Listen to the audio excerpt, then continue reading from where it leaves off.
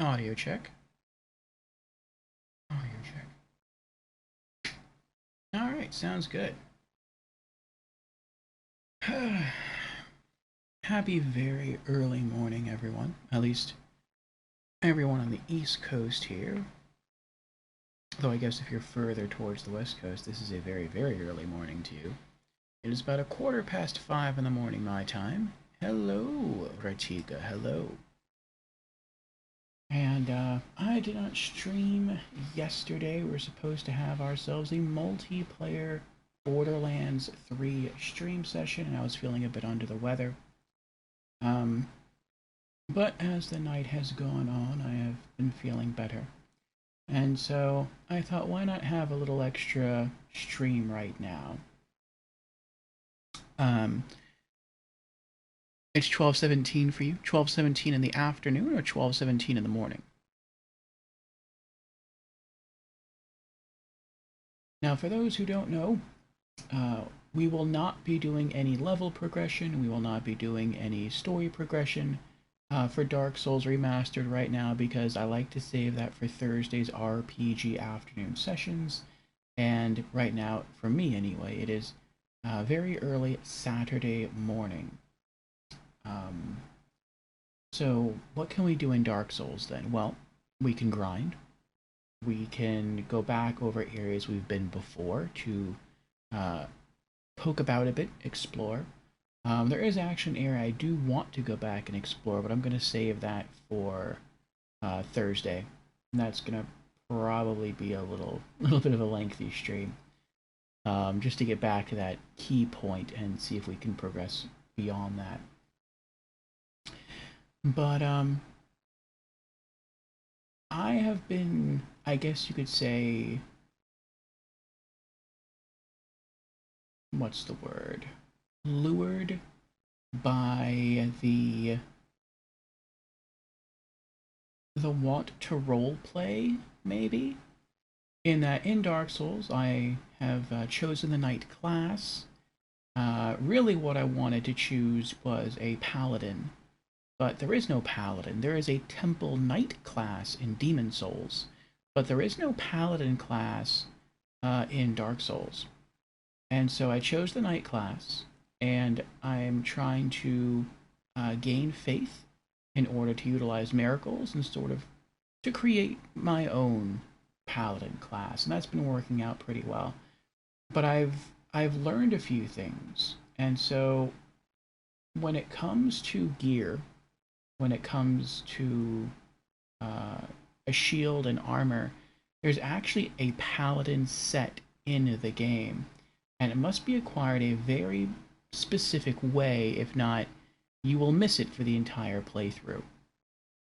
And so, actually, let me go ahead and start logging in right now. No, wow, that is loud on my end. Let me turn it down. But we're not going to do that today. That lies in an area that we have yet to go to. But something else that I want to do is I want to increase the power of my sword. I believe I have found the sword that I will be using for the rest of my Dark Souls playthrough. And it is called I think it's called the Straight Sword of Astora, or the Astora Straight Sword, one of the two. Jamira says it is 12:18 p.m. Oh, okay. Well then, good afternoon, Ratika. Ratika says I spent more hours in How Long to Beat. Nice, Ratika. Getting all that information in there. You know that rank 1 has something like that now too? Where if you go to rank 1 and you say that you've completed a game within a certain period of time, or if you just try to move a game from your playing section to your completed section, it now has an area for how many hours you put into the game. You know, yeah. That's a pretty neat little thing they put in there. And Jamera is here. Hello, Jamera. Good morning. How are you doing today? Jamera has redeemed Hydrate. Very well. Cheers, Jamera. I do have some flavored water here.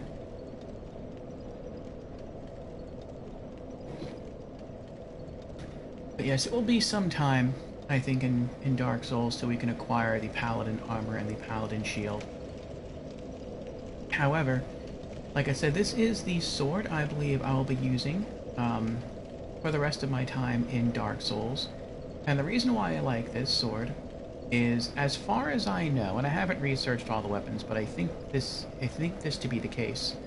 The Astora straight sword is the only straight sword in the game to have a divine enchantment upon it natively.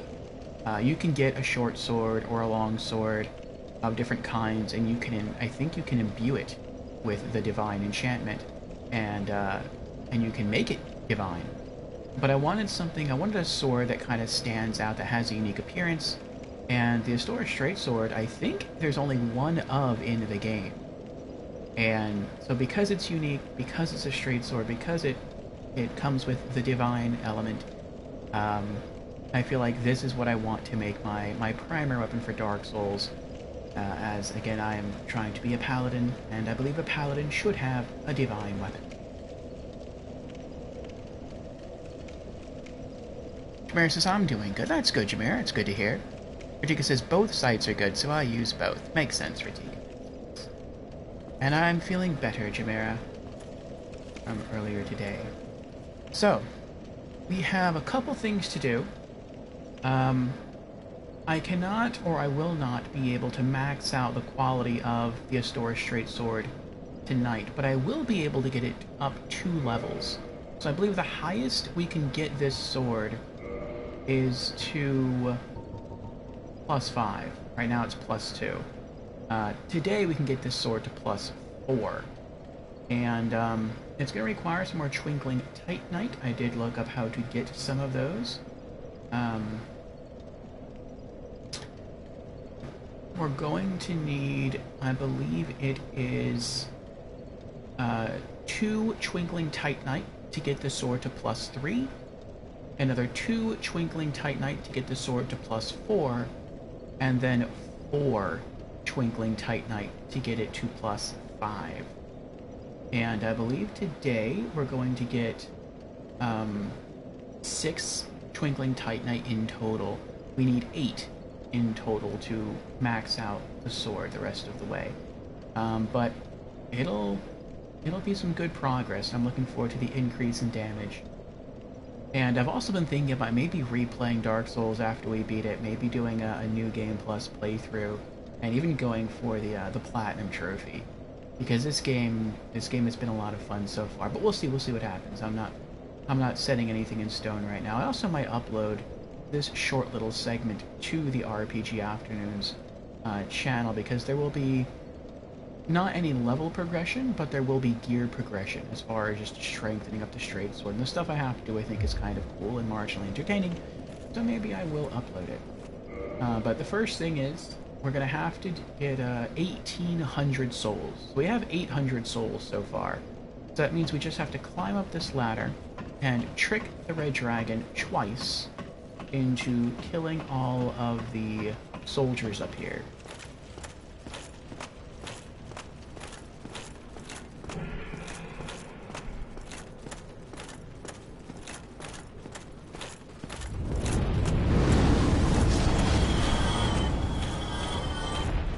And the reason we have to do this is because there is a character in Dark Souls that is also in Demon Souls.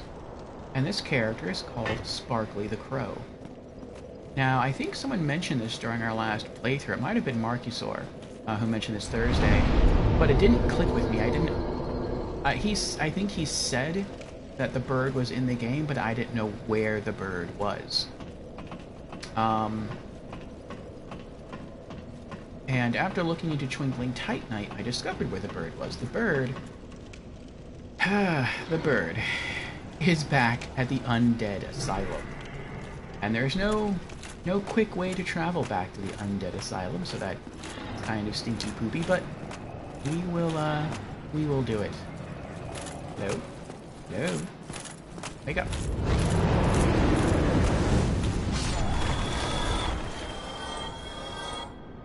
Okay, we now have enough souls.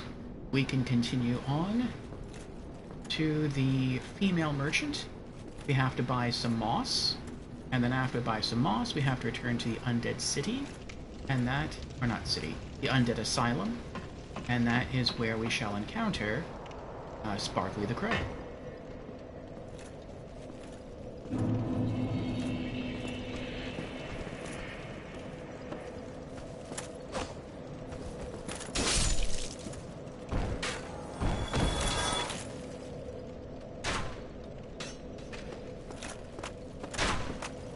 I have to say, though, unless someone told me about Sparkly the Crow being in Dark Souls, and then me looking it up, I would never have known that Sparkly the Crow is in this game. And that is because in Demon Souls, you do have to sort of happen upon Sparkly the Crow's nest, but when you get close to it, you hear Sparkly cawing and announcing that this is Sparkly the Crow, and if you want to trade, leave an item and I'll give you something in return. Like, he makes it known kind of what his function is. I mean, you do have to figure it out. He doesn't just come right out and say it like I phrased it, but he does make his presence known in the world. In Dark Souls, I've been near his nest twice, and he doesn't say a thing, or if he does say something, maybe you have to just hang out there for a while until he says something. I mean, that could be it. I've never spent too much time just dawdling around his nest. Or her nest. I'm not really sure what Sparkly is. No, don't fall. Here we go.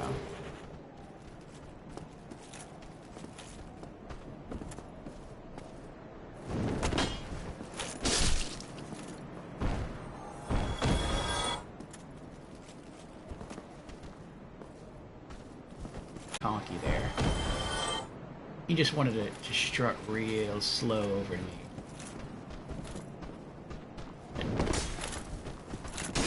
He tried to be imposing. Only I can do the imposing strut. And even then, it's not really that imposing because I'm vibrating at the time. Or all the time.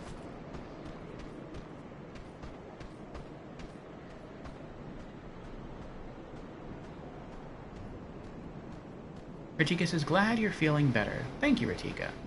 Ratika says, I spent yesterday sleeping mostly, so I've been awake all night. Oh, nice. Ratika says, I try to stay up till evening. That's good.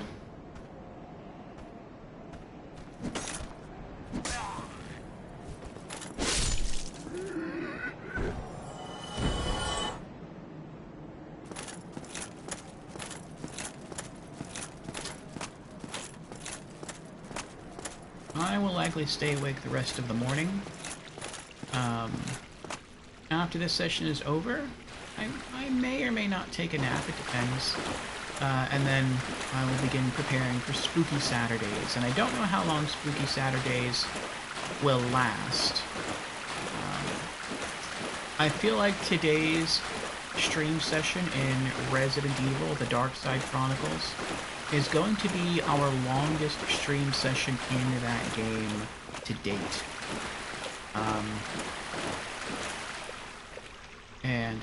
We're only trying to finish the Javier Mansion mission. I think that's the only thing in the game we have left to do. But I don't know how many chapters are left within the game. Or within that mission. Oh, hello, dearie. You left me high and dry for a while there.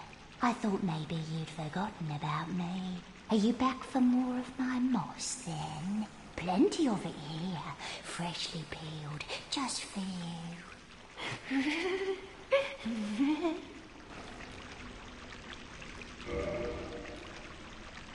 Okay. So, for Sparkly the Crow...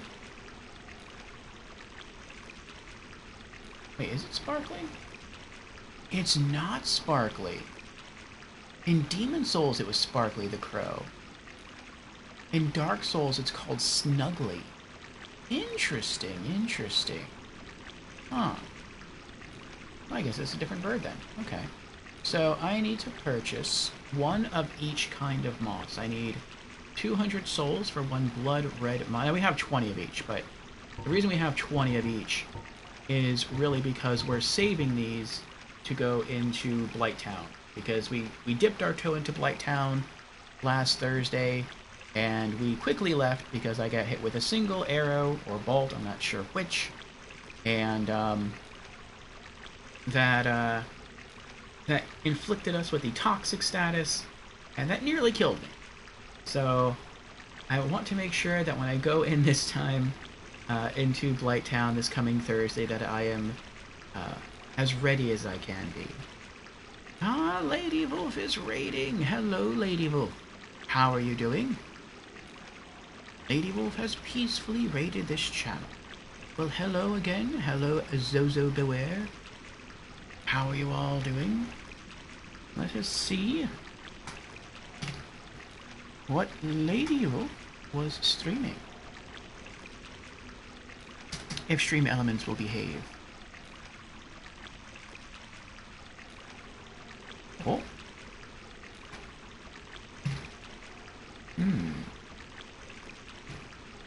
We tried more manually. How are you doing, Lady Wolf? Oh, there we go. Oh, but the link has not... The link is weird.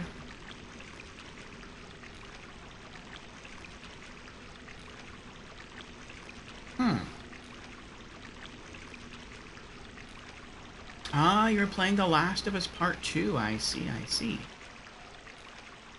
Just played a little grounded permadeath per chapter on The Last of Us Part 2. Oh, wow. You've really gotten into The Last of Us Part 2, haven't you? Permadeath is pretty daunting in any game that has it.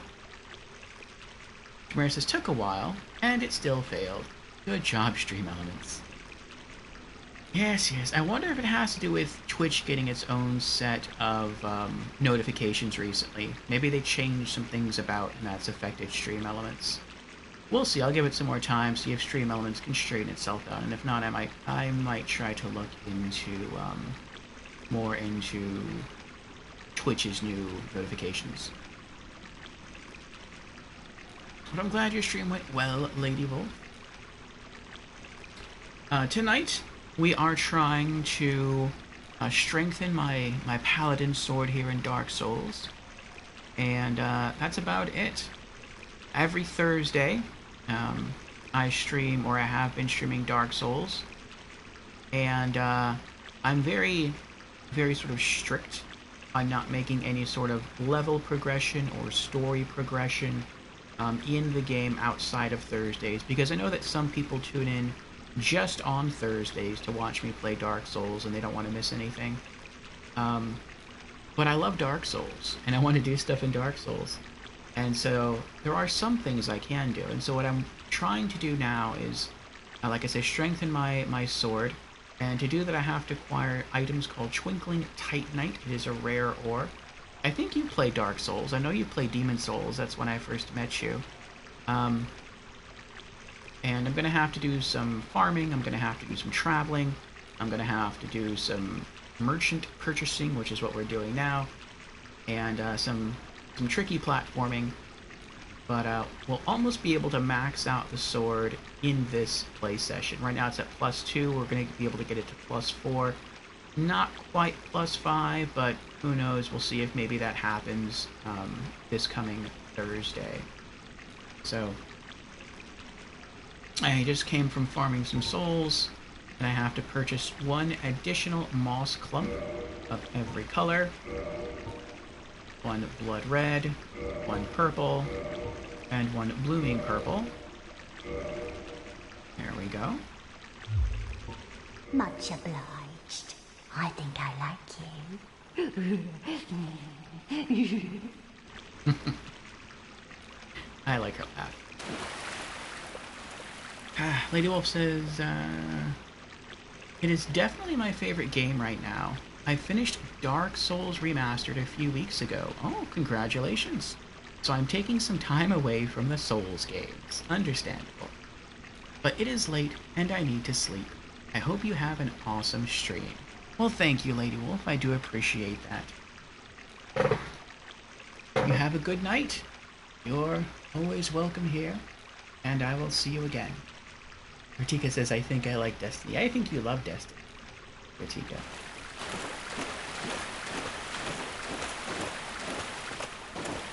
Thank you, you are welcome.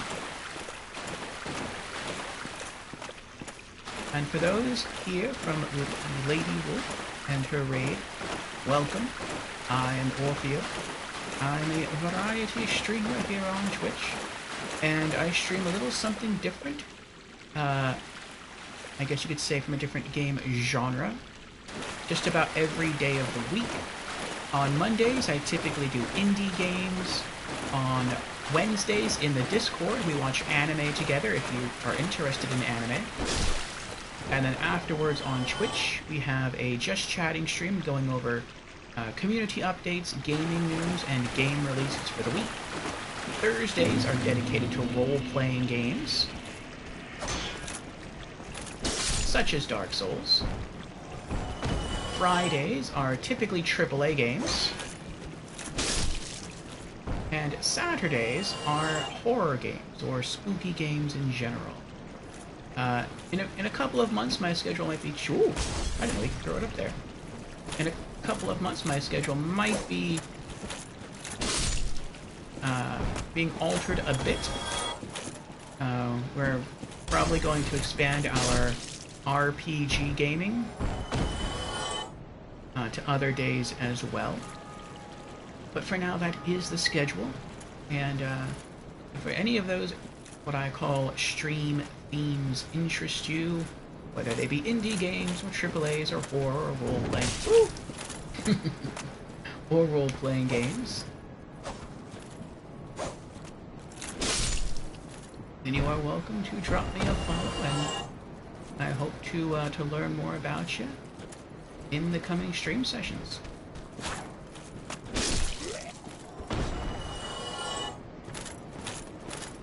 So there is a very large crow over there.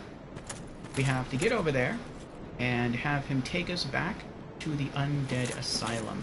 For those who do not know what Dark Souls is, well, I guess some of you may not.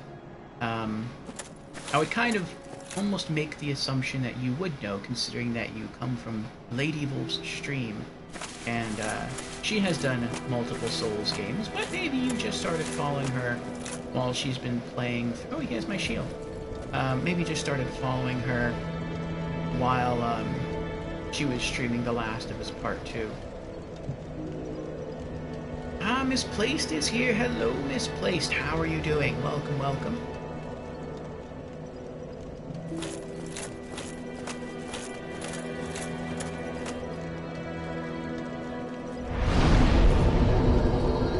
Get back a little bit of health there. You're okay? That's good, Misplaced. I'm glad. How am I doing? I'm doing alright. I'm feeling better. I am awake.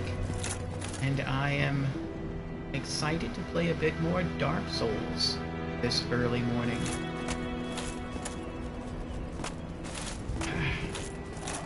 I want to try and up the damage on my sword. And I know how to do it. I just have... Ooh, it went the wrong way. I just have to, oh. I know what that is. That still always gives me a start. I know how to do it, but it is a process. So I have to do some very tricky platforming next in order to return to the area that we started the game at, in order to make some trades with a crow.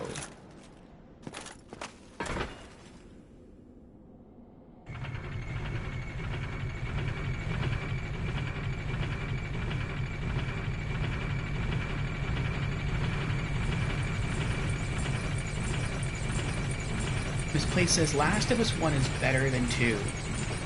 Oh, I haven't played either one. They look good, though. I never thought I'd really go through either game. I've heard they're some of the best games out there. But I don't know.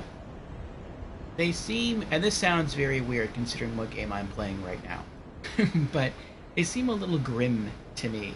like this is grim. Obviously, this is Dark Souls, but like this is fantasy-ish. This has like medieval armor and magic and sorcery and stuff like that. So, like, I'm okay with like fantasy doom and gloom, but like real world or what could be like real world doom and gloom, I don't know. Oh my goodness! I thought I missed it right there.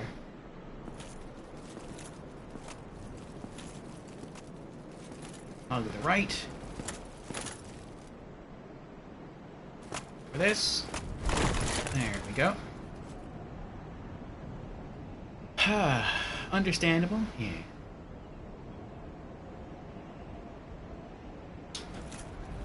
But yes, I know it won. I know both games. The Last of Us 1 and 2 both won multiple Game of the Year awards.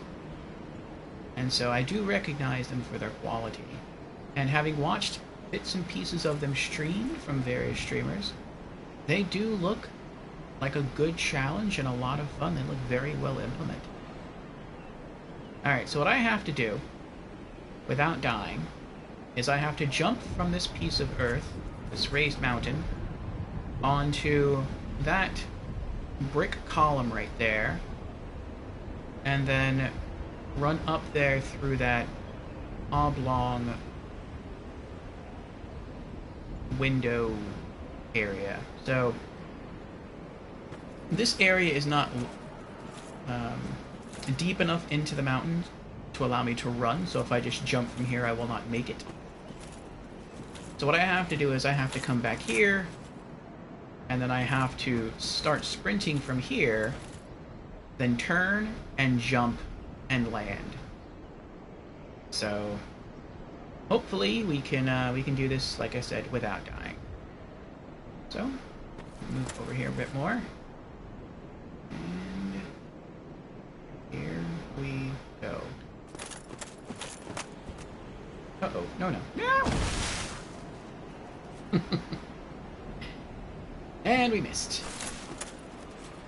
Okay.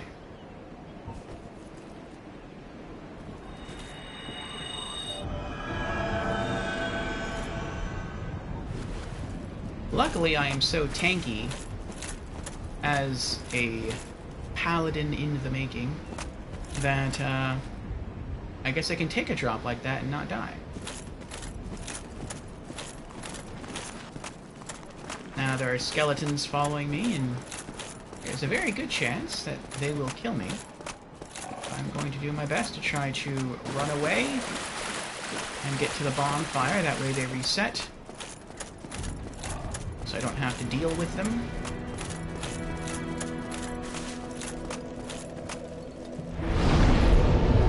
There we go. That also gives me back my 5th charge and my healing miracle. And then I can go try it again. But once I make that jump, that is the only tricky jump that I must make to get back to the Undead Asylum.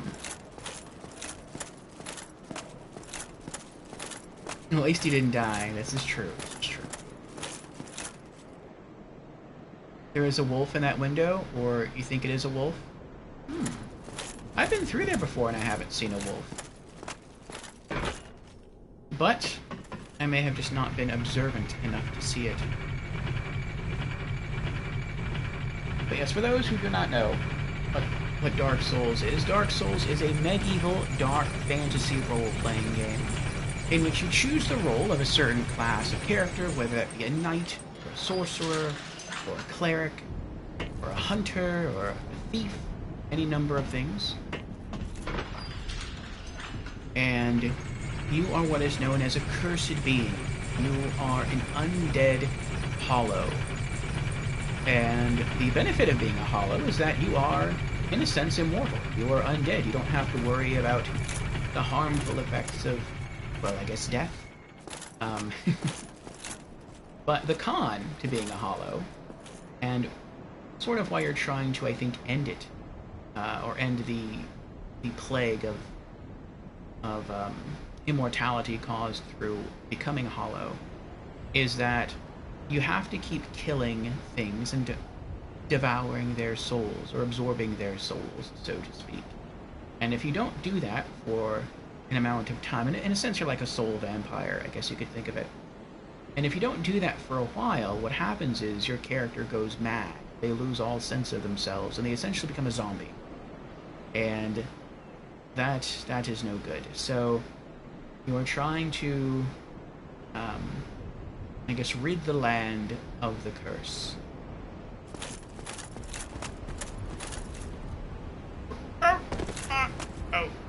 Oh, we didn't take as much damage that time. First time, little to the left. Second time, a bit to the right. Hopefully, third time will be the charm. Not going to heal this time, I am just going to run. Oh no. I wonder if it took me a little too long to get down the stairs there. Oh boy.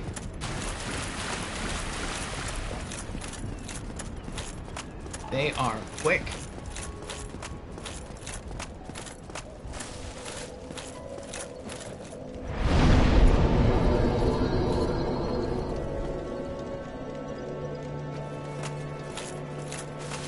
Oh boy. I have learned by watching the stream of a friend of mine who is also playing Dark Souls, although they are much further along in the game than I am, that they will actually follow you all the way out here to the bonfire, and if they do, the bonfire goes out and you can't reset. You have to kill the enemies first, and then you can use the bonfire to reset everything. Unless you just keep running further and further away, but I mean, it's nice if you can outsprint the skeletons and use the bonfire early. And this guy here, he's a smart one. He's a cleric. He's probably pretty powerful against skeletons, but once they run past, he just kind of just hangs out here. He doesn't try to help you at all.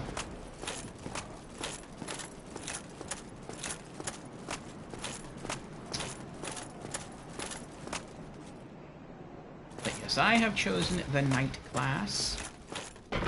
And, I want it to be a paladin. I have three favorite classes. Three favorite role-playing classes in RPGs. My favorite is the spellcaster. Typically a wizard or a sorcerer. Beyond that, my second favorite would be a paladin, a holy knight. And the third would be a cleric, a divine healer. And I have reached the conclusion that I want to play all of the Souls games. There are multiple games in the series. I don't remember exactly how many there are.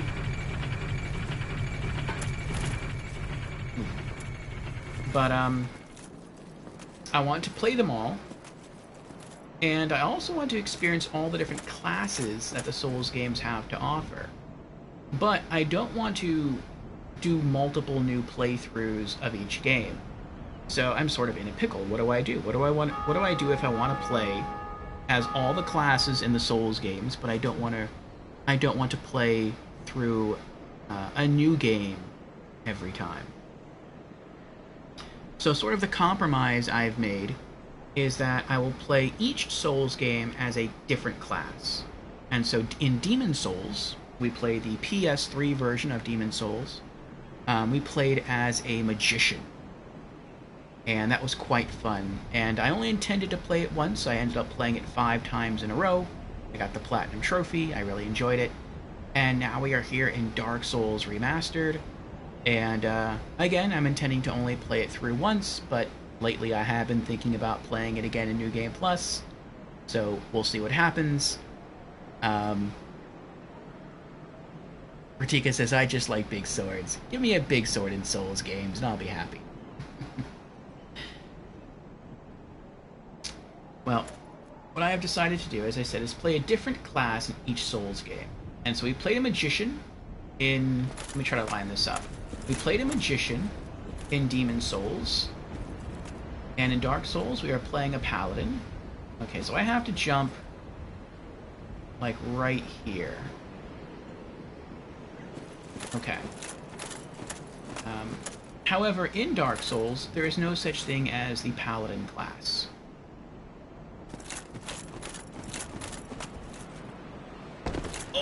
did it! We did it! I actually meant to land on the pillar, but that's fine. This is where we're gonna drop off to anyway. We made it. Oh, come on. This happened last time too. There's like a little dent up right there that you have to kind of roll over. Or you can try to like run over it. It's annoying.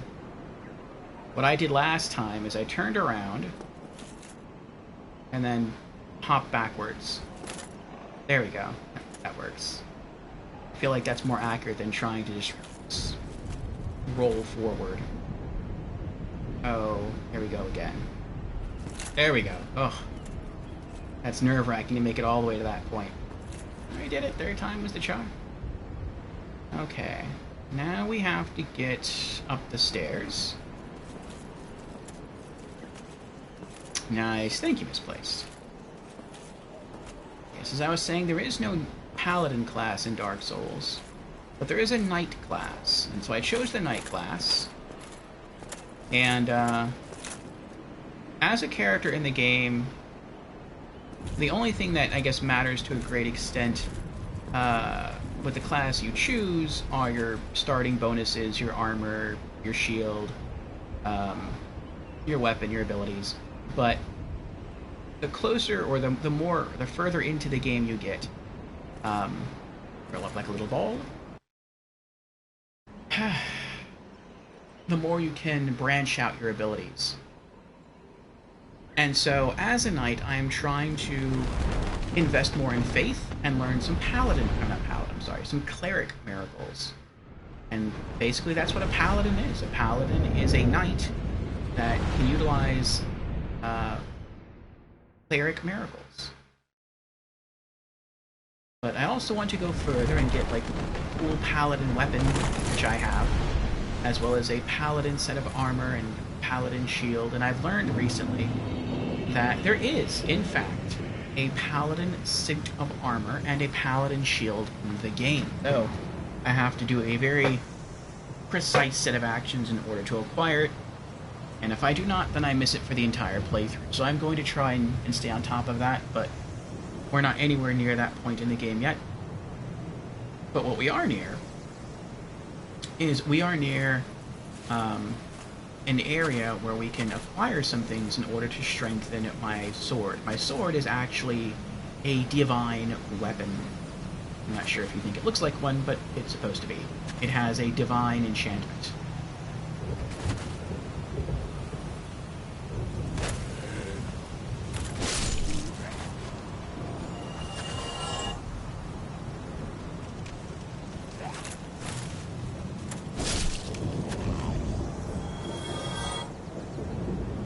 It is quite strong already.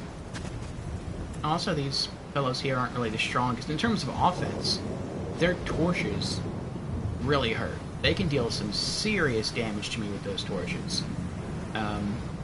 In fact, if they both attack me at the same time and their blows land, I'll probably die. Which stinks, because that means I'll actually have to do that tricky platforming all over again. I don't want to do that. But I'm pretty good at defending myself in this game. Oh! I wasn't expecting him to be that quick.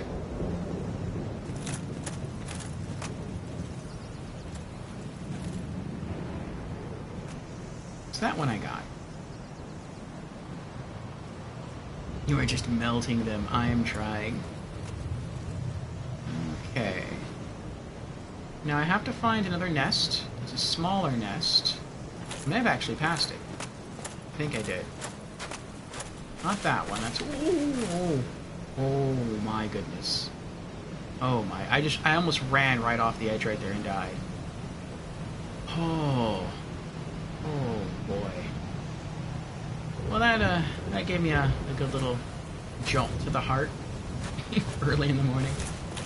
Alright, so let's try not to run off the edge of the map.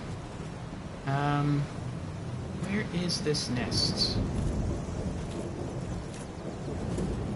I know it's around here. I saw it before we left here the first time, and I saw it again when we returned this past Thursday. I know it's up here on the right. There it is. It's right there. Okay. So there's a creature in this game called Snuggly the Crow, and you can trade with him. You, give me warm, give me soft. Oh, now I hear him. So I have to go to the nests.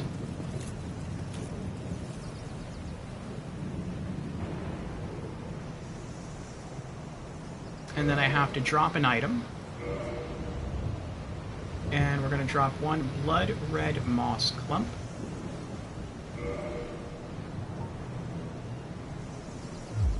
Wait, why can I not drop it?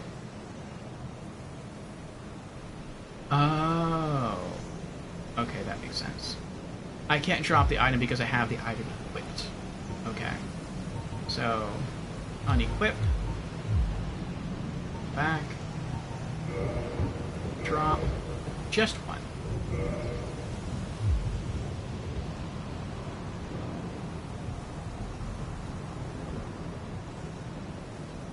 I hope he likes it.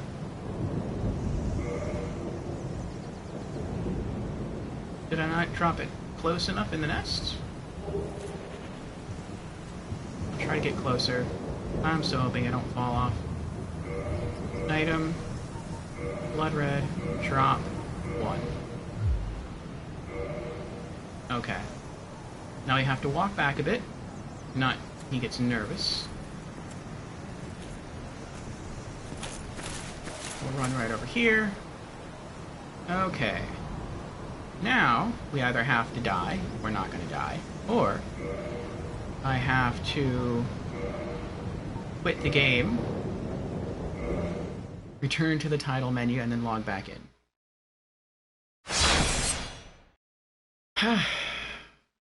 Now, he is supposed to take the item I left there and leave me a different item. And it should be one piece of Twinkling Titanite, which I need to upgrade my sword.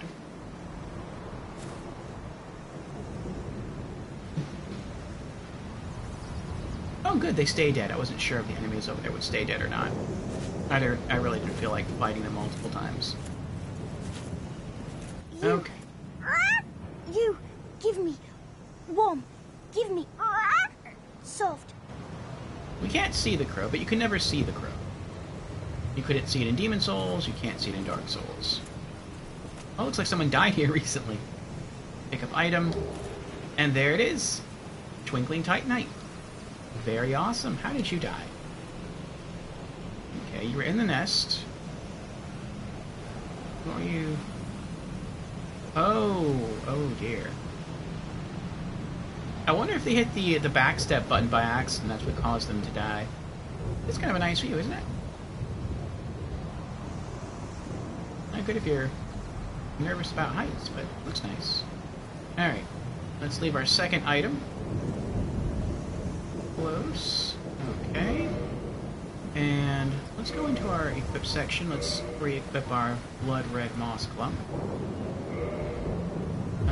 Let's go back to items, and we're going to leave one purple moss clump this time. There we go. Alright. Walk away.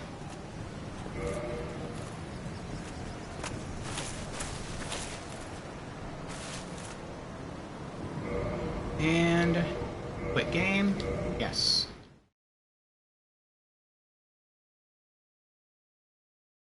Okay. Now this should give us one more piece of Twinkling Titanite.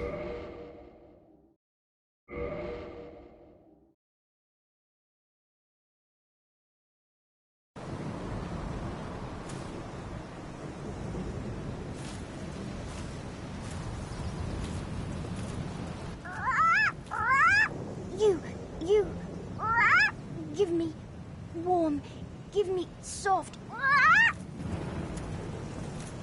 I guess the moss is considered soft. There we go. And you can only do this trade one time per character, I think.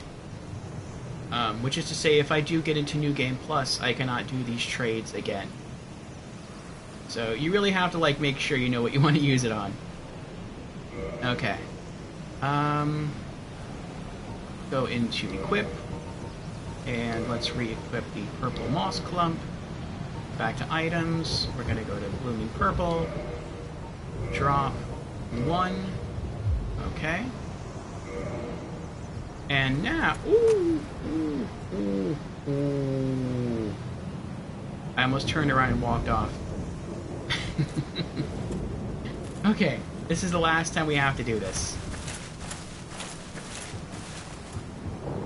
Alright. Quick game, okay. Now when we come back on, we should receive 2 pieces of Twinkling Titanite.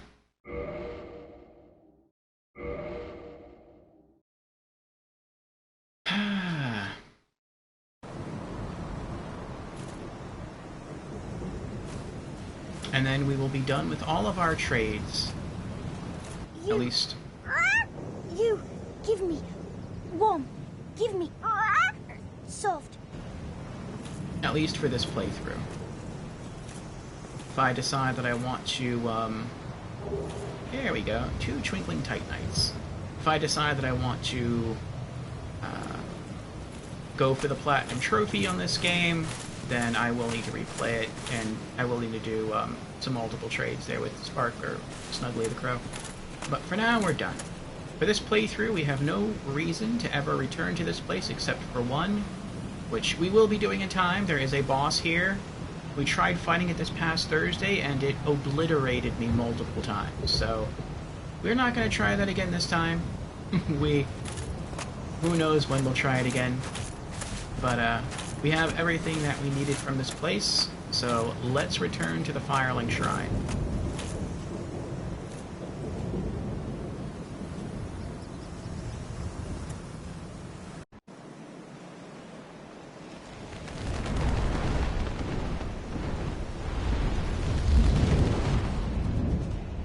Actually, I didn't have to do that. It just occurred to me I have a miracle that would have just taken me back to the Firelink Shrine, but it's fine. It's cool to watch the animation.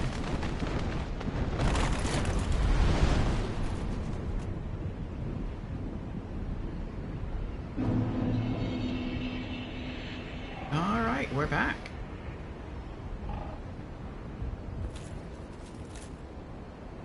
Okay. And I don't see a wolf anywhere misplaced. But, now we have to get safely back down. So, insofar as how we get safely back down, I mean, there are ways. I'm wondering, though, what happens... Is there any item here? Can I drop off here? Is there... I don't see anything over here.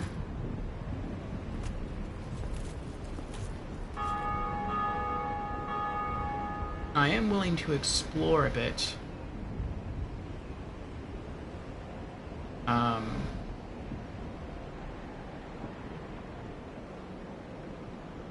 Considering that I do have a teleportation spell that I can use, or miracle that I can use, if I wind up in a bad location.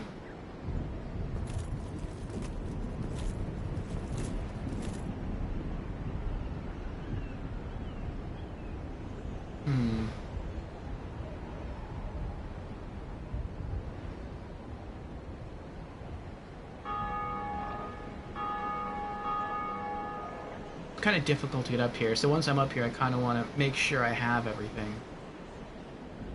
I don't see anything else, so I guess we're good.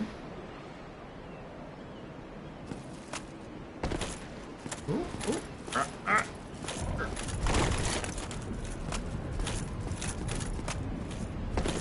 There we go. Ooh, oh my, I almost jumped completely over the roof. Okay. Okay, is there anything over here? I don't see anything over here.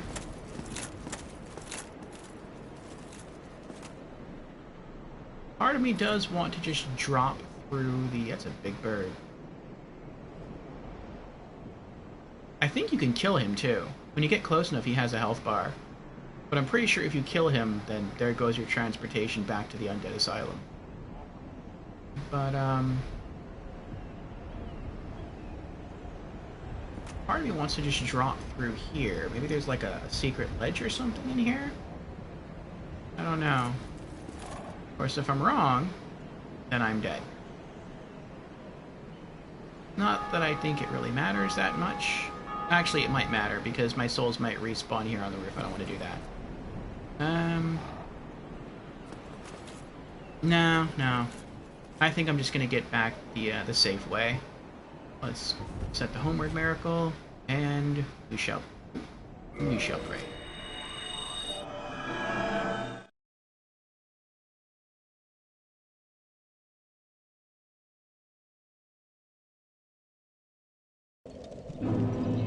There we go. Now we are safely back. But now I'm curious. Let's go back to that area. We're not going to do any jumping. We're just going to return to this mausoleum-like building here and see where we would have fallen had we dropped through the hole. Oh, we would have dropped on him. So he probably would have, if the drop hadn't killed us, and that is quite a drop, then he probably would have, because he probably would have interpreted us dropping on him as a sign of aggression. So, and he's a pretty helpful merchant in the game. I bought my heal miracle and my homeward miracle from him. So I'd rather not attack him or turn him into an enemy, unless I must. Alright, let's make our way back to the blacksmith, who is not too far from here.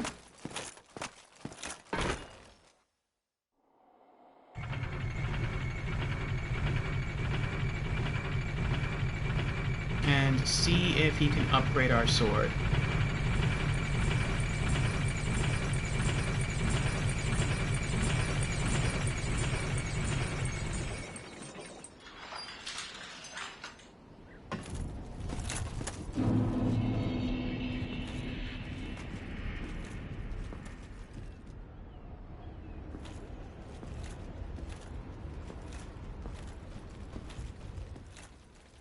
There's some enemies there, but they don't see me.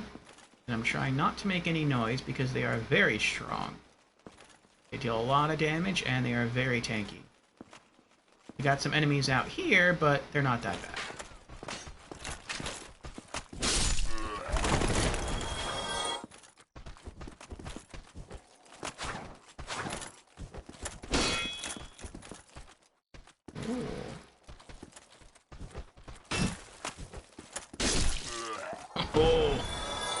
It was a battle of knights, and I won.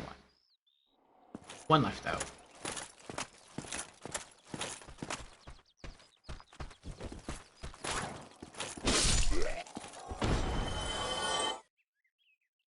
Okay.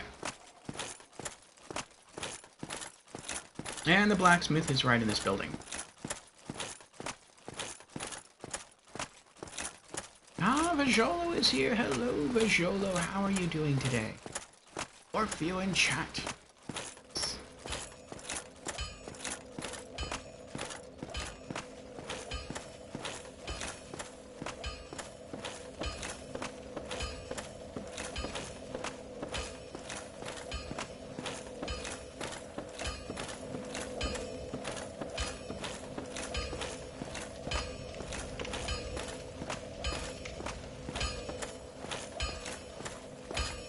And there he is. Andre the Smith.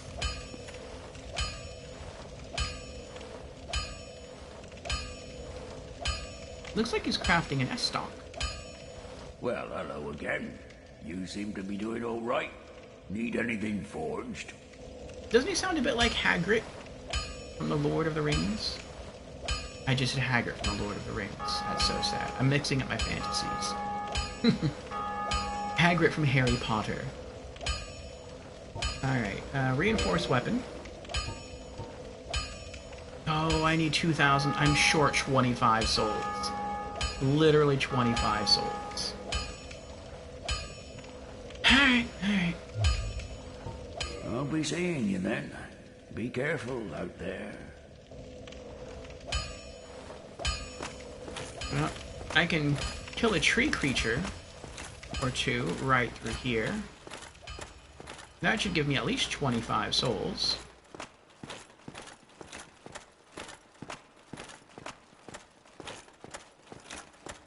Vajolo says, doing good, thanks. Hope you too. That's good, Vajolo. I am glad you are doing well.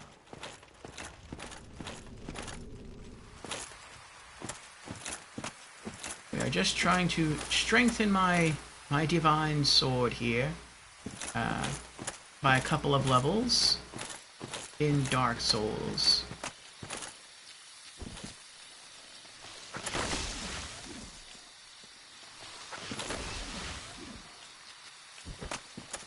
Uh-oh. Oh, I got him? Oh, I did get him.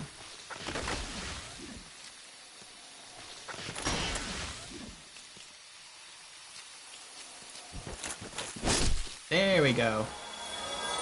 Perfect, 100 souls. That's all I need. Nice. Blood red moss clump. I'll take that as well. Now we can go back to the blacksmith.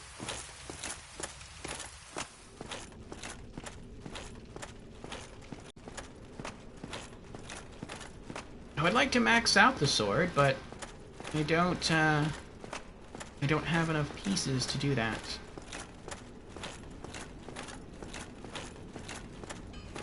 But we can definitely make it stronger than what it is now. Well, hello again. You seem to be doing all right. Need anything forged? Yes. Reinforced weapon. Astora's straight sword +2 into Astora's straight sword +3. Attack goes up by 8. Well, the physical attack goes up by 8, and the magical divine enchantment on the sword goes up by 8. So, overall attack of the sword goes up by 16 points. Quite nice. 2,000 souls and a couple of twinkling Titanites. Okay. Alright. And now to get this to Astora's straight sword +4, we need another 2 twinkling Titanites. We have those, but we need another 2,000 souls. Okay. Alright, we can do that. Don't get yourself killed. Neither of us want to see you go hollow. Alright, I have an idea for how we're going to do this. A quick way, or a kind of quick way. So I have to go kill some stuff to get some souls. Those are other players, by the way, if you don't know. But we're each in our own worlds. But near bonfires, we can catch glimpses of other players, and they can catch glimpses of me as well. We're gonna bind here.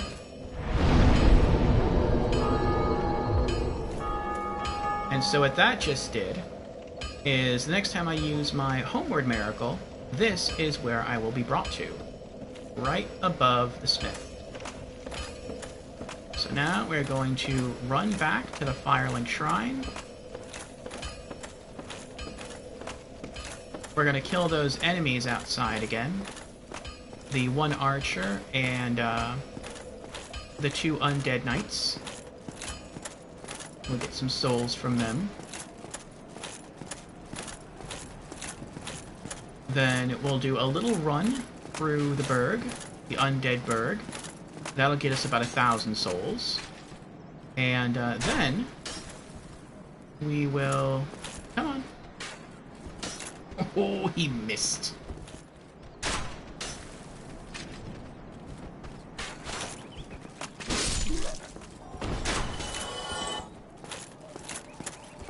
Then we'll go have a red dragon get tricked into killing some soldiers for us. That will get us another 1,000. And then before returning back here, there will be a crystal lizard, I believe, that we can find. And if we manage to kill it before it escapes, that will give us another 2 twinkling Titanites. Then we can Okay. Then we can fast travel back here via our homeward miracle and upgrade our sword again. The reason I stopped is because I thought this brown thing right here was a mage. I thought it was a person standing there with a flowing cloak. I was like, whoa, what kind is this a new enemy? Where did this come from? But I was wrong. Gladly. Alright, take the elevator back down.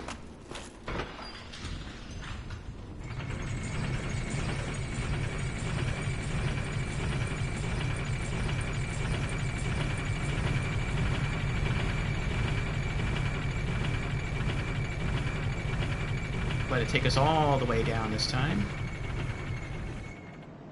There we go. And we are back at the Firelink Shrine.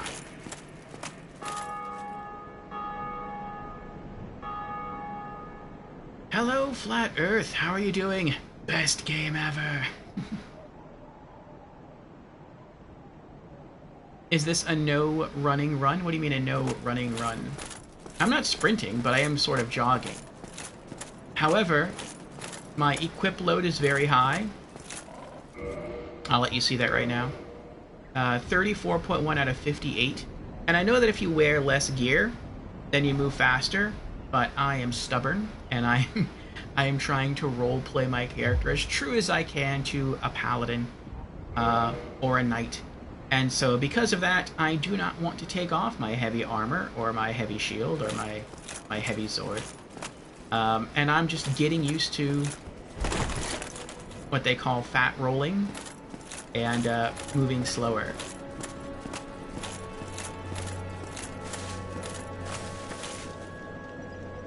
You can hear the jingle jangle? Yes. And Vagello answers the question of the week.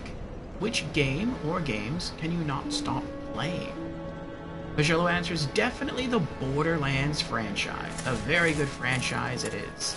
I almost never stopped playing it since I discovered the franchise in summer of 2012. Many flaws, but very addictive mechanics. I completely agree, Vagello. Borderlands is a great series. I have played just about every Borderlands game. 1, the pre-sequel, 2, Tales from the Borderlands, and we're now on Borderlands 3, which I also have beaten, but now we're doing a multiplayer run-through for Franchise Fridays.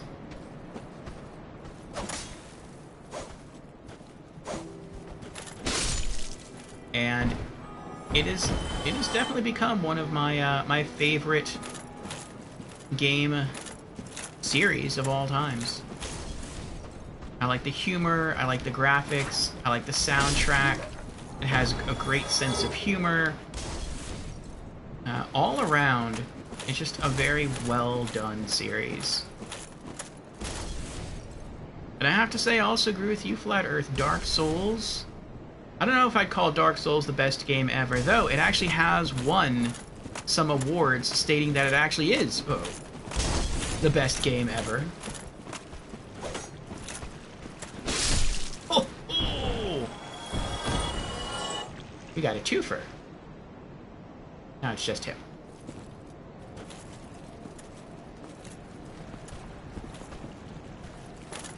But I am very much enjoying Dark Souls.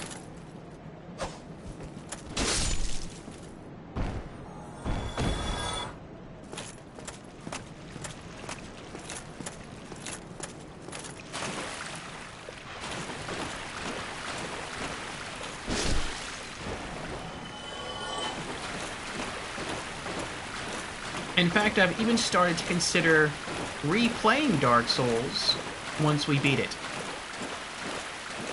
But I'm fairly certain I'm still quite a ways away from even the halfway mark. We really haven't done too much or beaten too many of the bosses yet. This past Thursday, ooh, here's a quick one. This past Thursday, we beat the Gaping Dragon. That was an experience.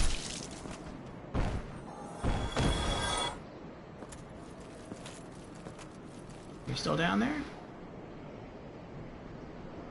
Yep. Okay.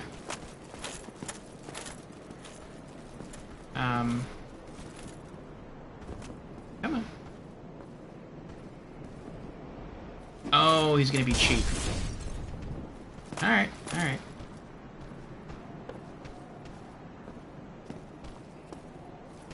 There we go. That's what I wanted.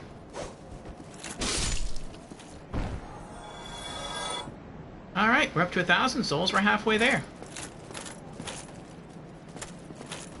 Now... There we go. He's gonna run at me.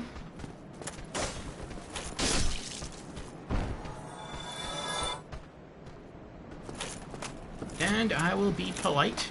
I will wait for the enemy that was down here to run all the way around to face me.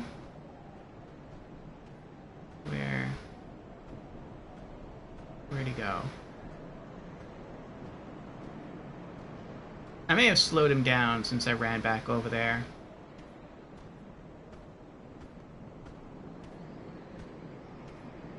Oh, I think he ran back here. I hear footsteps. There he is. Yeah, he came back. He thought I was, You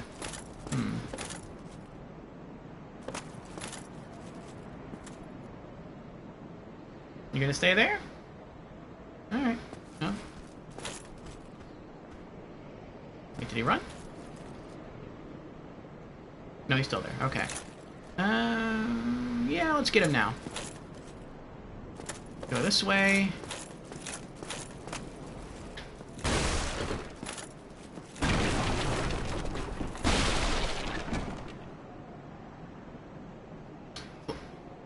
Flat Earth asks, did you ever get to OP10 on Borderlands 2? I did not. No. I did not. For a couple of reasons. But one of those reasons was definitely because I did not like the way Krieg was balanced. My main character in Borderlands 2, for those who don't know, but who know what Borderlands 2 is. My main character... Ow! Ow! Thank goodness I'm a tanky paladin. Got hit twice there. I played as Krieg, the Psycho, in Borderlands 2.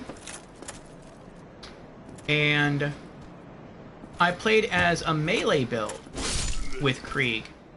And I had so much fun playing Borderlands 2. I did play through Borderlands 2 again. That's weird.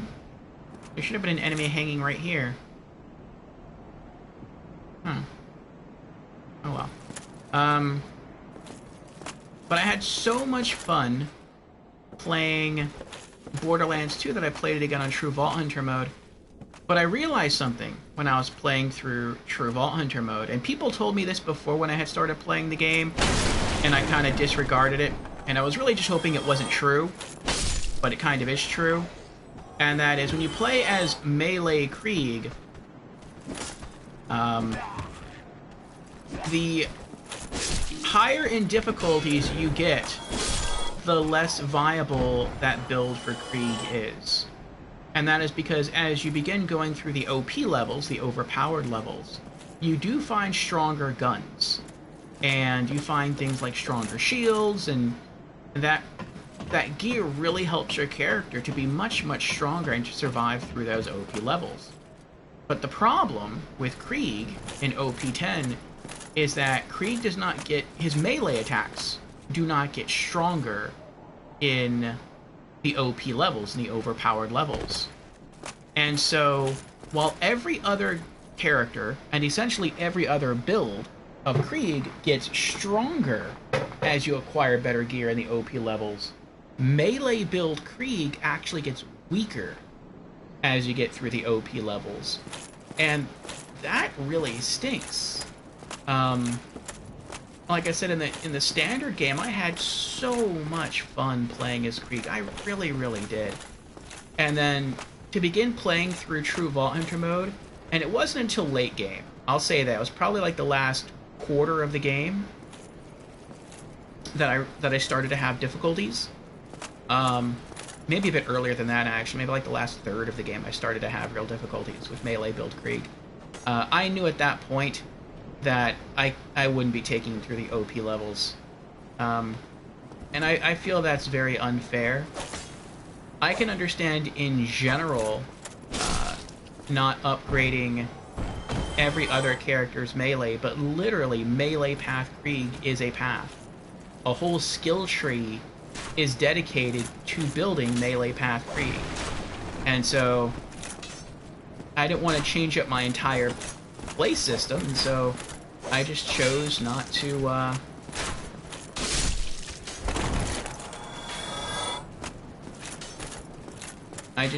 continue from that point. But I am glad that I did play Borderlands 2, and I am very glad that I did play as Krieg, because again, I had a ton of fun. And Krieg has become, like, my second favorite character in the entire Borderlands franchise. Okay, we're at 1,600 souls. We're gonna go up here, this will give us 2,000.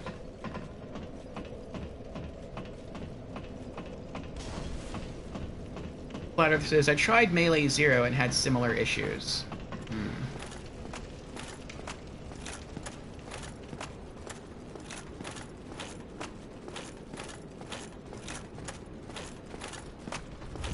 Hello. Now that Red Dragon gets angry, we dare poke our head out. And so he torches all of the enemies up there. That gets us 555 souls. We now have over 2,000 souls. We can now return to the blacksmith and level up our sword again. But since we're already this far, we are going to continue to the area where we can claim or find a crystal lizard. And if we get lucky enough and kill it before it vanishes, we can acquire another 2 Titanite shards. I don't know exactly where it is, but I do know it is hiding in a barrel.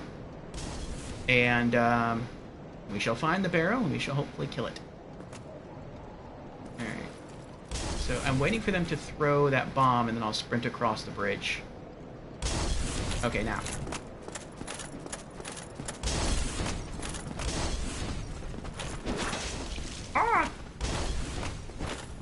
Oh, I misaimed there.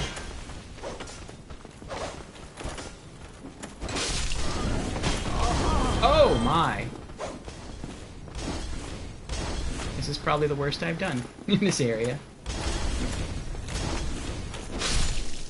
Alright, one left, one left. There we go. Oh, oh boy. Ah. Well, we did it. Let us pray and give thanks for our survival.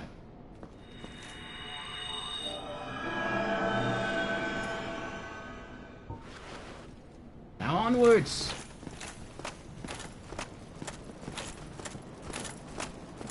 Nope. I forgot about you.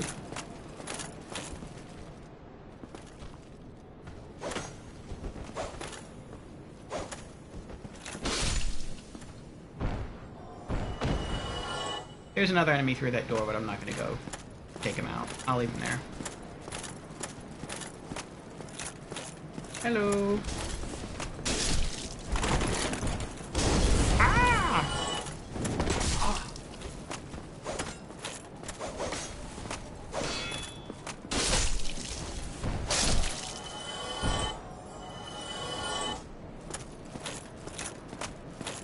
I must control myself. I'm trying to, like, almost speed run it. But my character is not built for speed. He is a very slow-moving wall of destruction. He is a tank. Okay. Leave them for later.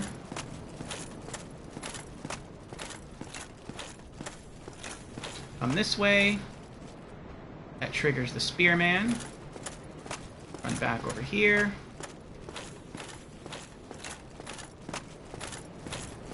And wait for him to come up.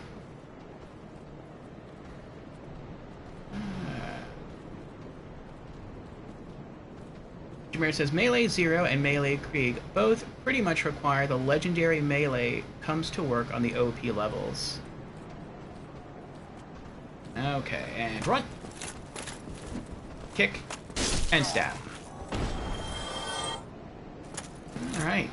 Now I can take them on.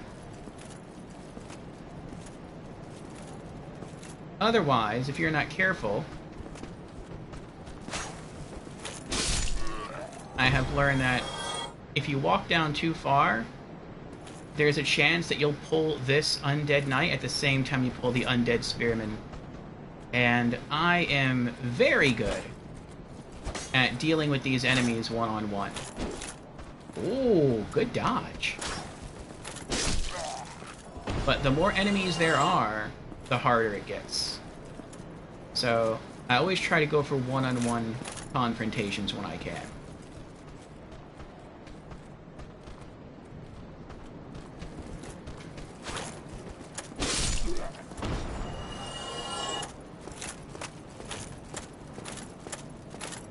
Alright, that's it.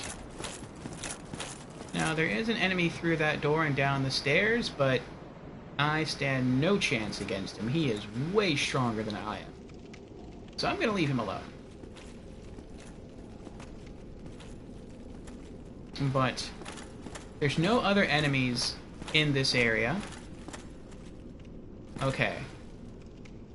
Now, I think it's either a barrel over here, or it's a barrel over there that has the crystal lizard hiding inside of it. I'm not sure where it is.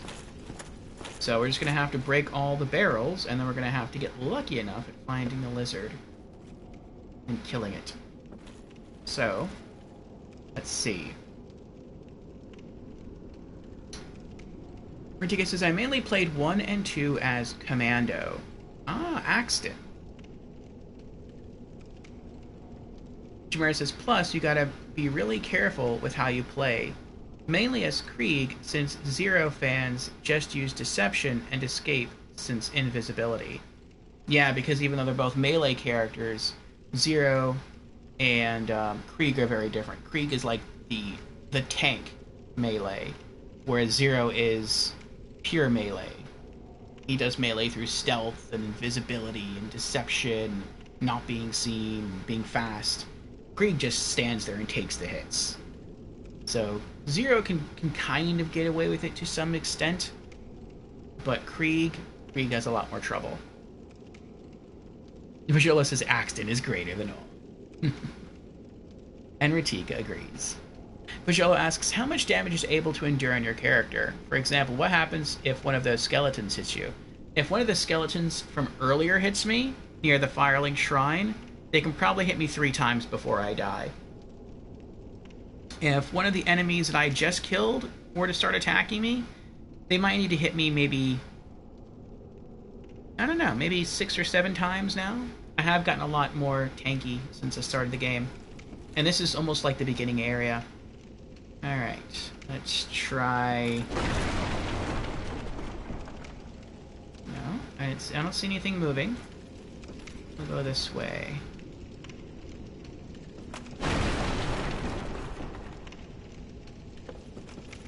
No. What about you? No.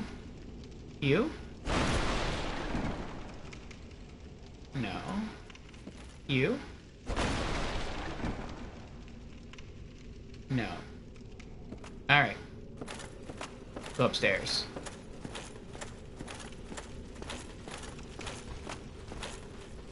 And we can't go any more upstairs. So, it has to be through here.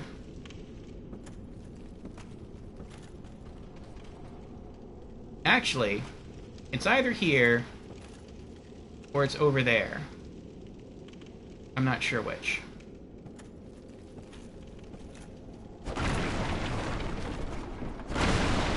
Actually, I don't think it is here. Oh, it was here! Heck yeah! 2 Twinkling Titanites and 2 Titanite chunks. Very nice. That is a creepy looking bug right there. We did it! I thought it was going to be over there, in that tower. I thought I remember seeing a bug over there, or a crystal lizard. Let's go there anyway. But first, I don't want to get shot with arrows. And there's 2 archers up here, so we're just going to take them out real quick.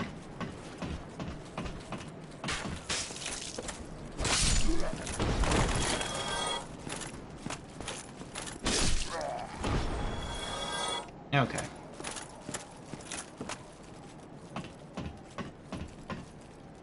Ooh, that's a nice view.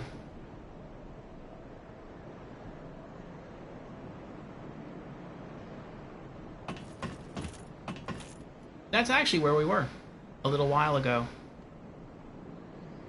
That bridge right there that connects that house-looking area to this part of that tower along the wall.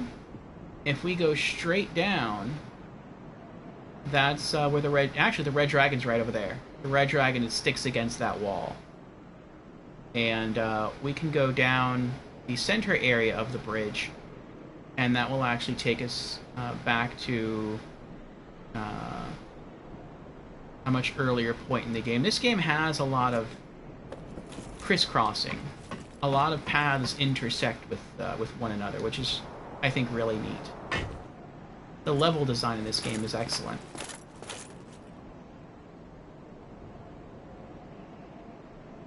Joe says, wow, it sounds pretty tough. Thanks. Yes. The Souls games are very challenging, they are very tough, they can be quite punishing. But that's part of the challenge, and that's also part of the fun.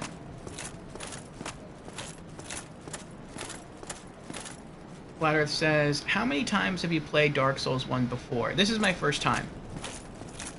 That is why I have the first playthrough tag on this game listed here. I have never played Dark Souls. I have never played Dark Souls Remastered. I would say my only Souls experience comes from Demon Souls, which I beat 5 times. And I have played through Monster Hunter Freedom Unite on the PlayStation Portable. And that is very much like Souls. And so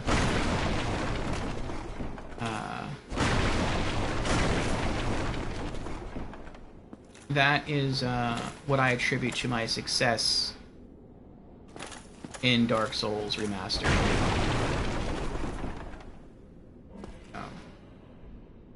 Oh, it's this guy's corpse. That's what I was thinking of.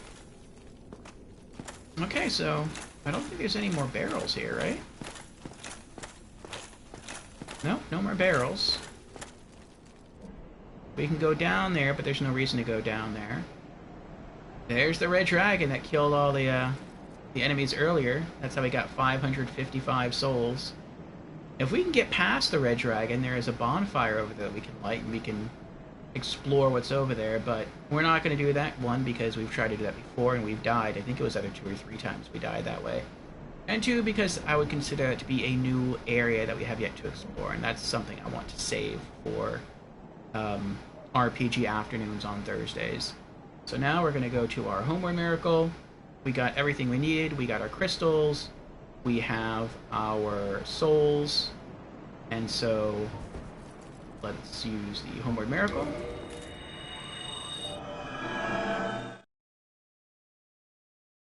And this should take us back to the bonfire right above the smith.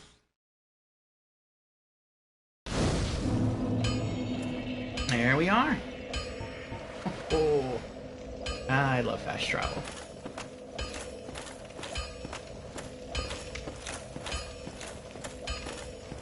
And after getting stabbed so much, we probably need our armor fixed as well.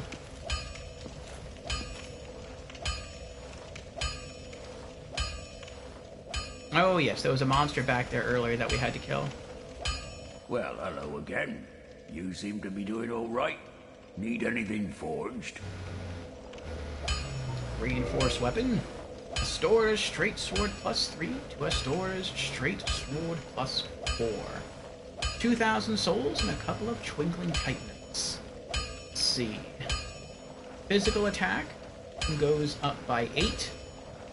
Divine Enchantment goes up by 8. So again, overall attack goes up by 16 points. Very nice.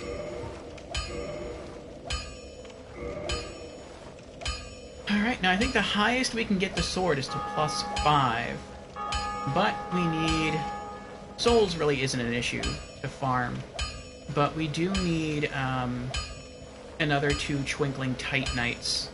And I don't know... I don't think in the game we can get any more this early. Or if we can, I don't know where to look. But while we're here, let's have him fix our gear. Fix our shield for 2 souls. And fix all of our armor for 6 souls each. There we go. Don't get yourself killed. Neither of us want to see you go hollow. Okay. So what's our overall attack on the sword now? 280. Very nice, very nice.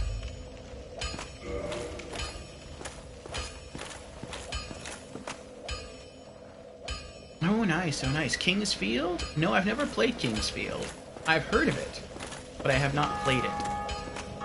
Though I will say I am, and have been, a fan of From Software before I played the Souls series. I used to be on a video game podcast some years back, and actually Wipeout, who comes in here sometimes,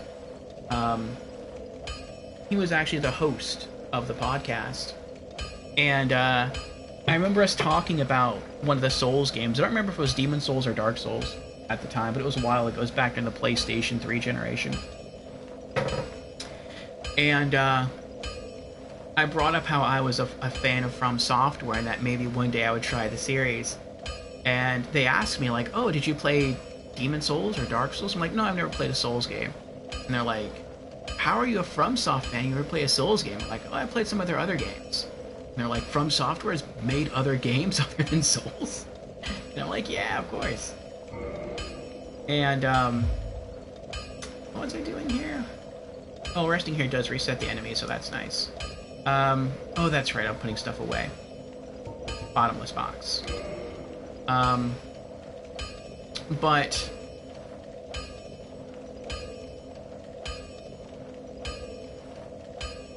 what was I going to say now? Oh. But my favorite adventure game on the PlayStation 1,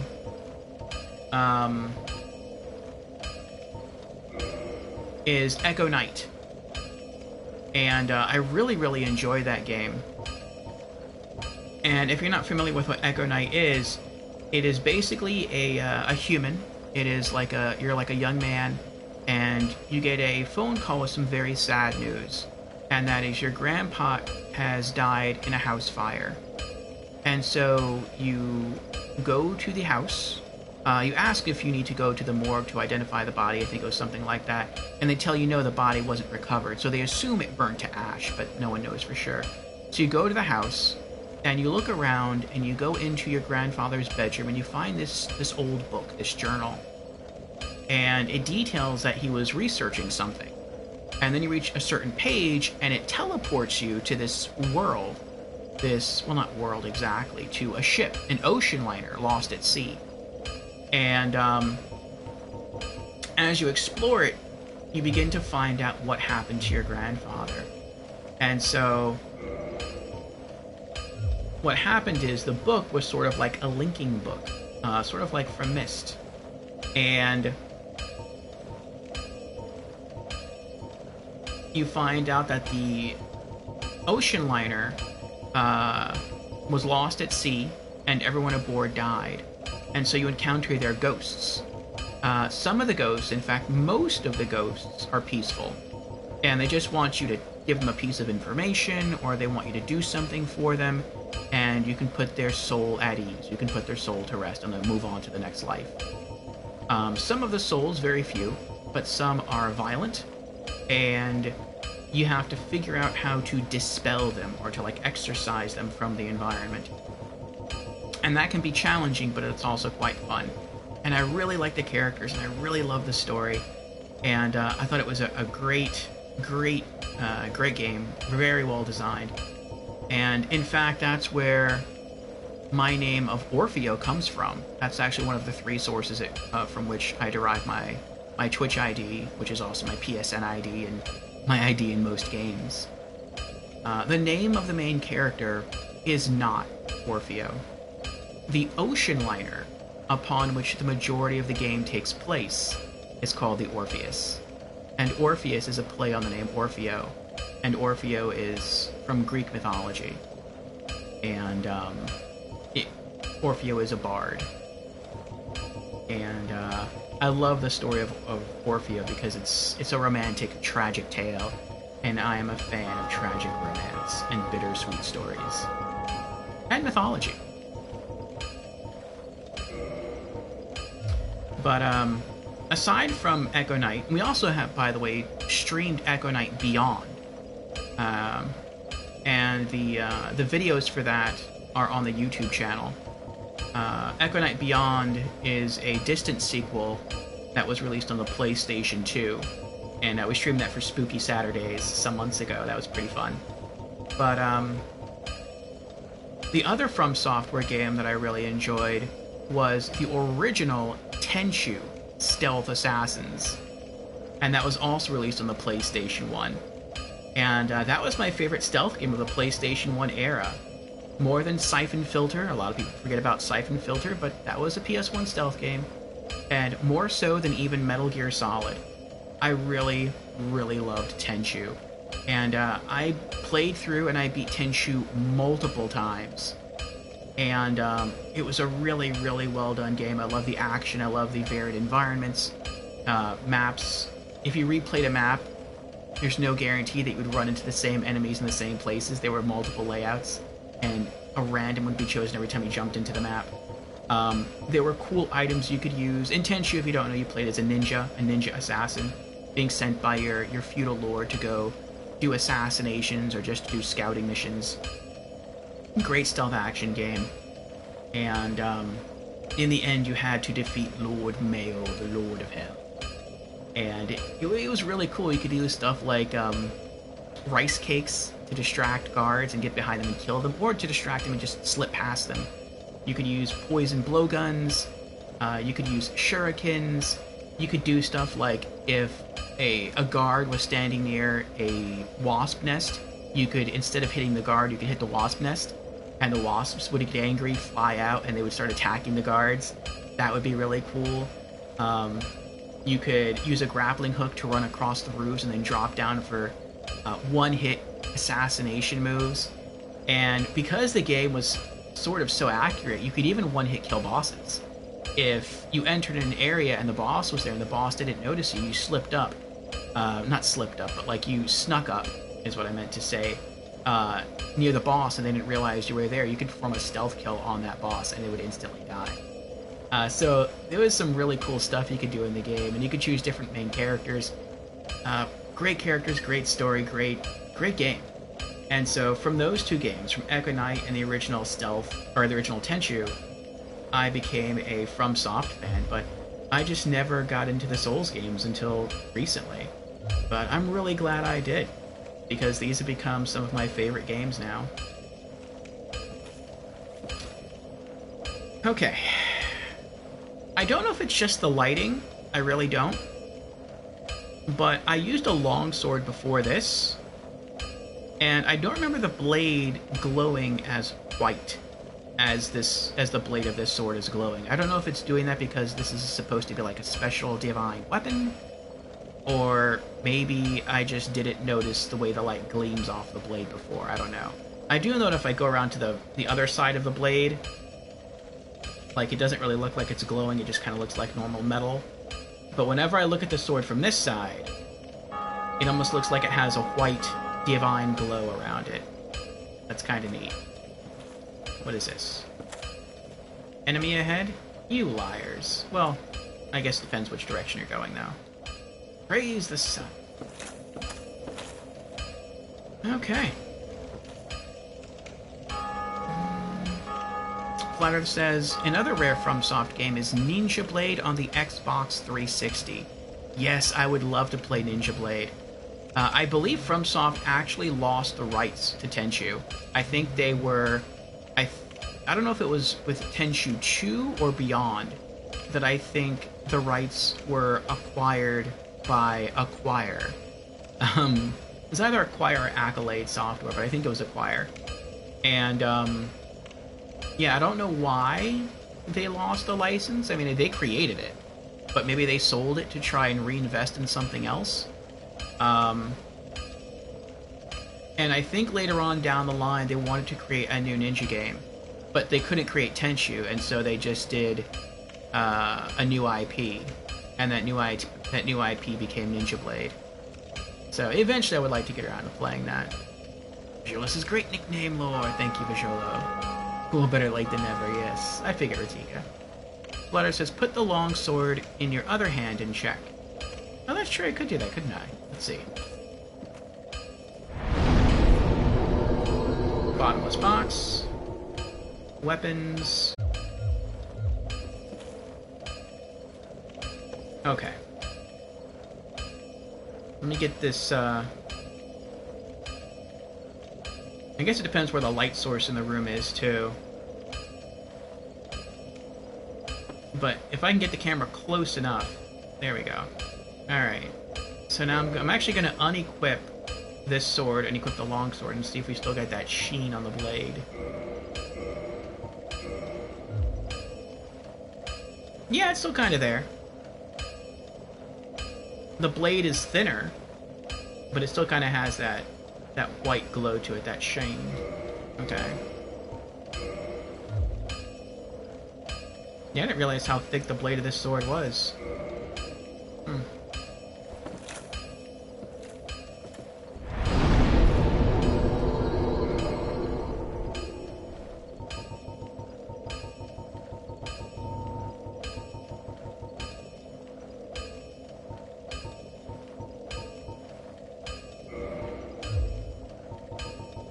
Earlier today I got bored and I jumped into Dark Souls. I'm like, I want to do something in Dark Souls, but I don't know what to do. And I'm like, I know, I'll just grind for souls and just buy all the different weapon types from the male merchant in the Undead Burg. And so that's what I did. That's why I have the dagger and the parrying dagger and some other weapons I have in here. And that's also how I acquired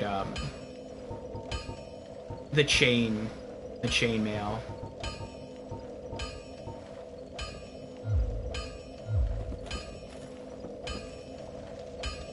Alright. Paladin dance. You would happen to know if I can get another 2 quick twinkling shards, would you, Flat Earth? I just need 2 more. 2 more twinkling Titanites. And I can finish fully upgrading my Astora Straight Sword. Depends which ones you already have. I have, I got 2 from the Crystal Lizard in the Undead Burg. I think you saw me do that. I got 2 from a Crystal Lizard in the Darkroot Garden. That's 4. I got 6 from trading with Snuggly the Crow. Oh no, I'm sorry, not 6. I got 4 from trading with Snuggly the Crow at the Undead Asylum. So Crystal Lizard in the Undead Burg, Crystal Lizard in the Darkroot Garden, and trading with Snuggly the Crow. Flutter says, I'd say there are loads to be found in a certain big tree, but I don't know if you've ventured that far. Sounds like you have most of the ones available to you right now. Okay. That's what I thought. I'm pretty sure as I get further into the game, I will find more to acquire. I would like to acquire them now, but that's just me wanting to rush to sort of end game with my weapon. But like I said, I'm pretty sure I'm not even halfway through Dark Souls right now.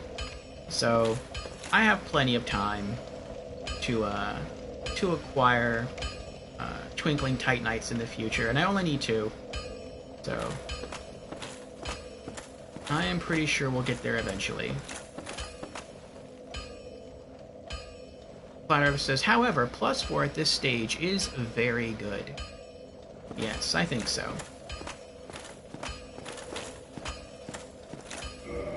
What is my overall attack now? Yeah, 280? Yeah, okay. That's not bad. Since I'm not going to be acquiring any more Twinkling Titanite anytime too soon...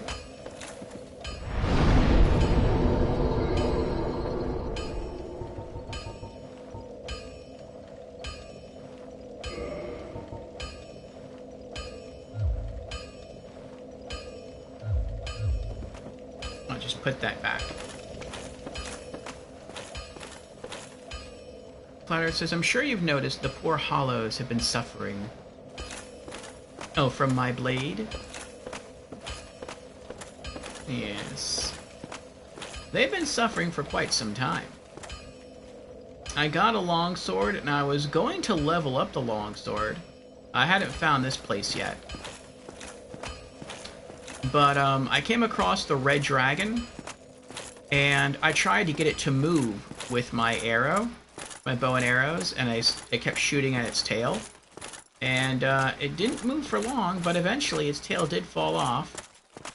And I received the Drake Sword. The Drake Sword is pretty awesome. I liked it. But what I did not like about the Drake Sword is that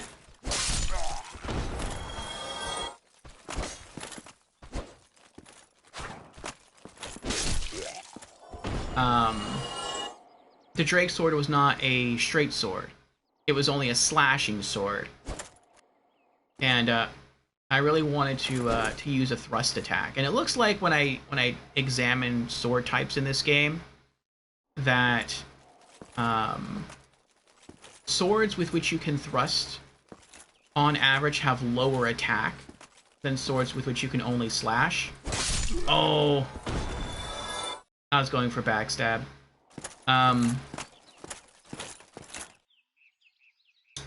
But I'm okay with that. I'm willing to sacrifice a few attack points, and it's not many. It's like between 1 and 5. I'm willing to sacrifice those few points for a thrusting attack, because this is great for at-range attacks. It's very useful, and if you're in a narrow area, which has happened to me plenty of times, like if this were a hallway instead of just being semi-open here, and I go for a sword swing attack, my sword will just bounce off the wall, like that, and it won't even hit the enemy. But the sound may alert the enemy that I'm there, and then they'll turn around and just kill me, and I can't fight back.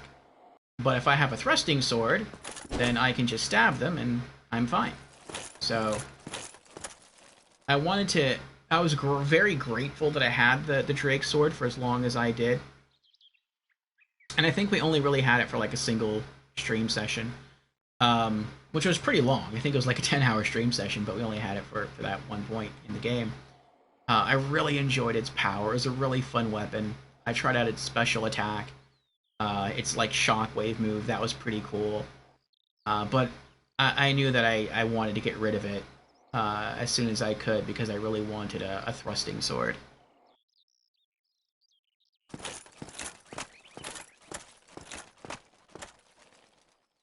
Alright, so now the question is where to go and what to do. I've gone a few different places in Dark Souls. I have gone through here down to the Darkroot Garden. I used the Crest of Artorias to open the door into the hidden garden, the secret garden area. And I encountered my first phantom enemy there and ran like crazy to get away because he was way stronger than I was. And I know from watching Wipeout stream that it seems like there is one of every class representation in the secret garden, and I don't want to go in there yet. I feel like they're all way too strong for me. I did explore the rest of the Darkroot Garden though, and I did defeat the the Moonlight Butterfly boss, and I got its soul. I haven't done anything with it. It seems you can save it to craft like a special weapon. I don't know how to do that yet, but I'm holding on to it anyway. What else? I also explored... It seems like the Darkroot Garden is divided into 3 parts. The main part is... the main part leads you to kill the Moonlight Butterfly boss. Then there's a really short path that leads you to acquire the Grass Crest Shield, which I'm using now. And that can also take you to someplace else. There's an elevator there.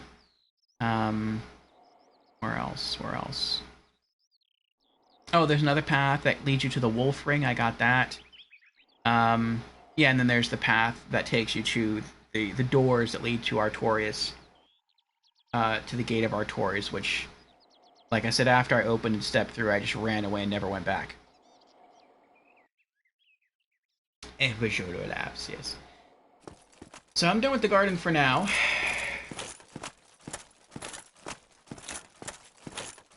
I fought my way through this place. I defeated the armored pig. That is across from here. I wonder if that knight's still over there. He is. Yeah, I'm not going that way. But I defeated the armored pig and got its head for a helmet. Wore that for a bit. I defeated some mini-bosses. I defeated the big mace-wielding enemy that was in here. I defeated the mage enemy that was up there. I defeated a Titanite demon that was near the blacksmith.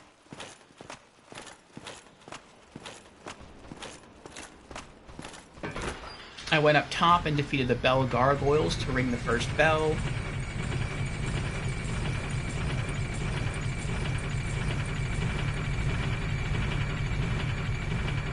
I tried returning to the Undead Asylum to fight the other boss demon. Couldn't do it. He was way too strong. He's probably the strongest boss I fought so far.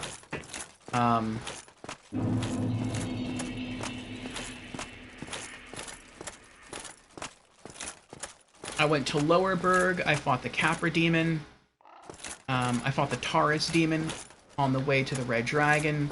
I tried fighting the Red Dragon. I couldn't beat it. It was too unfightable. Every time I tried to run next to it to melee it, it flew away from me.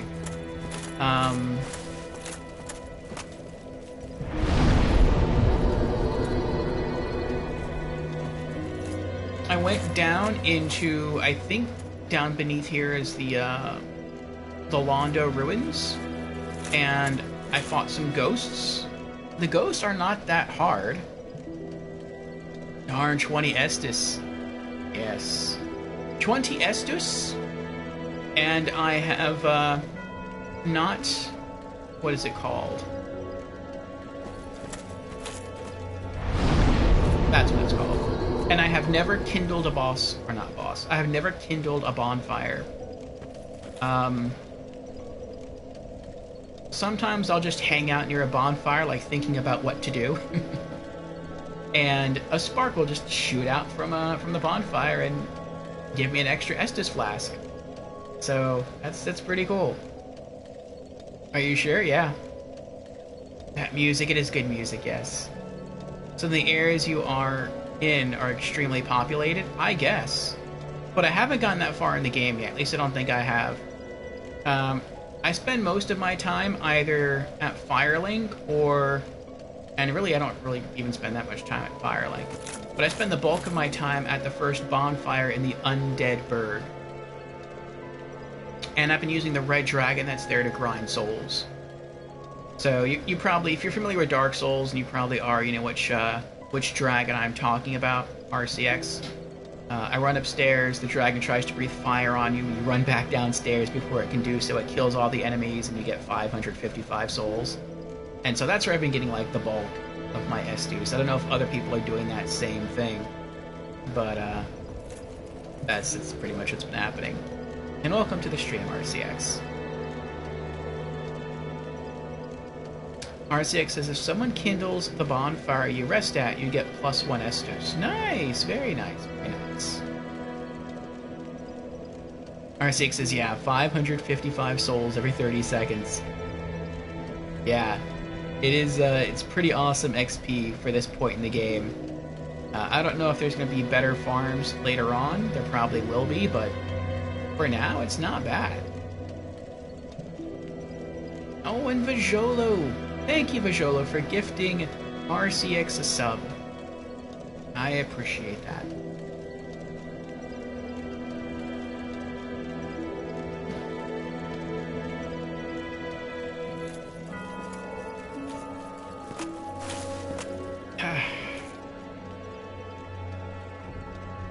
So what is your history with Dark Souls, RCX? This is my first playthrough, and it's mostly a blind playthrough. I don't know, there's a lot of people who died around here. I don't know much about the game. I do know some things. I decided that I wanted to be a paladin in Dark Souls, and so I did research the miracles. And so I have a heal miracle, and I pressed the wrong button there. There we go.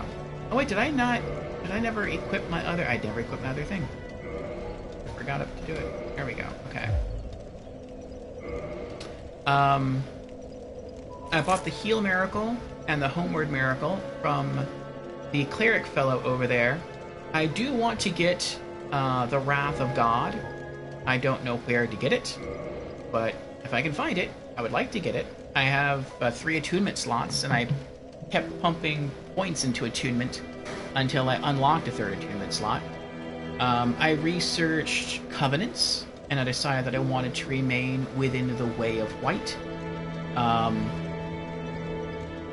I researched straight swords, and I decided that I wanted something befitting a paladin. I wanted a, if possible, a special sword that came with a divine enchantment already upon it. And I was able to do so with the Astora Straight Sword. Some other people on Stream Chat helped to guide me to the Undead Dragon to scoop it up.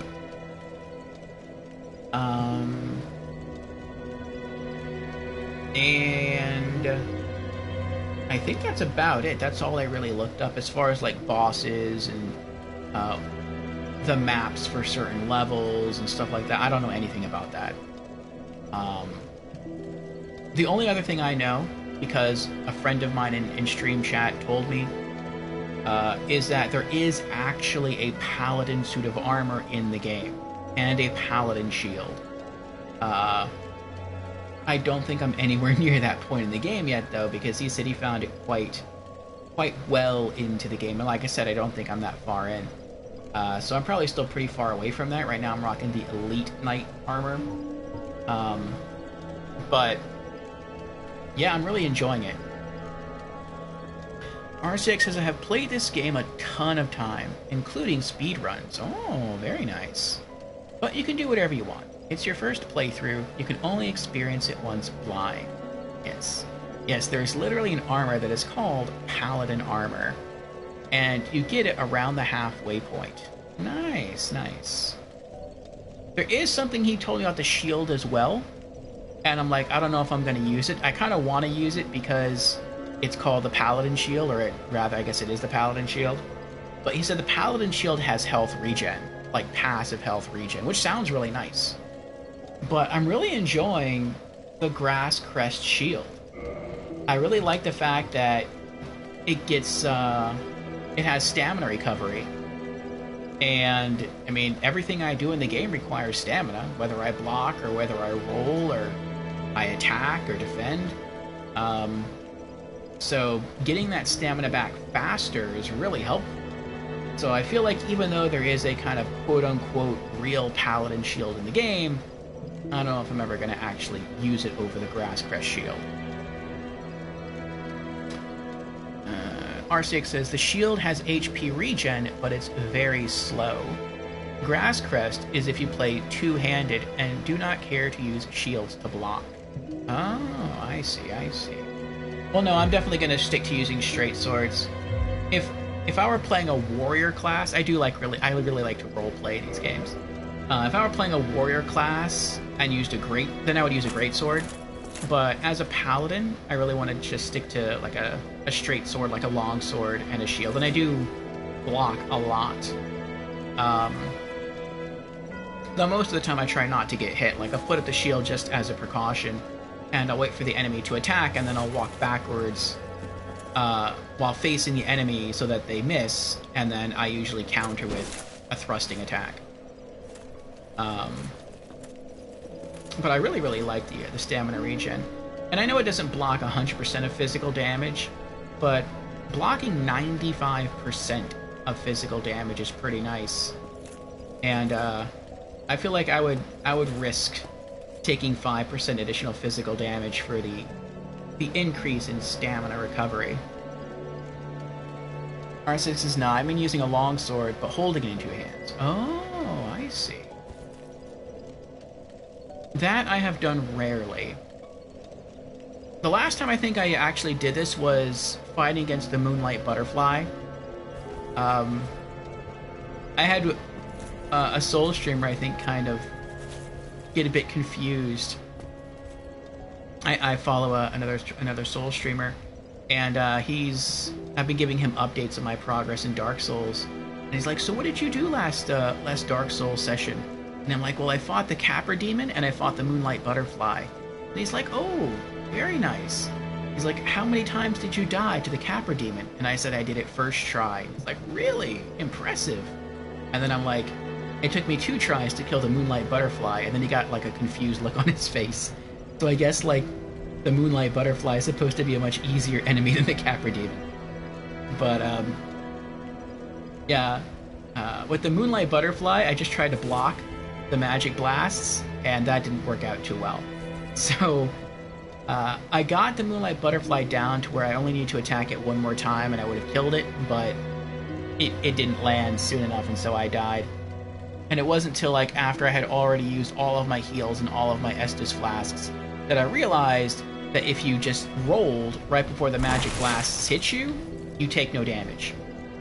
But again, I didn't realize that until too late. So I went in the second try, and I tried to fight him, and someone in the stream chat was like, "Since you can't use your shield anyway, because you tried to use your shield the first time, and you barely block any of its magic damage, why don't you just two-hand your sword? So when the butterfly lands, you can deal a lot more damage." And I was like, "Oh, I never thought about that. Thank you, that's a good suggestion." So, so that put down the Moonlight Butterfly relatively quickly. R6 says, "The problem with the Grass Crest is that it does not have a lot of stability. So later on, enemies will be able to break your shield if you try to block their attacks." Oh, I see. That's what you're talking about. That's why Grass Crest is the best shield if you never use it to block. Ah, I see, okay. Just for the stamina regen effect. Gotcha. Well, we shall see. I think it was of great help against the Gaping Dragon. That's the last boss I fought. That was scary. The Gaping Dragon is the scariest boss I have ever seen in any game.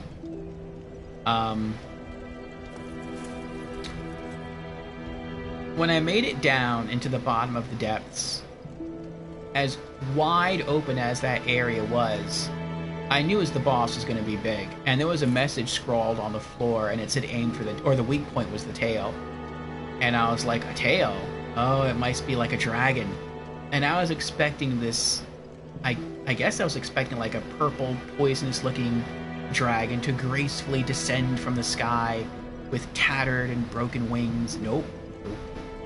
Instead, this horrific behemoth of a creature crawled up a waterfall from a pit of putrid water, and at first I just saw like the long snaky head, and I'm like, is it a snake or is it a dragon?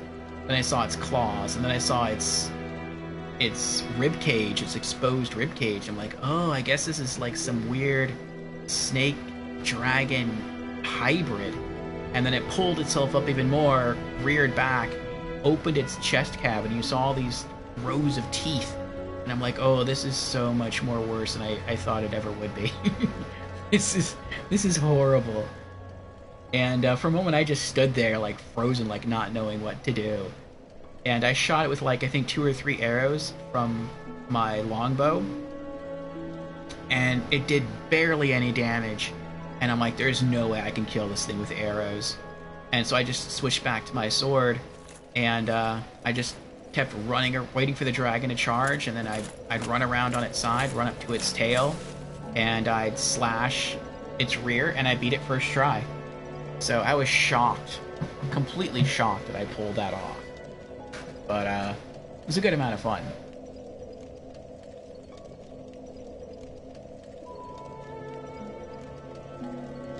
The devs really tease you with that cutscene, yeah.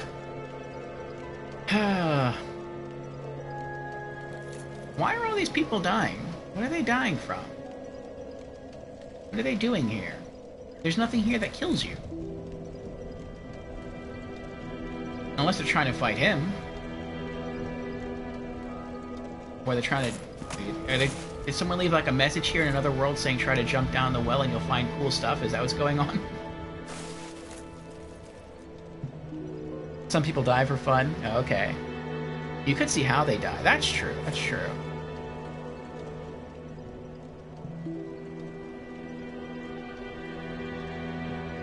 He was hit by something. Oh, answer me this, since you know the game so well. So someone left a message,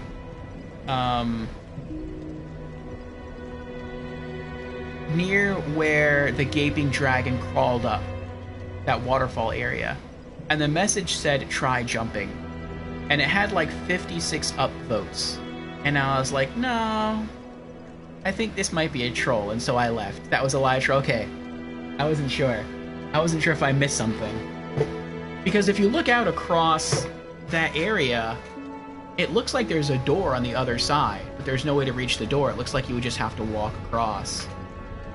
But I'm like, I don't think there's an invisible path there. I hope there's no invisible paths in this game. He died 99% by some random undead warrior. A classic. You felt for the try jumping thing too on your first run? Okay. Yeah, this is the second Souls game I've ever played. The game I played before this was Demon Souls.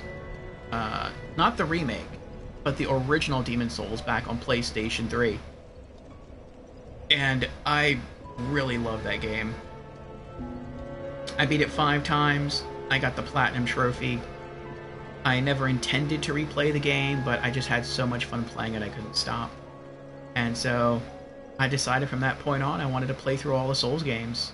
And here we are on Dark Souls Remastered. And it has been a ton of fun so far. And to make things more interesting, I also decided I wanted to play each Souls game as a completely different class. And so in Demon Souls, I played as a magician. In this game, like I mentioned, I'm trying to play as a paladin. Dark Souls 2, I want to play as a whip-wielding adventurer. Dark Souls 3, we shall be a cleric. Bloodborne, I want to be a military veteran. I think by then I might be able to call myself a Souls veteran. And someone told me that military veteran in Bloodborne is something like the warrior in Dark Souls, so I'll be using heavier weaponry there. And then in Elden Ring, I'm planning to play as a bandit, a dual dagger wielding bandit, and pretty much go straight dex. So I have different builds I want to play through in every game, and I think it'll be fun. Visuala says, Dark Souls players sound like little jokers. Yeah, they can be. You can leave messages in this game to help other players or to troll them. and people do like to troll. I'll admit, I did it myself in Demon Souls once. R6 says, then your skill should translate pretty well to Dark Souls 1. Both games are pretty similar. Cleric might have been more fun in Dark Souls 2.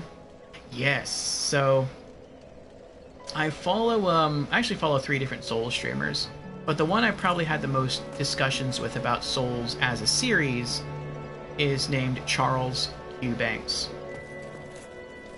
And I told him my 3 favorite RPG classes were Spellcaster, whichever Spellcaster deals the most damage with arcane magic,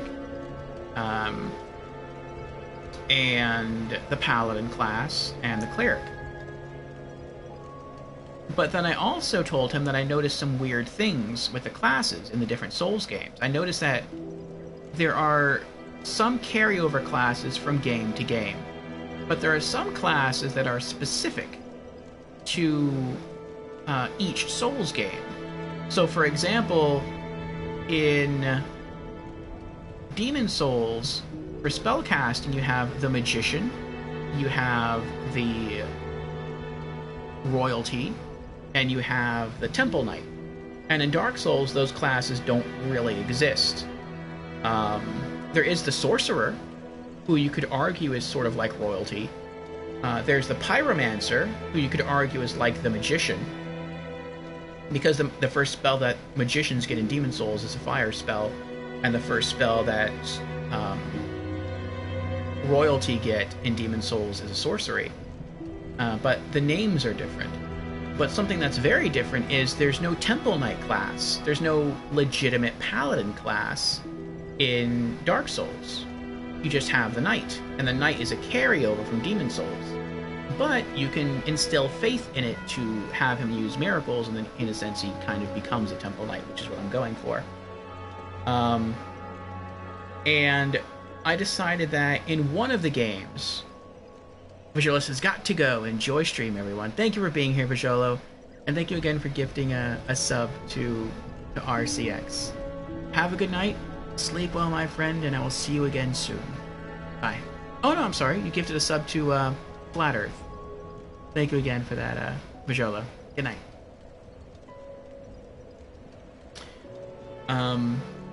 But I decided that I wanted to go adventurer in one of the games, and I wanted to do that specifically with that class name because I thought it would be cool. I thought it'd be like an homage to both Indiana Jones and Castlevania. And I mean, Dark Souls has that Castlevania look. It's dark, it's gothic, it's Moorish, you have castles, you fight undead. So I'm like, it would be really cool to create a character and play it like a Castlevania game. And so that's what I wanted to do. And in Dark Souls 2, there is a class called Adventurer. But literally, the only class in Dark Souls 1, 2, and 3, or the only game in which there is a class by the exact name of Adventurer is only in Dark Souls 2. It doesn't exist anywhere else. And so that's why I went with Adventurer in Dark Souls 2, or why I chose to go that in Dark Souls. I haven't played it yet, but that's why I'm choosing to do that. Otherwise, I would have played Cleric in Dark Souls 2. And Charles is like, I understand your sort of logic there. He's like, but understand that it's going to be harder to be a Cleric in Dark Souls 3 than it will be in Dark Souls 2. And I said, well, why is that? I would think that it would be relatively easy to be a Cleric in any game. One, because you're going to have healing miracles, and that seems like it would always help. And two, because you would be a divine class. And since you tend to fight undead in the Souls games, I would think that being of a divine class, having like a divine weapon or, divine miracles would be beneficial. It would help you. It would give you kind of like an edge. Almost like being a sorcerer or a pyromancer would. It's just that the situations in which those miracles would be offensively useful are narrower. And he's like, well, the thing about faith and miracles in the Soul series is that the further into the Soul series you get, the weaker, faith and miracles are. And I was like, oh, that's kind of weird. I would have thought it might be the opposite of that, but nope. R6 says, well, at least the whip is actually good in Dark Souls 2 compared to Dark Souls 1. Okay. That's good.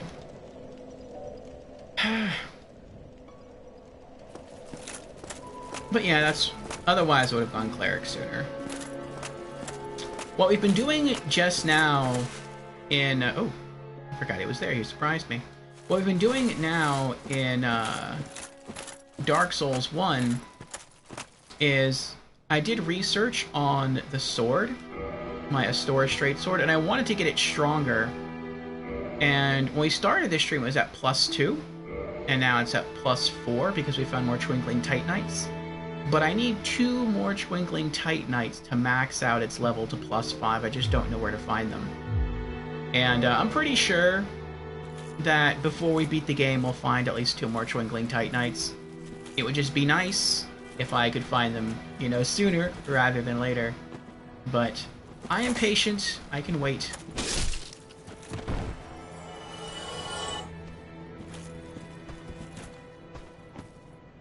But we did some grinding. Ooh, good dodge, good dodge. There we go. Took out his kneecaps. But, we used the Red Dragon to grind up 1,800 souls. Then we went to the female merchant. We purchased some moss. We did some tricky platforming to get all the way back to the Undead Asylum. We did some trading with Snuggly the Crow. We got some Twinkling Titanite that way. Then we went to find a... Oh, see? There we go. If I didn't already... That's pretty far right there. To get an extra Estus flask from the Firelink Shrine all the way over there. But, I already have 20, so I can't gain any more.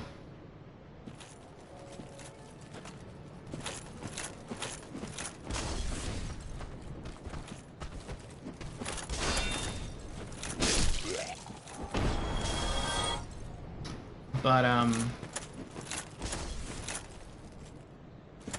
oh, okay. Oh yeah, then we killed the Crystal Lizard here at the Undead Burg. And that's how we were able to up the level of our blade to +4. I originally got it to +2 by killing the Crystal Lizard in the Darkroot Garden. And so, yeah, I just need another 2 Twinkling Titanites, and this thing is max level, and I'm pretty hyped about that. Though I have to say, part of me is a little, I don't know, wary might be the right word.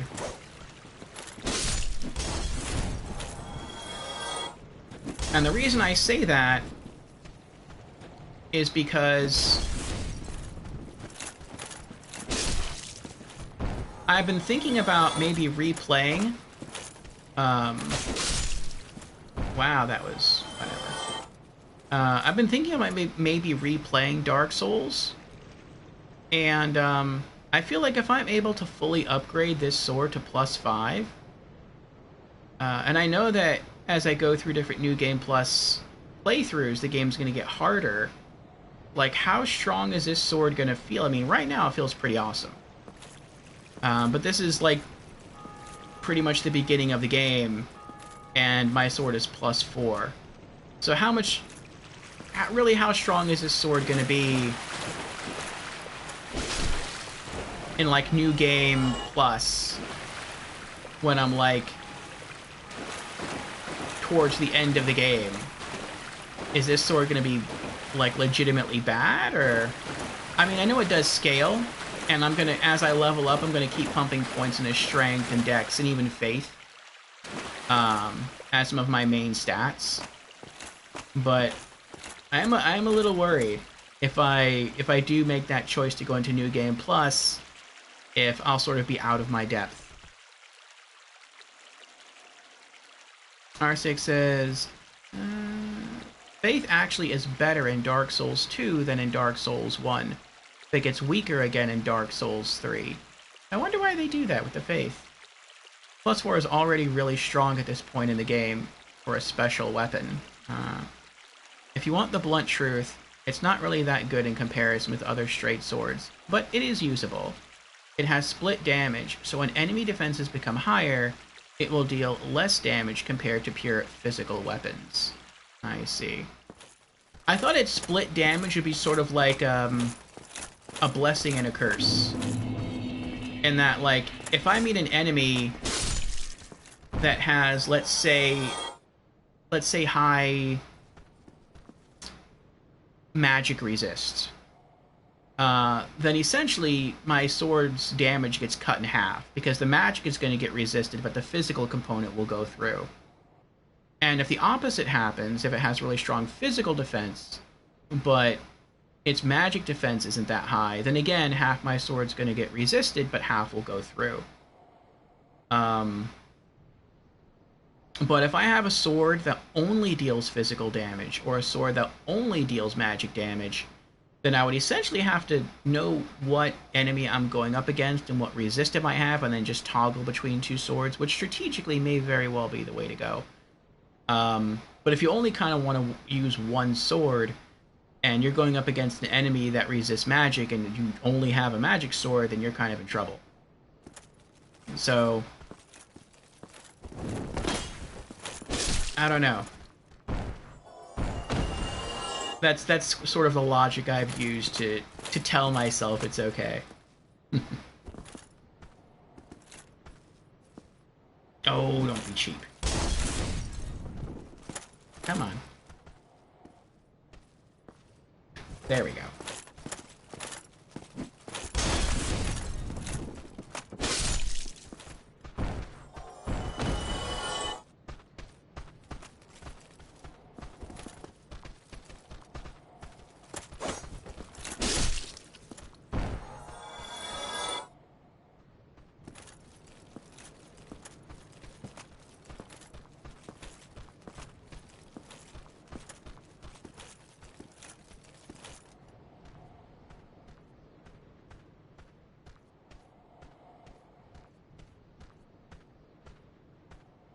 Well, split damage weapons get slightly less bad in Dark Souls 2.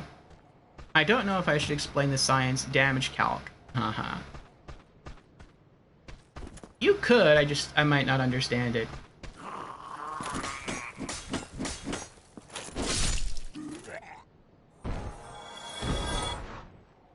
And like I said, I like to role play in these games. So I do want to try and be as strict to some extent as I can with the items I use in the game. Like, I have begrudgingly used poison arrows because I wanted to get this sword and I had to get past drakes, and the drakes were way too strong. But I discovered that they were weak to poison, so I just used poison arrows until they died and then ran past to get the sword.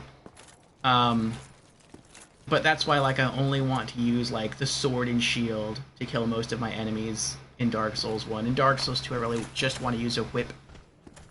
Dark Souls 3, as a cleric, I want to use a mace, or like maybe a Morning Star, but even a Morning Star is kind of pushing it.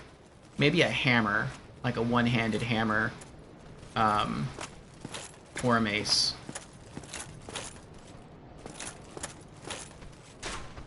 I'm not really sure what I'm going to use in Bloodborne. I kind of want to use the Saw Sword. That thing looks epic.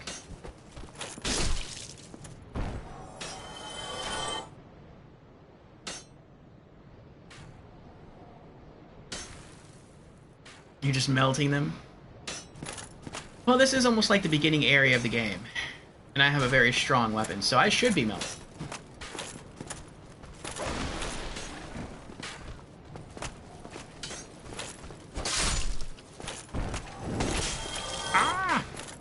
I forgot that lunge he has, like, really homes in.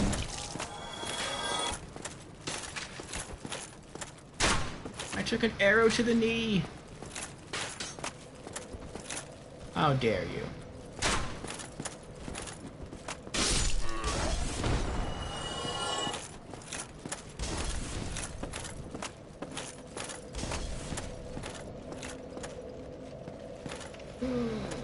Yeah, why not? We're here.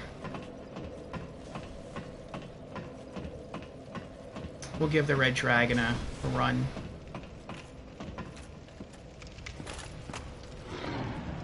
You can use physical sword and use a holy weapon buff instead, so you're more flexible. Interesting, interesting idea.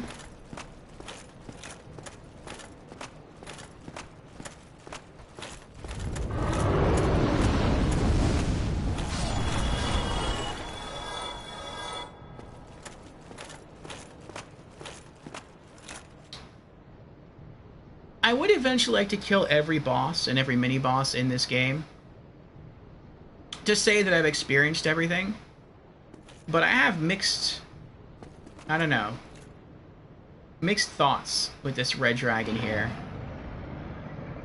Like, I do want to collect those items. I do want to light that bonfire over there. I've never been over there. I do want to kill the red dragon, but at the same time, like, the red dragon has been one of the best NPCs I've interacted with in the game so far. He's been probably one of the most helpful characters in the game. Because I just come up here, poke my head out, he kills everything, and I get 555 souls each time. And, yeah, it's because of that I've been able to grind souls to up the level of my shield and my weapon and my armor, and to replenish my stock of moss and arrows, and to gain a few levels.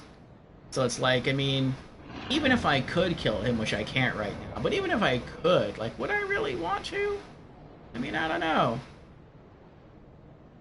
I mean, eventually I want to, just so I can say I did it, but I don't know, maybe once I find a better spot to farm souls, I'll come back here and kill him. And that's even if I can kill him. I've tried multiple times and I can't do it.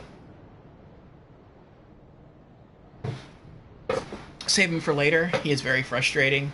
There's a much better farming spot behind the Artorias Gate. I've opened the Artorias Gate. That area is too hard for me as well. We can make NPCs jump off a cliff. Really? Interesting. You don't need any skill.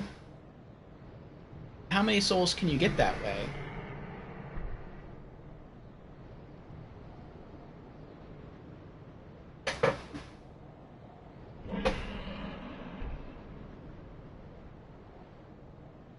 Around 8,000 per minute. That's a lot of souls.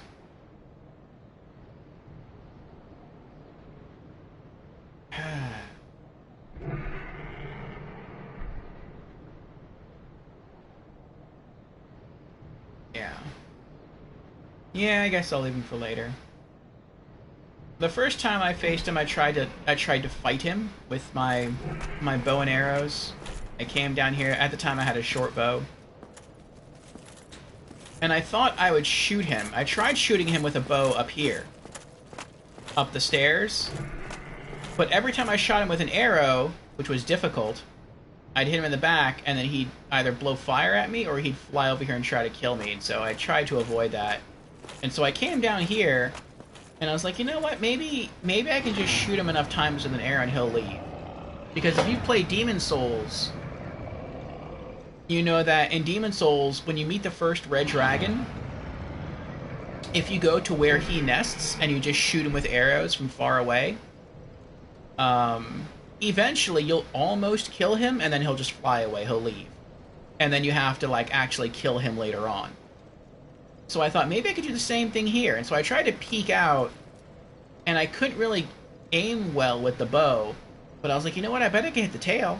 And so I just kept shooting the tail over and over again, which took a long time, because he would fly away, and I'd be like, yes, he flew away. And then he would land back at the wall again. I'm like, oh, he's not leaving, he's not going anywhere. And so I just kept shooting him, and eventually that's how I got the Drake Sword. By the way, since he regrew his tail, which doesn't make sense, could I get, like, another Drake Sword? I'm not going to do it, but I'm kind of curious. So I said, well, that's not going to work.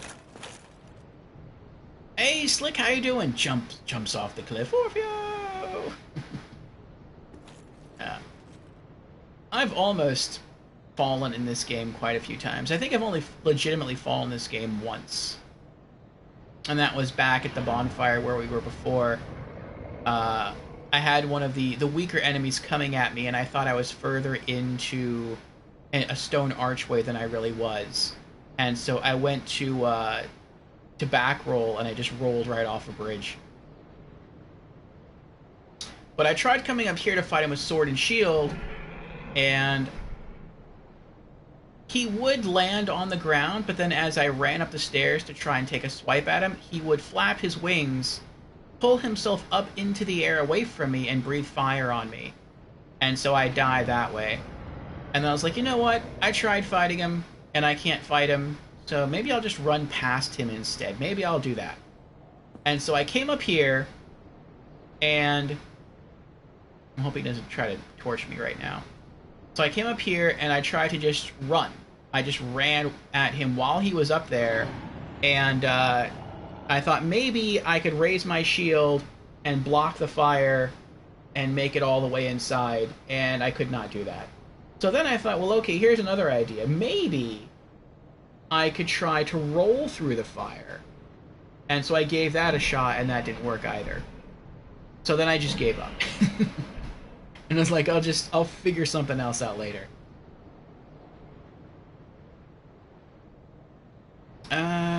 RCX asks, can I post a link so you can see how the method works? You can send me the link in a whisper on Discord, but links have been disabled in the main Twitch chat. And I don't actually know how to enable them. I've actually gone through, people have given me instructions, like step-by-step instructions on how to temporarily enable links in stream chat, and it still doesn't work for me. So, if you wish to post a link, you can just send me the link in a whisper, and I'll take a look at it there.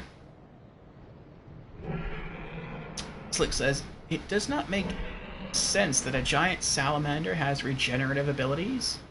That's true, lizards do have regenerative qualities. Pokemon.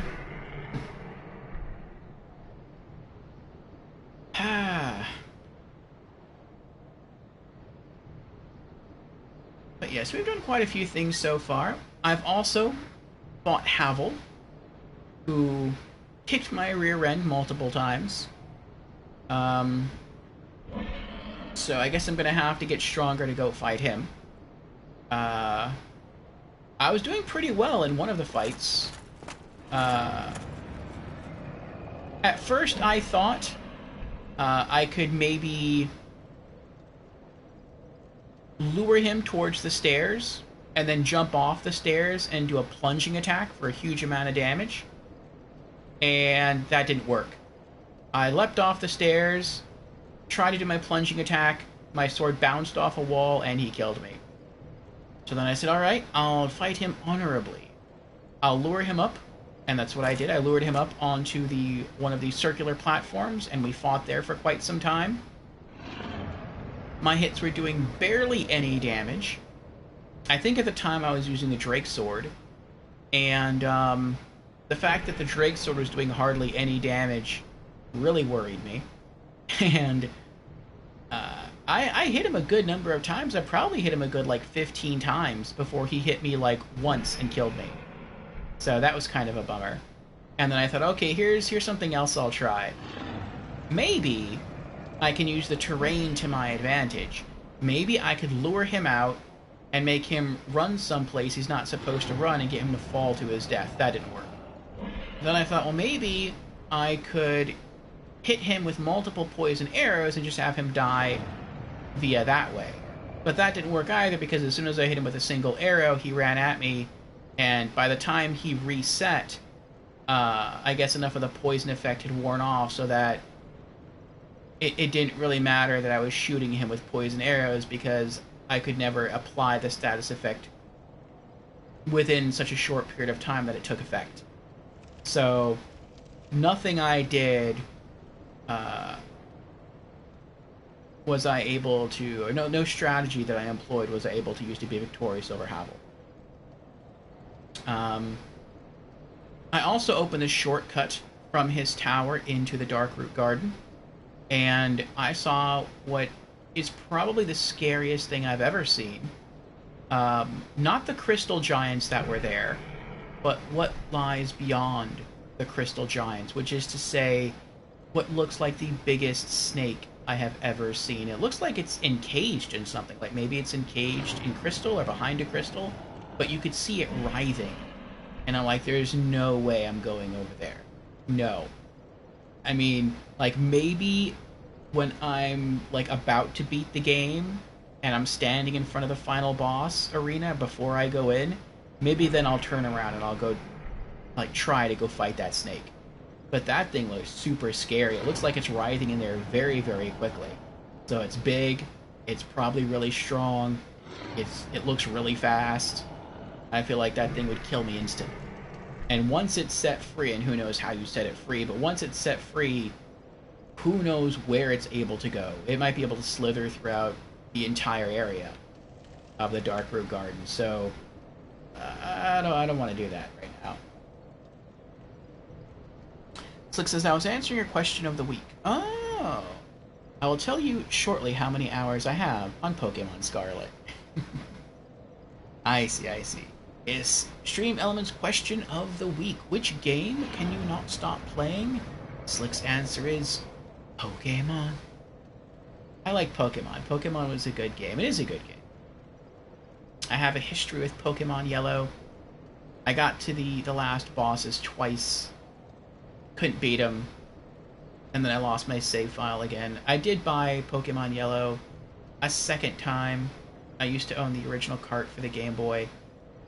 And I did buy the digital version on the Nintendo 3DS. But I honestly don't know if I'll ever go back and play the game a third time all the way through. But I do love the strategy, and I really like the cartoon as well. Slick asks, is it larger than the Midgar Zolom? It looks about the same size as the Midgar Zolom. Is it larger than Jormungandr? I don't think it's that big. No, it's about the size of the Midgar Zolom, which is still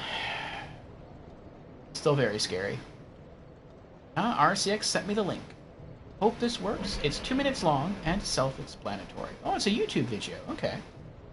I will check that out after stream, RCX. Thank you.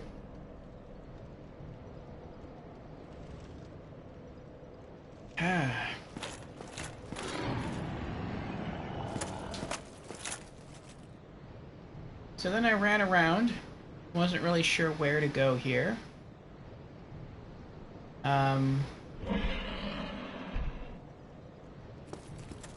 I did learn how to finally parry undead, or not undead, how to parry Black Knights.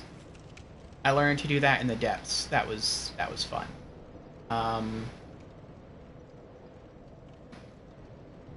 There are some areas that are open to me right now, and I'm not really sure. Well, no, I think I'm sure where to go.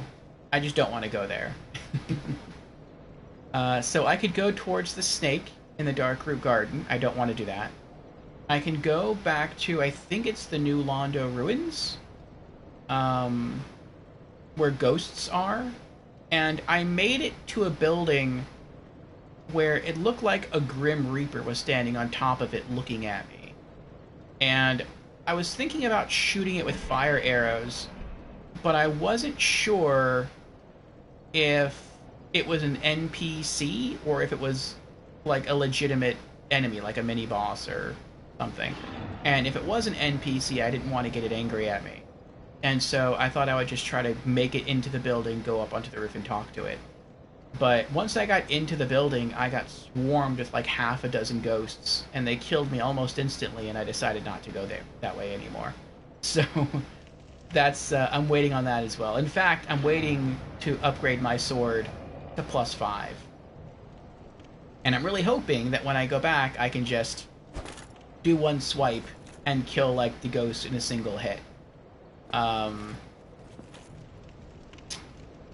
Maybe that way the ambush won't really matter to me too much. I don't know.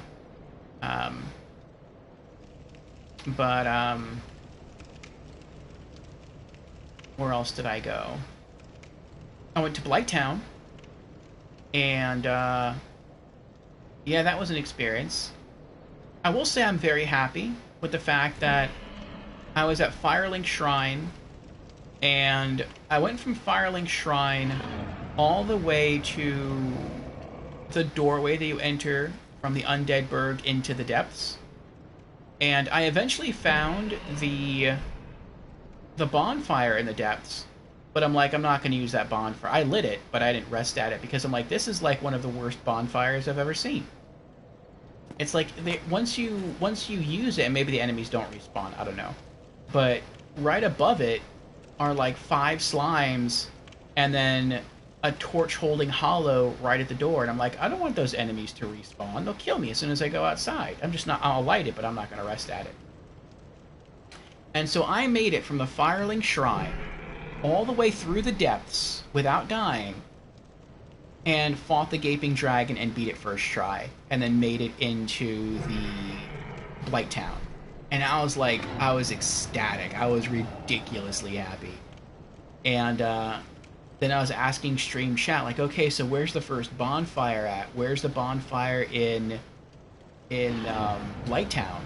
And they're like, oh, well, you have to make your way, keep making your way down the catwalks until you hit some stone catwalks, and then, like, the bonfires along the wall. And I'm like, okay, cool, let's do it. And I didn't get very far at all. I probably killed what looked like three or four orcs, and maybe I probably could have killed him with my sword, but at that time I had like 35,000 souls and I didn't want to chance it, so I just killed them all with arrows.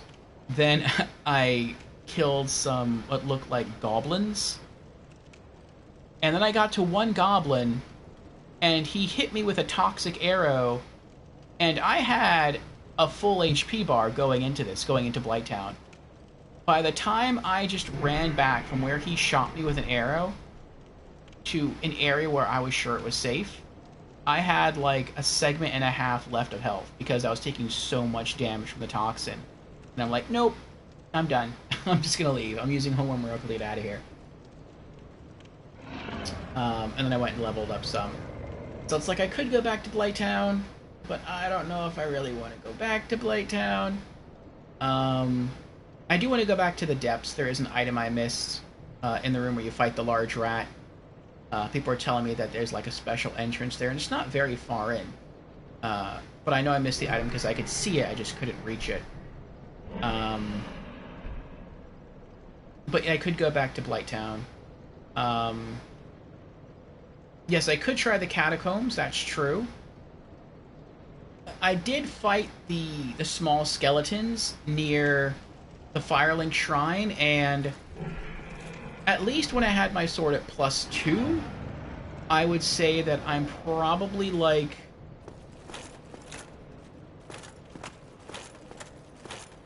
I was probably like just a little bit stronger than they are.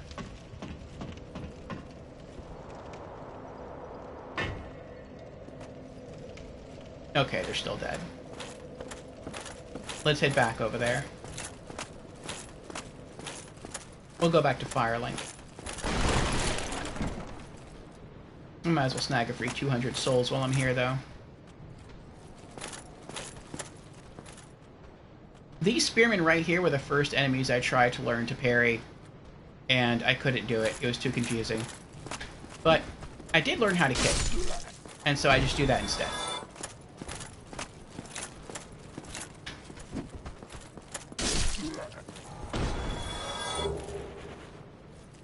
Though I do parry the Black Knights now. Oh no, it wasn't the depths that I learned how to parry the Black Knights. I learned to parry the Black Knights in my return to the Undead Asylum. That's where it was.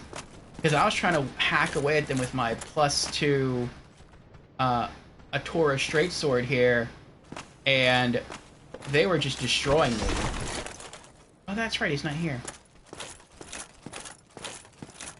And, I was like, you know what, I lost all my souls here. I'm just gonna try and learn how to parry. And I was shocked that I only had to parry the Black Knights 3 times. and riposte 3 times in order to kill them. Like, that's just crazy to me that I was able to get away with that. Like, I did a plunging attack on one of the Black Knights in the Undead Asylum, and he took almost no damage. Like, I think it said he took something like 70 damage, but his health bar looked fuller than mine did right now, after a plunging attack. The Asylum Demon, with a weaker weapon, which is the boss of the Undead Asylum, he took, like, way more damage from a plunging attack than the Black Knight did upon my return to the Undead Asylum. I'm like, there's no way I can beat these guys. They're just way too strong.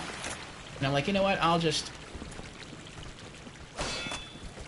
practice my...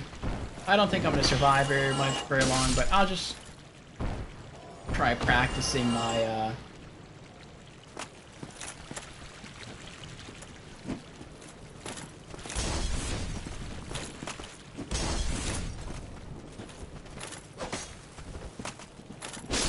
my parrying, and I was surprised. It only took three riposts.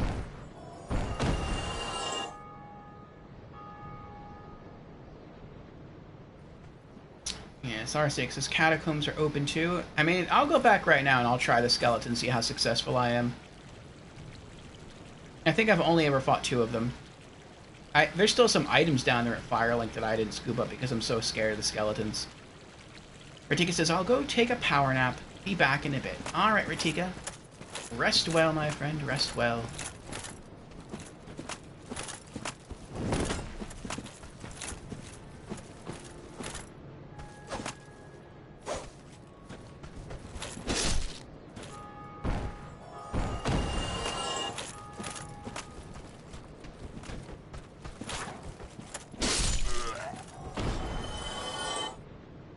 This is how I kill pretty much all of the enemies in this game. I never attack first. I let them attack, and then I counter. I try to learn their patterns first. That is something that Monster Hunter taught me.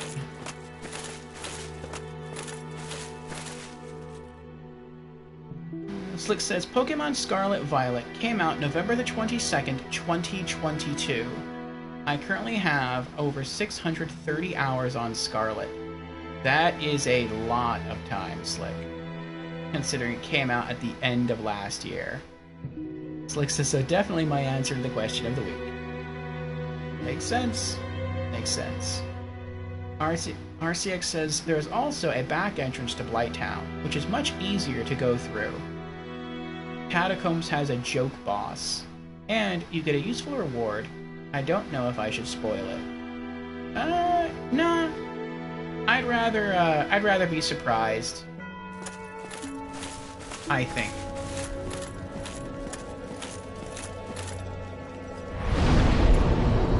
I am open to some backseating, even though this is, like I say, roughly a blind playthrough.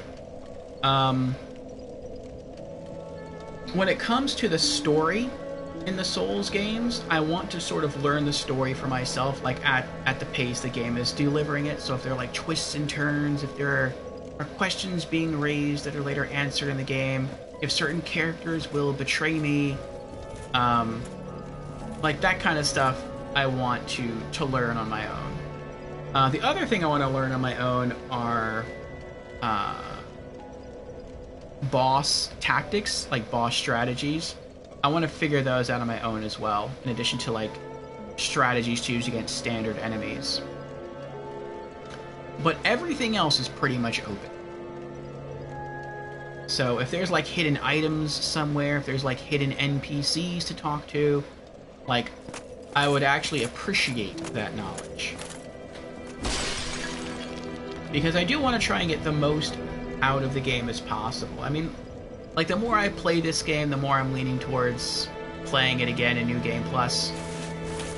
But, I mean, even if I don't, I would like to try squeezing as much enjoyment as I possibly can out of it.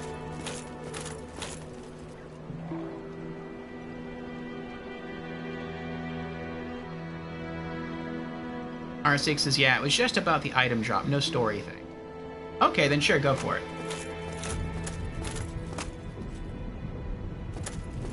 That's right, it's through here. This area confused me for a while. I thought this did something.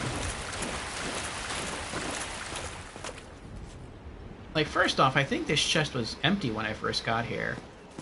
And I thought this really did something. Like, I thought, is this like a hidden door? Is this a secret passageway? Is there like a button or a lever or a switch around here that I push or pull that causes this thing to like pop out and slide to the side and there's going to be a shortcut? Because it looks different. Like, the wall behind this thing is green.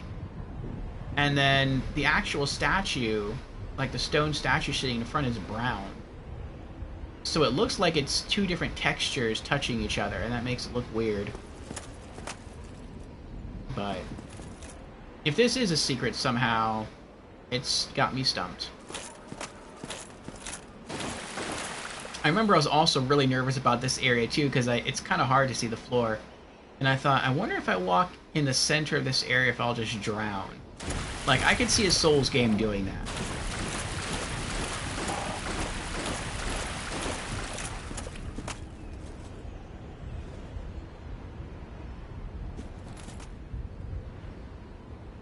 Alright, it's called the Rite of Kindling. It lets you kindle bonfires up to 20 Estus. Ooh, very nice. How much humanity does that cost? There will be a secret here, but not exactly at the statue. Okay. I know when I first, well, not first came here, but when I came back here, after ringing the first bell, I heard someone, it sounded like they were snoring. And I was like, who's that? And so I ran around the area and I looked and I couldn't find them. So I didn't know, like, I didn't know what was going on, and I still never found them. It wasn't this guy, the pyromancer guy. He wasn't here yet. I hadn't saved him yet. You find him in the depths.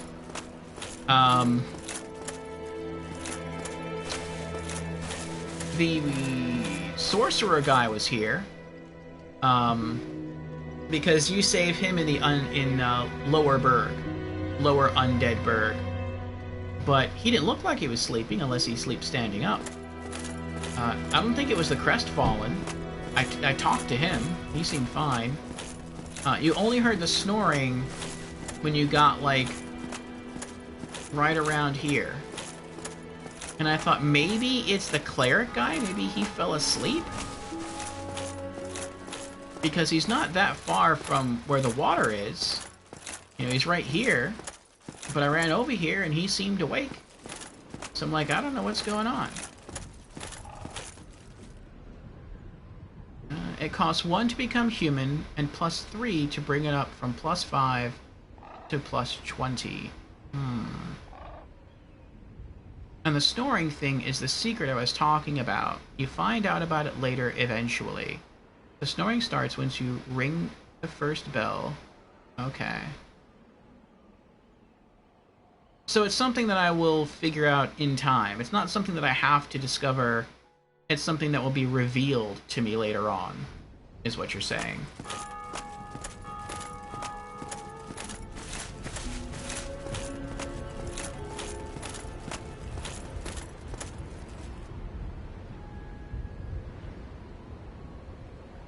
You can miss it if you never return to this place. Okay. Well, then I'll keep coming back as I keep exploring new locations. Ringing bells.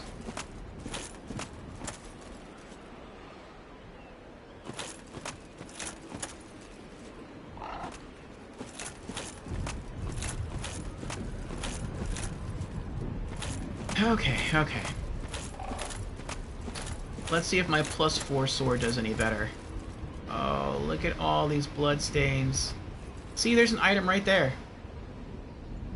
I've never been down there to collect it because I can see there are bones scattered around. Like when I first came over here, I wasn't even really interested in that soul item, whatever that is. And I see there's a soul item over there. I just saw the sword. And I'm like, ooh, that looks like a really pretty sword. I want that sword. And I was like, wait a second. Why are there so many bones scattered around here? And why are the bones a different color than the hollowed corpses? Oh, I bet those are enemies. And, yep, Sure enough, they were, because I eventually found the secret area near the Thorland Cleric over there, and I scooped up some items out of those chests, and then I dropped down over here to climb these stairs to get back, and when I did, those bones assembled themselves into skeletons, and I tried fighting them, and they nearly killed me. Do you have the Baldur shield? I do not. Because if you like blocking first, then attacking, the higher the stability is, the less stamina you lose for blocking. Oh, I didn't know that. I thought stability was... like, if you block, I know if something hits your shield enough, they can eventually hit your shield so much that you just, like, fall backwards. I thought that's what stability was. Stability has two effects. Slick says, the lovely bones. They will murder you in lovely fashion. I mean, I'll go down here. I'll give it a shot. We'll see what happens. I've got 4,000 souls, and if I die, I can just run back here, recollect them, and then run away.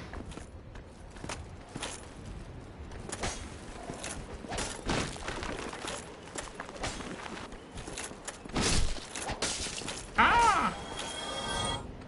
Oh, they inflict a bleed status. Wow, he's tall.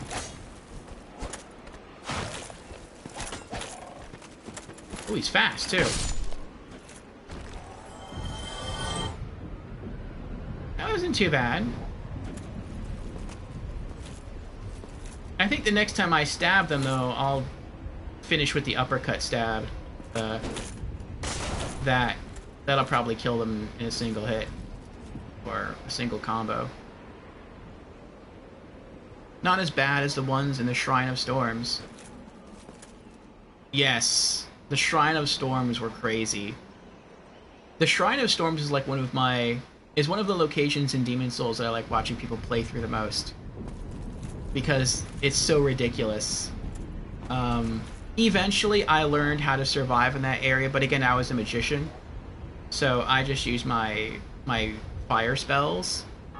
And I had been pumping so much points into magic that I could one-shot the skeletons with my fireball. But even using magic in Demon's Souls against those skeletons, you have to learn to use your magic in a very different way. In a much more aggressive, combative way. And that was fun in that it changed the playstyle. It changed the playstyle of the spellcaster. So like in every other part of Demon's Souls, you could see an enemy, whether it's walking by or just standing still. You kind of walk within range, or if it's wandering like back and forth like a patrol, you would just wait until it wanders within range while you're standing still, and then you would just cast your spell. And then if it died in one hit, awesome. If it didn't die, then you would just keep casting your spells. If it was a ranged attacker, then you would try to have to dodge, hide behind an object, or maybe run away a bit until it forgets about you, then run back and cast again, and just keep doing that until you win. The skeletons, you couldn't do that. And the reason you couldn't do that is because you can only cast your spells in Demon's Souls up to a certain range away via lock-on. And by the time you were able to lock on to the skeletons, they were already rolling at you. And it takes time to cast your spells, and the skeletons could close the distance with you faster than you could cast your spell. And so they just hit you and knocked you out of your spell, and then they would just kill you. So what you would have to do, or what I had to learn how to do in Demon's Souls, is I would walk at the skeleton and I would learn about how far away they would be from you when they started to roll. And right before they hit that distance, I would hit the button to cast my spell. And so I was already casting my spell before they started running at me and before I could even lock on. And then once they got within range, then I would lock on. And as soon as I would lock on, my spell would cast and it would hit them while they were rolling. And that felt very rewarding. It's like I had to learn how to be... it feels like going from a mage to a battle mage. Like, you feel that transition and it feels really nice.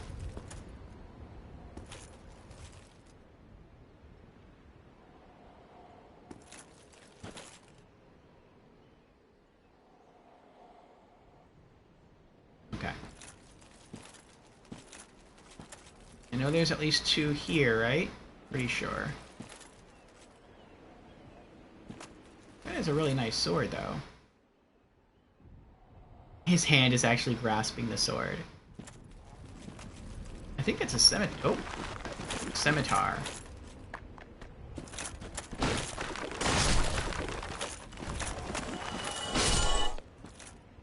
Oh, that wasn't bad.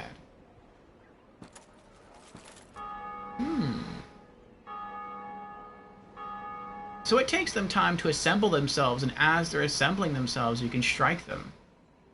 Okay, that's good. That helps. Large soul of a lost undead.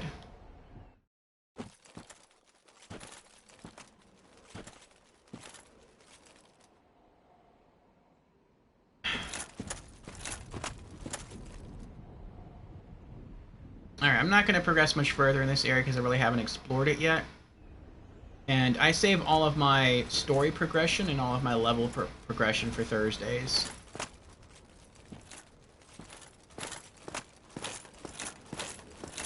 Thursdays is our RPG day.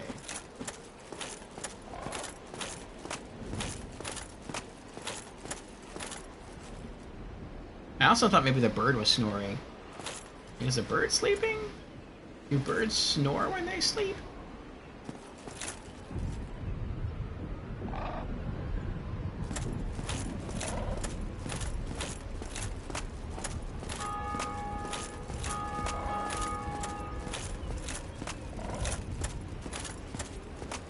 How did you die?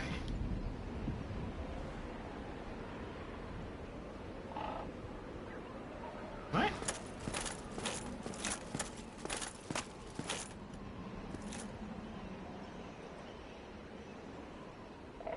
So I guess he collected this item and then he just rolled off. Do you really take that much damage by rolling off here? It doesn't look like you die. That's weird.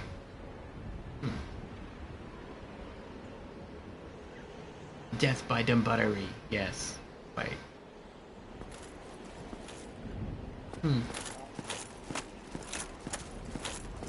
I wonder if you take less damage by falling into water. Yeah, see, I barely took it. I don't know. That was about the same distance from up there to down here.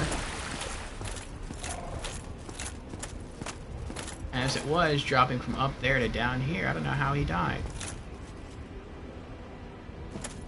That's weird.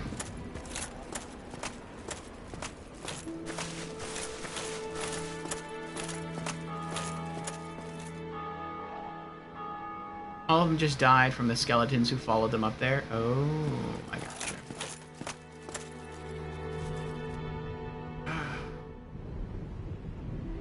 This game is so beautiful in its scope, too. Like, Demon Souls is... The way the world is structured in Demon Souls is very, very different from Dark Souls. Like, I've likened the world of Demon Souls to a hand. Like a human hand. Like, if you look at the palm of your hand and you stretch out your fingers, like, the palm of your hand is like the Nexus. That's the hub world. And then, like, each of your fingers would represent an archstone that you would travel through. And the archstones in Demon Souls are relatively linear. You just travel from the beginning all the way to the end, killing the bosses, and then you take a portal that sends you back to the hub world. And you just keep doing that, traveling from the palm to the tip of one finger, then you get teleported back to the palm, then you go to the tip of the next finger, and that's all. But Dark Souls is very, very different. Dark Souls, it feels like... Well, it doesn't just feel like. I think it might be. Everything is literally connected, it seems, to everything else. It is one vast open world, or at least it's a limited open world. And it's very cool how everything ties together, how if I go from here, well, not that way, that way, to the Undead Burg, and I go up the bridge and go all the way to the town. Eventually, depending on how I go, I'm going to circle back up an elevator back to the Firelink Shrine. And so you just travel in one large circle, or I can go that way to the catacombs, which I'm dreading.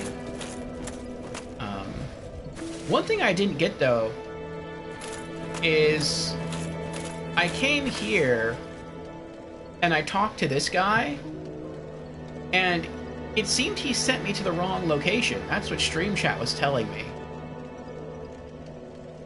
Miyazaki's philosophy was, if you can see it, you should be able to go there for Dark Souls 1. That's a good philosophy. That's pretty cool. But after I rung the first bell, I came back and I talked to him. And he was like, oh, you rung the first bell. Or the first bell has been rung. Was that you? Oh, you're persistent, aren't you? Well, I guess you should go down and ring the second bell. If you want to go down, the stairs are right next to me. And I was like, oh, so I guess that's where I'm going to go next. Okay. And I start going down there, and people on stream are like, where are you going?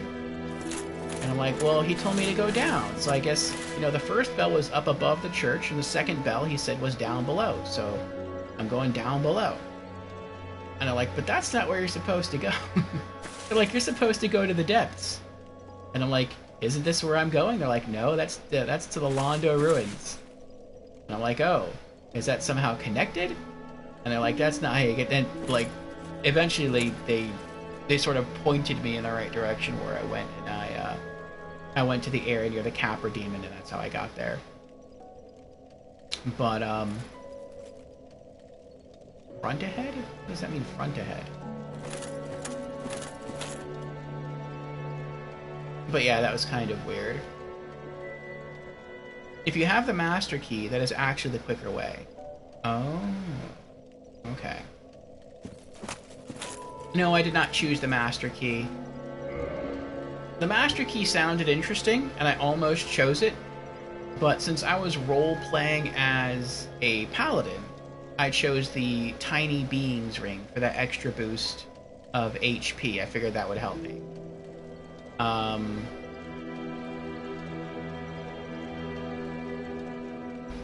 Though, I have since replaced that ring. And, I'm wearing the red Tear Stone ring instead. I would like better rings, but right now I don't really have anything better. I have the Wolf ring, which increases poise. But as a knight, my poise is already pretty high. I have the Rusted Iron ring, which I think gives you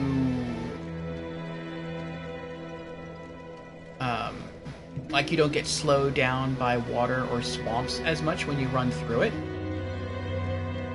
Oh, there we go. There's another Estus flask. See, this is how I get 20 Estus flasks. I just hang around here and I explore and I prattle on. I just get bonuses.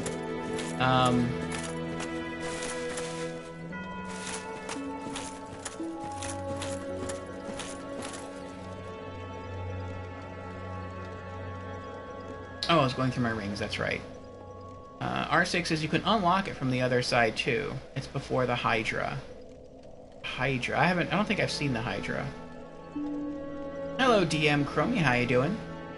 Chromie says, you can really see the influence D&D had on Miyazaki in Dark Souls 1 to a greater extent compared to Demon Souls.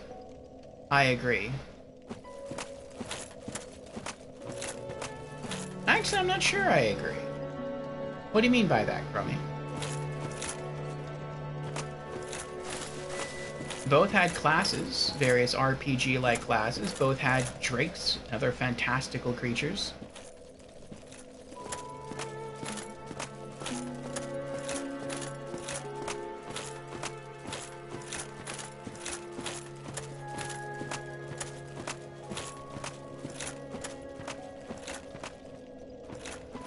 So dark.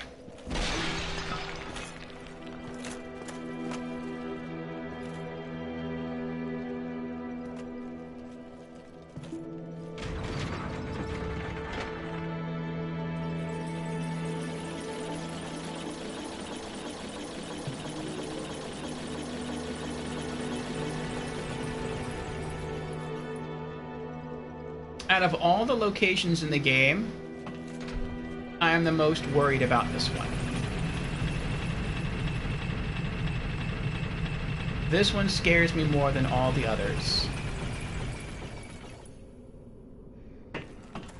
And the reason this area scares me so much is because of the ghosts. Because I know that if you don't have an item that basically gives you the ability to temporarily fight ghosts, then you're just stuck. And I had an idea. I thought, you know what, I'm just going to grind a lot of souls.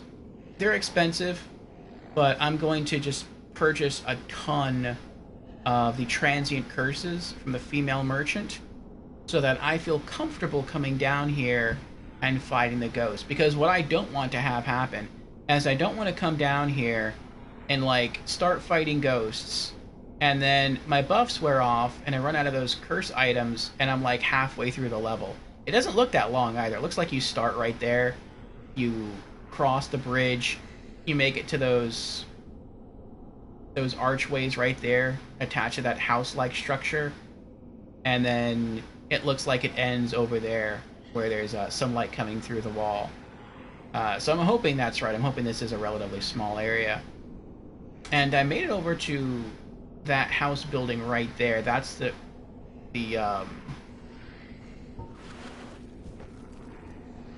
that area there. That has the Grim Reaper figure atop it. That's the building in which I died last. But I didn't want to get to like halfway through the level and then all of a sudden I get like ambushed, and it's at that moment when I run out of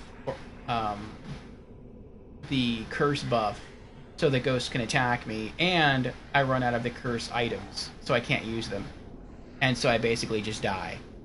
And it's like, what if you come down here and you have no curse items? Oh, and by the way, I also discovered that the female merchant will only sell you 4 transient curses before she runs out of stock.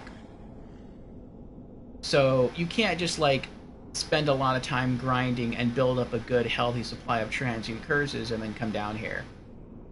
Like, it can be at the point where you literally can't go through this area at all.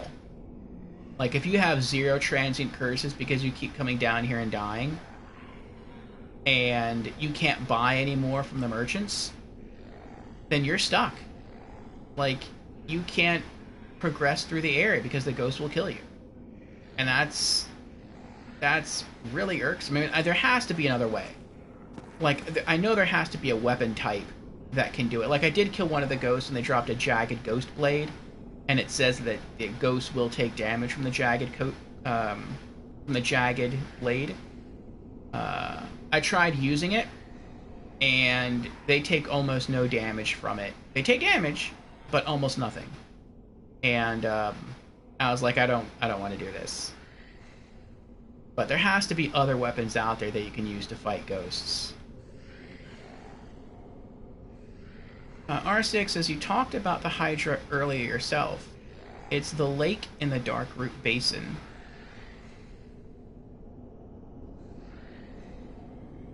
Oh, you mean the snake? The snake is the Hydra? I didn't know it was called the Hydra. R6 says, the 9 covenants in Dark Souls 1 are also possible based on the 9 alignments from D&D. Yes, that I knew. That was part of the research I did for the covenants in Dark Souls. Originally, I had planned, when I just read through the covenants, the description of the covenants, I wanted to join the Princess Guard. And the reason I wanted to join the Princess Guard is because it's called the Princess Guard. Purely for role-playing reasons. I'm like, well, I'm a knight. Shouldn't a knight serve a princess? Serve some kind of royalty? Princess Guard, that sounds like royalty. Okay, I'll be in the Princess Guard. But then I watched someone's YouTube video where they compared all of the covenants to the 9 morality spectrums of D&D. Like, lawful good, neutral good, chaotic good, pure neutral, so forth, so forth. And they talked about the Way of White being lawful good, and they talked about the Princess Guard being neutral good. And I'm like, well, I mean, if the Way of White is supposed to be lawful good, and I am trying to roleplay a paladin, then I guess I should just stay in Way of White. So that's what I'm doing. R6 says you can't buy transient curses. Well, you can. I don't know if that was changed between the original Dark Souls and Dark Souls Remastered, but if you go to the female merchant, she will sell you 4 transient curses. When I first got to this area, I think it was like right before you start walking on the wooden bridge over there, you can find 2 transient curses. And I read the description and it said something about fighting ghosts, like you have to use them to fight ghosts. And I was like, oh, I really don't like that idea. You know what? I'm not gonna go anywhere. I'm not gonna go down here right now. And so I left. And I went back to the female merchant and she sold some, and so I'm like, oh, she sells transient curses. That's awesome. I'm gonna go grind a bunch of souls, and I'm gonna buy 8 transient curses, so I have a full stack of 10, and then I'm gonna come back here and, you know, I'll be more confident then. And so I did all that grinding, and I went to go buy 8 transient curses, and she only sold 4. And so I had a bunch of excess souls, and so I just used the excess souls to buy some fire arrows and some poison arrows. But,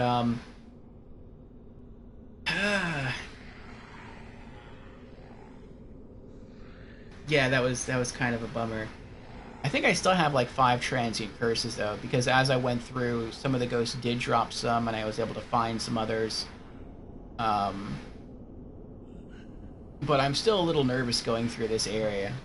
Then, it stinks to get ambushed by the ghosts. It seems like the only way to really stand a chance is if you were to somehow be able to travel through this area in multiplayer. Or, and this was another idea I had, the last miracle I want to acquire is Wrath of God. And so if I get ambushed by ghosts and I cast Wrath of God, I'm hoping that'll be like a one-hit KO to all the ghosts. It's supposed to be very strong. And I would think that a divine miracle should be strong against ghosts, since they're undead, cursed beings, but I mean, I don't know. But what even makes me wary about Wrath of God is that someone in stream chat told me it only has a single charge. Like, Heal has 5 charges. Homeward has 1 charge. They told me that Wrath of God has 1 charge. And I'm like, I can only use it once? I mean, maybe I can see doing that. Like, maybe I'll just run at a boss and get close to it and use Wrath of God to soften it up, and then I'll actually try to, like, use my sword to finish the fight. But, ugh. I would have really liked if it had more than 1 charge. Though, I don't know, maybe it's, like, ridiculously powerful. But, yeah. And really the only reason I wanted Wrath of God is because, again, I'm trying to roleplay a paladin, so I figure paladin, Wrath of God, it kind of sounds like those two would go together, so... let me get back to stream chat here, catch up. Okay. Chromie says, it's just the feel of it. Slower and more methodical play. Miyazaki wasn't allowed to play video games as a kid, apparently, and grew up playing D&D. Oh, that's cool. The DNA is just all over. I tried to play D&D, I tried to get into it, and I couldn't wrap my head around the numbers. Like, the whole roles for different things. But I love the lore. I have different D&D books. And I also played EverQuest, which to some extent was based off D&D. EverQuest was probably based off D&D and Lord of the Rings, actually. But, yeah, I really love the mythos of D&D. It's just, like I said, I couldn't like, wrap my head around the different roles and numbers and stat sheets and everything. R6 says there are 3 ways to fight ghosts. And yeah, cursed weapons are one method. Three-way. So there's transient curses, there's cursed weapons, and there's one other method to fight ghosts. I wonder what the third method is. RCX says it has 9 heads. Knowing that just made the boss a lot scarier. I thought it just had 1 head. Now you're telling me it has 9 heads. That makes it a lot worse. That puts it on par. No, that might even make it exceed the terror that was the Gaping Dragon. Because that thing looked big, and it looked like it was moving around very fast. And now to know that it has more than 1 head, it has 9 separate heads, that's very scary to me.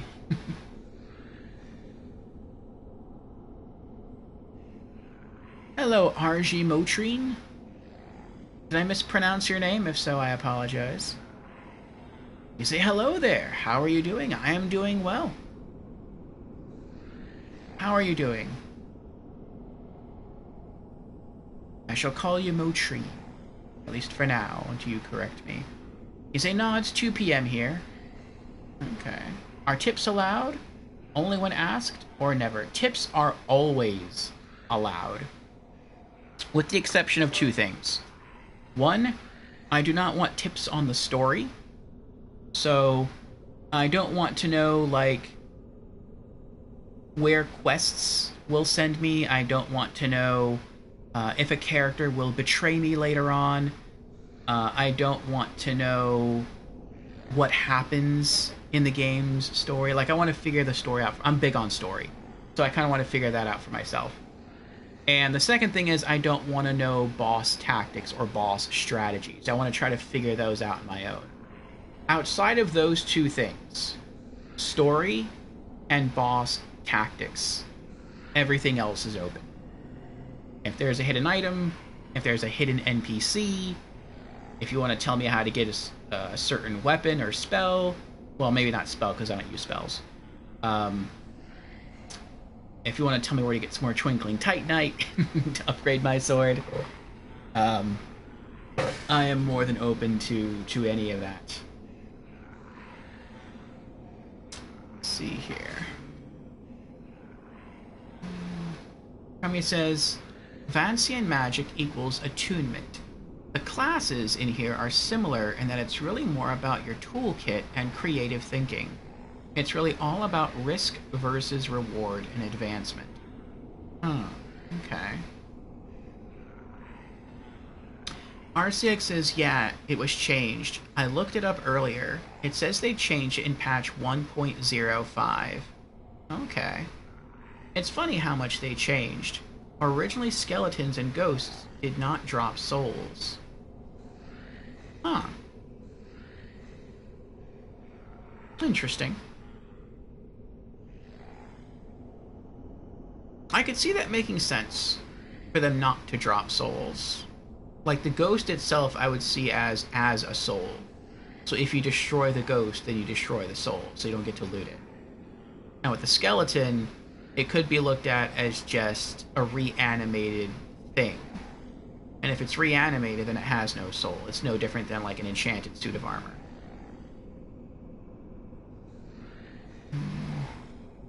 R6 says you can curse yourself too, then you can damage them with any weapon.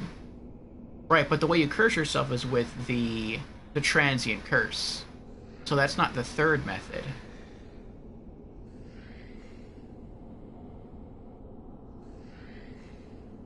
Slick says, but the Gaping Dragon has a baby head compared to its body. Yes, it does.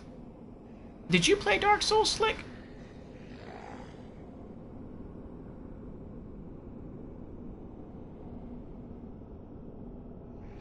Motrine says, I'm fine, thanks. And you can say my name however you want. Doesn't make a difference to me. Very well. Slick says, spoiler, you will encounter Dark Souls in this game. Motrine says, then the first thing is, Wrath of Gods has 3 charges. Oh, that makes me feel so much better. That I appreciate, thank you. RCX says, hidden NPC? There is one down here on the right side. Oh yes, the other blacksmith. Him I found. He looks like a sorcerer, and it seems that he sells some basic sorceries, but I'm not using any sorceries.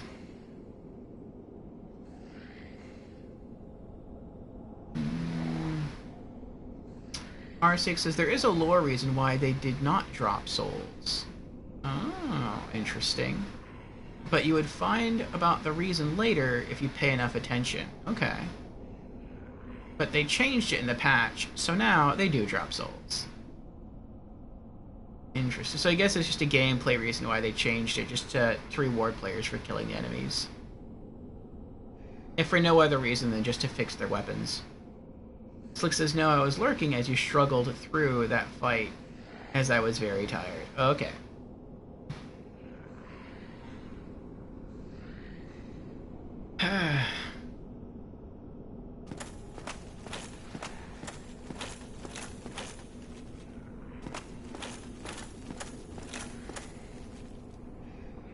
I kind of don't know why a divine weapon wouldn't be able to hurt a ghost.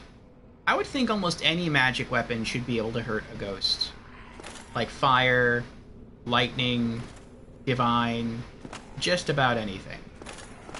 Like, I understand if the physical component of the blade or the weapon, whatever kind of weapon type it is, like an axe or a hammer or whatever. I understand if the physical weapon does nothing.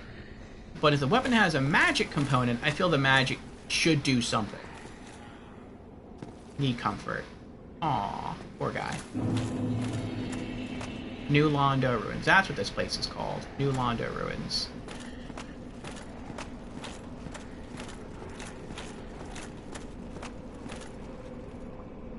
R6 says there is a reason for that as well. Only cursed items can hurt ghosts. Yeah, I'm not a fan of that.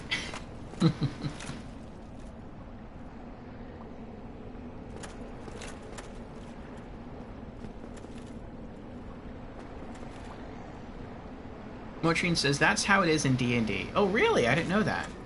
Wait. When you say that's how it is in D&D, you mean in D&D only cursed weapons can hurt ghosts, or do you mean any weapon with magic can hurt a ghost?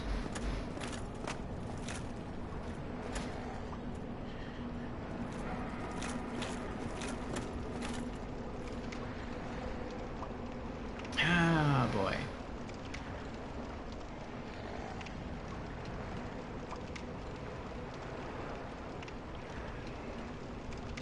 Yeah, I'm not going to go any further. I will say my sword, when I did curse myself, did a good chunk of damage. All I had to do was just do my double thrust, and I killed the ghosts. And that was it. They were dead. Oh, did I just kill him? No, I just smashed the vase.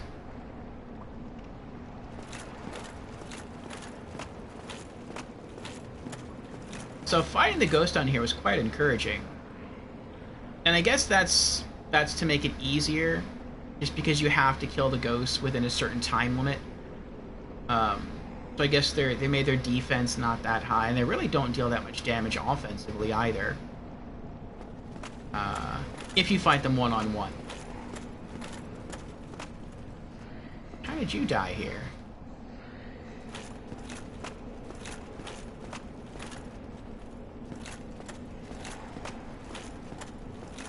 What was that? What were you trying to do there?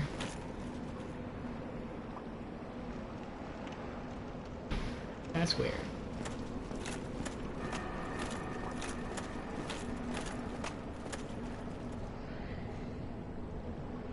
Oh.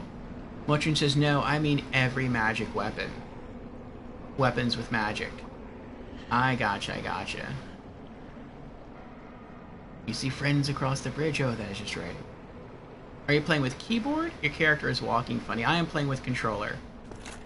So, I am playing this on PlayStation 4. And of the two controllers I have, both of them have a little bit of stick drift, but one has more than the other, and right now I'm using the one that has more than the other. And so when I just try and walk forward slowly, he kind of vibrates. And it's because my character wants to walk this way, but I'm not moving that way, I'm moving this way. So I guess like the stick drift is sending like two different signals at the same time. It's saying that I want to walk forward and left, and so that's why when I walk straight, he kind of jiggles. I'm the jiggly paladin. Maybe I should have named him Jiggles. So yeah, that's a bit weird. But I know this is the other elevator here, or not elevator, this is the door that goes to the other side of the Drake area.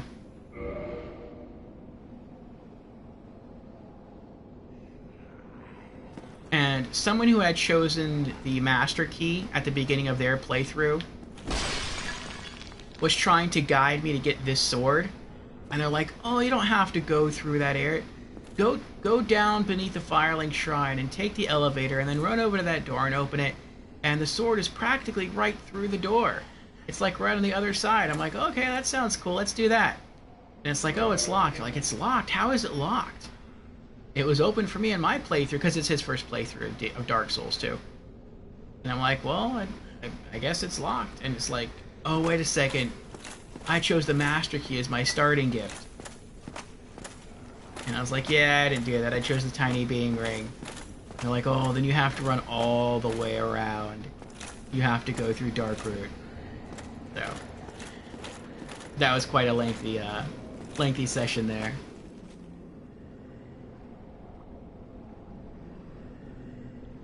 Slick tells me next month, check in with PlayStation in the first 2 weeks. Controllers are often on sale during the days of play. Oh. Good to know. I mean, these controllers aren't too bad. And some games let you adjust the, what's it called? Like the dead zones in your analog sticks. Like Borderlands 3 allows you to adjust the dead zones. So in Borderlands 3, I can move with either controller and it looks like they're not jiggling at all. But this game does not allow that. But beyond that, beyond the just like occasional jiggle, it's not bad. Now, in time, I will have to buy new controllers because the batteries in the PlayStation 4 controllers only last for so long. And then you have to buy replacements, and they are not designed to be open and have new batteries put in them. So, I'm already on my second pair of controllers. My first two I repurposed for the PC, because even at a full charge, my PlayStation 4 controllers, my original PlayStation 4 controllers, will only last for like 20 minutes, and then they're dead. But on my PC, I just keep them constantly connected via a USB cable, and I don't have to worry about it. So,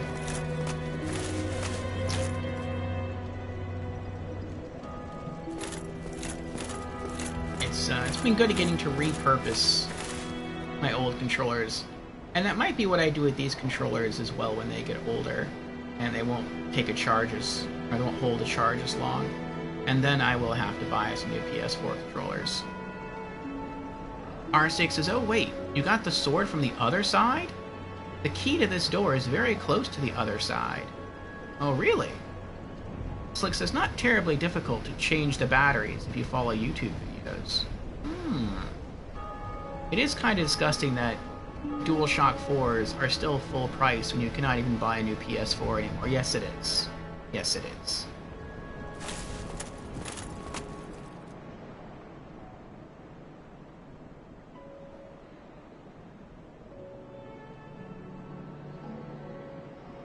Yeah, I would imagine so.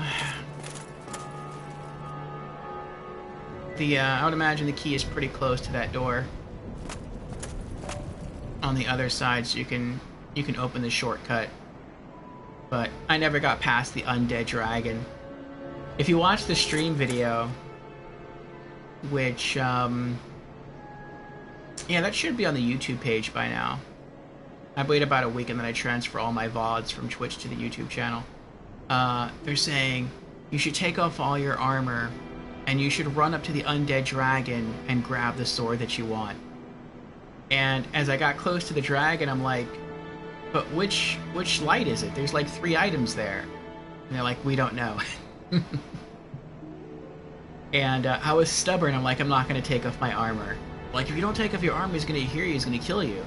And I'm like, I don't care. I'm a paladin. Paladins don't take off their armor. And they're like, all right, you're not going to get the sword. And so instead of running, I like just creep.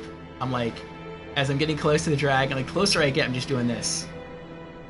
Like, I'm inching my way towards the dragon, and he never woke up. I got all the way right in between the dragon. I passed the first item that was by itself. I still don't know what that is. And I went to the next 2 items. I picked one up. It was the shield. Not this shield, but a different shield. And then I picked up the sword, and then the dragon woke up. And I turned around to run, and he clawed me once. I survived. Then he clawed me again as I was running away, and I died. And I thought, maybe I can get some revenge on this guy. And so I left, and I bought a quiver of 100 fire arrows, because, you know, he's an undead dragon. So I figured he'd be weak to fire, because undead are weak to fire. And then I came back, and I shot him with a fire arrow, and it hit for like 3 points of damage. And I'm like, well, maybe I just have to hit him like 4 or 5 times to build up the fire status effect on the dragon, and then he'll die. That didn't happen. And I tried other things. I tried shooting his paw, because he is hanging like on the cliff. He's not like just laying on the cliff. And shooting him in the paw does do more damage, but not a lot of extra damage. I think he went from taking 3 damage to like 5 damage. And he never caught on fire. And so I was like, well, maybe I can use a poison arrow on him to poison him? I mean, he's undead. I wouldn't think undead can be poisoned, but I'll give it a try. Nope, I was right.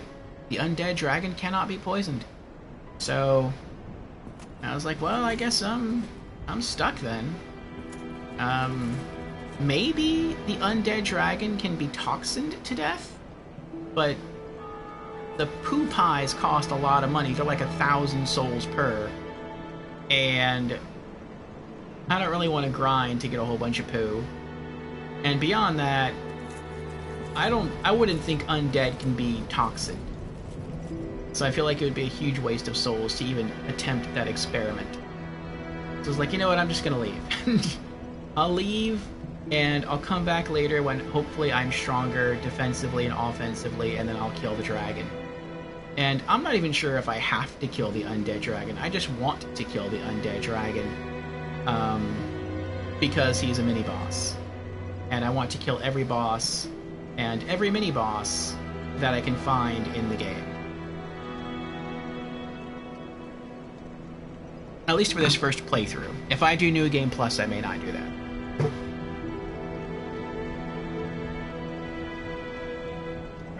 RCX says, the unequipped armor thing is just a myth. Some people think you can jump further or survive deeper falls, even though this is not the case in Dark Souls 1. Oh, but that is the case in other Dark Souls games? Motrin says, I think you may be really suited to D&D. You think like a role player. Huh. That'd be cool. I would like to do some D&D sessions. I've had someone offering to do D&D, I just have to find the time. And it would be like a Discord thing, it wouldn't be in real life. And, I'd be willing to give it a shot, to create my own character and to take it through a campaign. I've only ever done one D&D campaign once. And literally I was doing it with someone else. Like, someone was like doing the number crunching for me and doing the die rolls for me.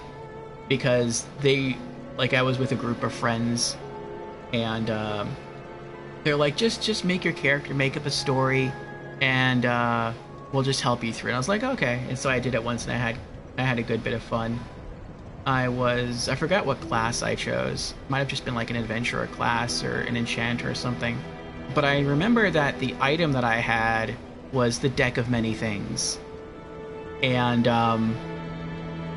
I wanted to use that because I read the description of the item, and I'm like, this is like Yu-Gi-Oh! So I played as a Yu-Gi-Oh! Duelist, and I would call out the cards. And That was fun for a bit, but they told me that the creatures you summon from the deck of many things don't actually do anything. Like, they're just illusions. So if someone doesn't fall for the illusion, then you're kind of stuck. But the experience was a positive one. Slick says, man said, I do not want to grind and purchase feces. I am not mad at that. In fact, that is quite hysterical. Yes. I can produce my own feces. Actually, I don't know if they can produce their own feces. Do hollows poop? Is that a thing? I wouldn't think so. They don't eat. They just consume souls. What would soul poop look like? Maybe like a clear jelly?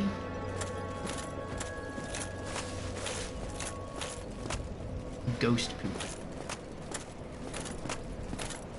Yes. Alright. So where are we gonna go? Where are we heading now?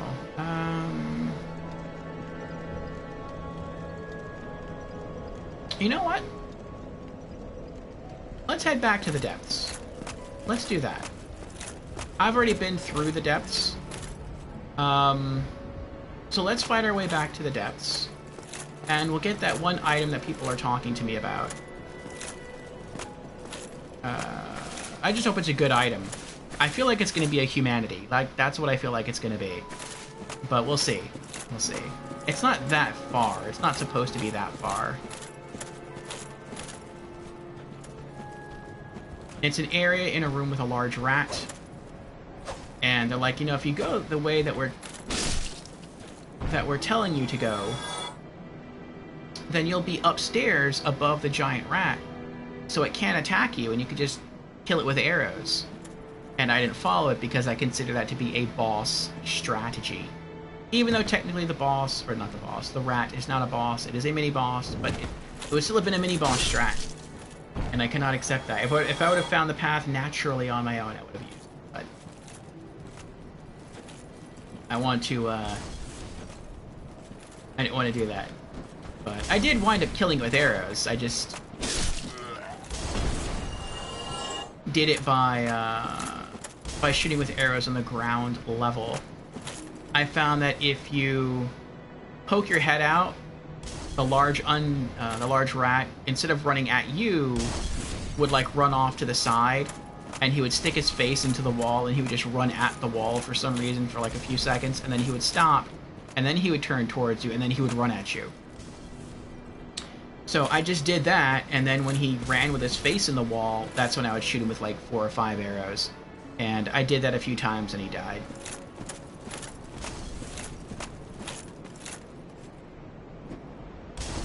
But...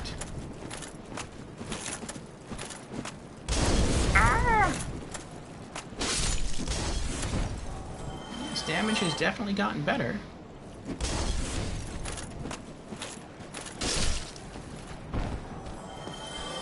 Aww.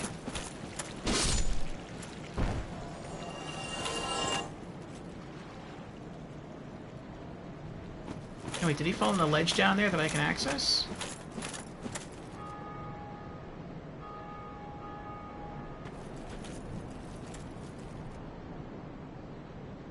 No, he fell into the abyss. What is that noise?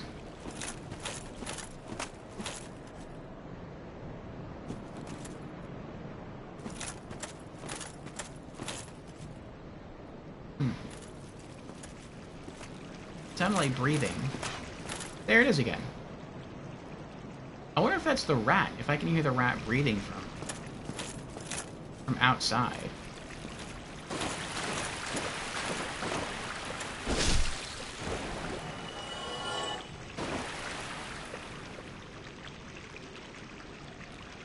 Elden Ring literally has giant dung beetles. That's disgusting. Hey, Street Life, how you doing? Street Life says, go beat a boss, King. I can't beat bosses right now. You're good? That's good.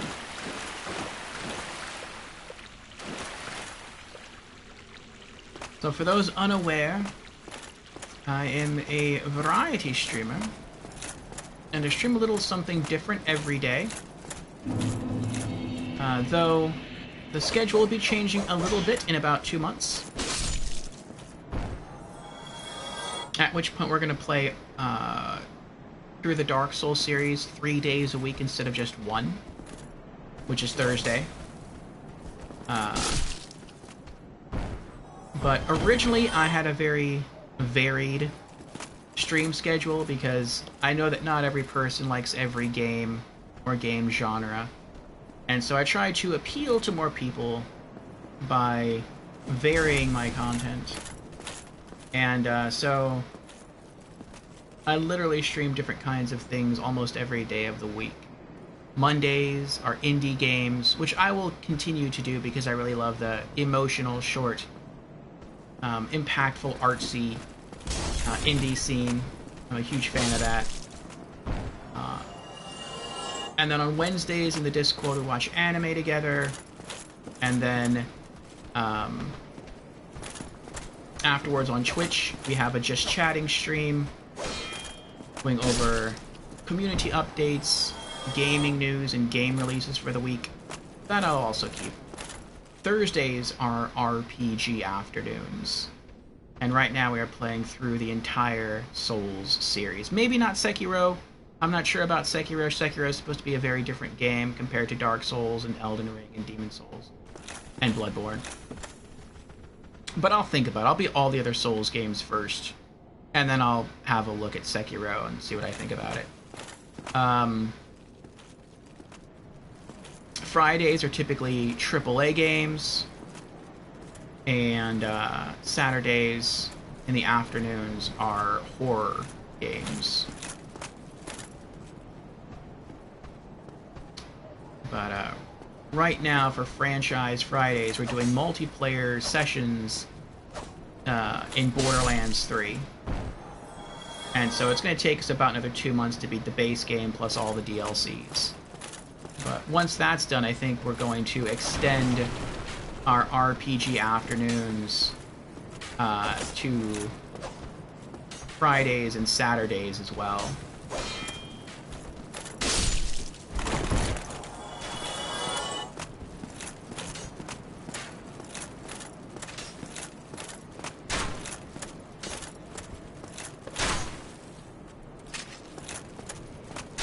I think maybe I went a little too varied with my schedule. So we're gonna dial it back some.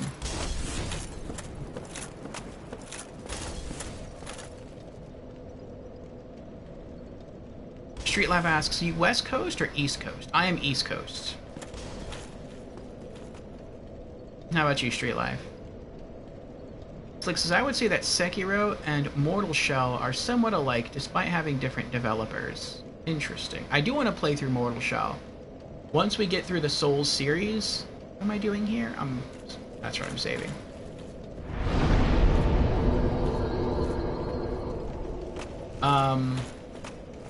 Once I... Oh, that's right, you respawn, don't you?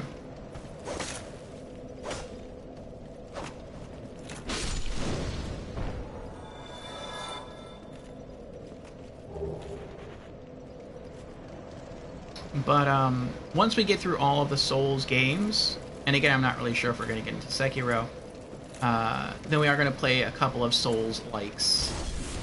One of which is going to be Mortal Shell. Mortal Shell is going to be the first Souls-like we play. I was going for the backstab, but I miss. I typically miss the backstabs in this game. For me, it's easier to parry than it is to backstab. Oh, he ignored me. Okay, that's fine. Okay, so where am I going? I am going... Think about how to get back there. How do I get back to the depths? How do I get back to the depths?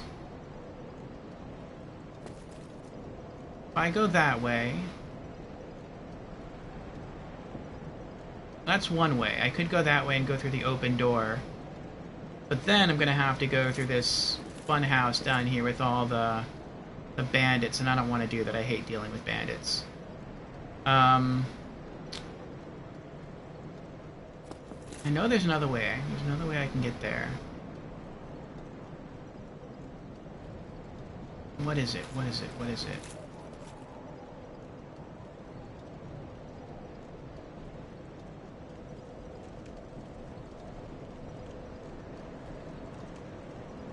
Oh, you're far West Coast, Street Life? I think it's back this way.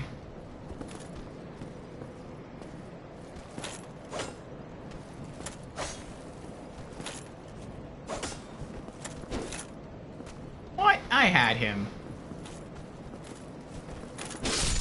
There we go. Okay. If I go that way and I go through that door, I go downstairs. That'll put me there, but then I'll have to fight through all these things. I don't want to do that. If I go in here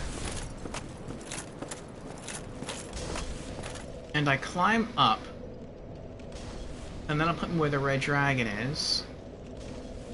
No, I'm not any closer that way. I know the way I took before. There's another Estus. The way I got there before was I came from a door that was over there. But I don't remember how I got to that door. Now I remember how I did it. It's near the female merchant. That's where the door is. Okay.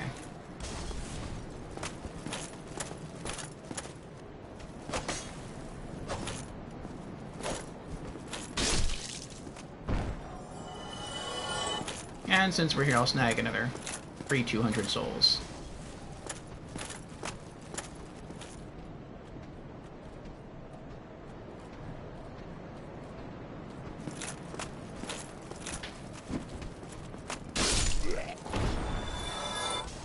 But the reason I brought up my schedule is because... Yay, Titanite. There are some people who do only tune in on certain days when I'm streaming. Like, they only tune in sometimes on Thursdays to watch Dark Souls. Or they only tune in on, like, Fridays for Borderlands 3. And, because of that, I want to make sure that I don't do any level progression or any story progression unless it's on those days. So today is not Thursday, but I still wanted to play and stream Dark Souls, and so I limit myself to only doing things that I've already done. So I can go anywhere that I've already been. I can grind, I can go back and explore things maybe I missed the first time around. And, that's why I tried to upgrade my sword. That was supposed to be a plunging attack there.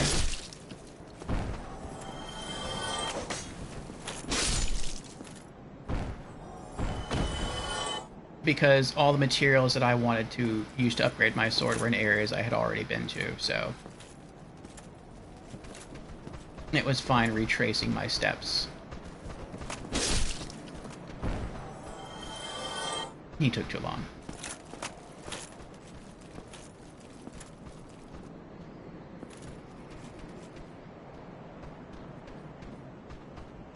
The depths does make me nervous, but if what people are saying about how to reach the upper platform where the large rat is accurate, I don't really have to go very far at all into the depths.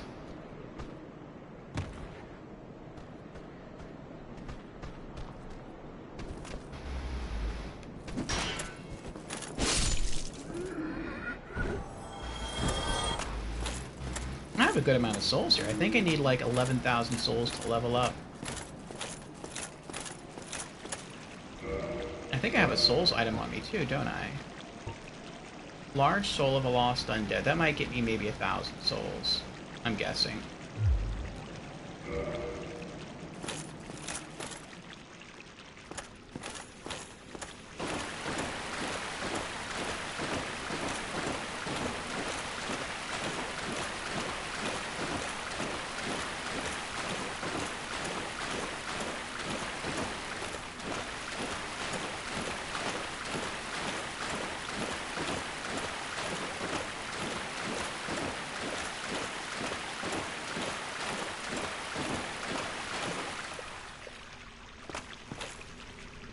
Okay.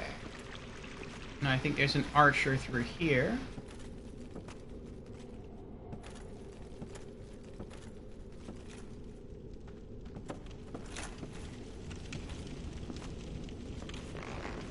There we go.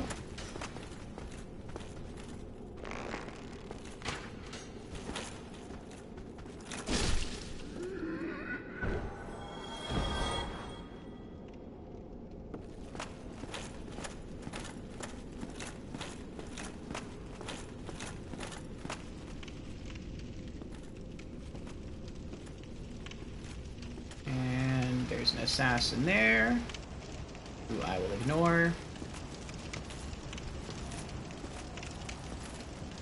And this is the door to the depths.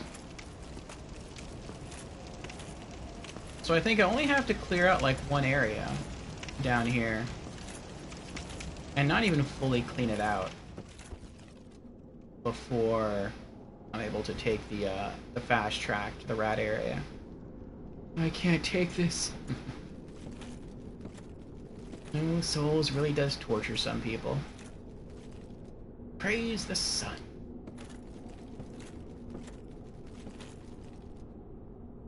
Be wary of enemy.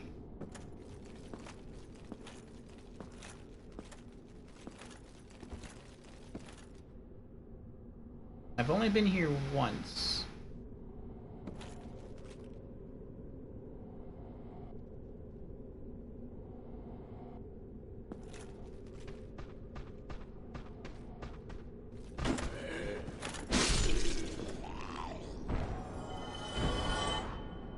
So I'm still quite cautious in this area.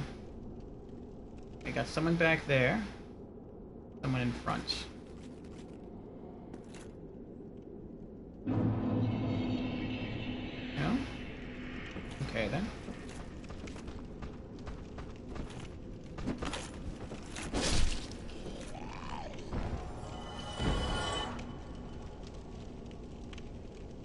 I went that way before, and I got an item behind those barrels.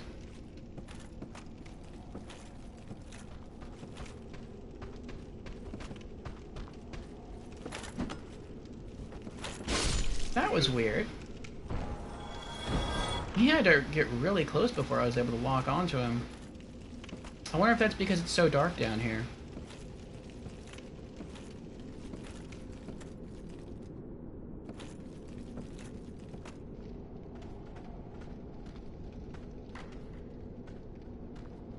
Alright, now what people were saying is... I'll deal with this guy first.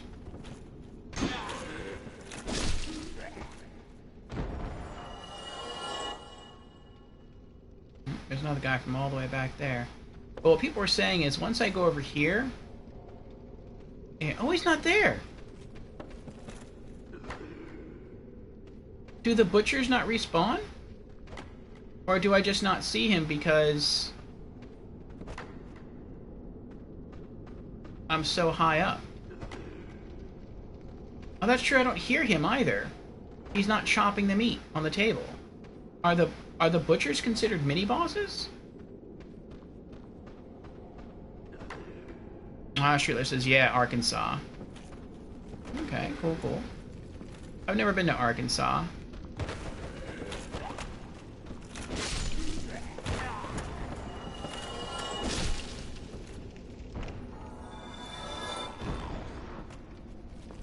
I would like to see more of the US, though.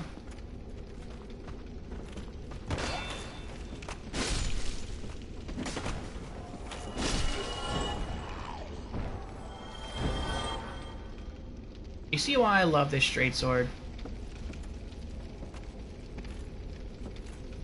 Like, its base attack was weaker than the Drake sword, but I've pretty much been exclusively using the stab attacks to kill every enemy I run across. I haven't been using the slash. Most of the time I don't use the slash. The only time I'll actually use a slash attack is if there's a lot of enemies that are weak, that are clumped very close together. Then I'll swing my sword to try and hit multiple enemies at once. But if that's not the case, I stab everything to death.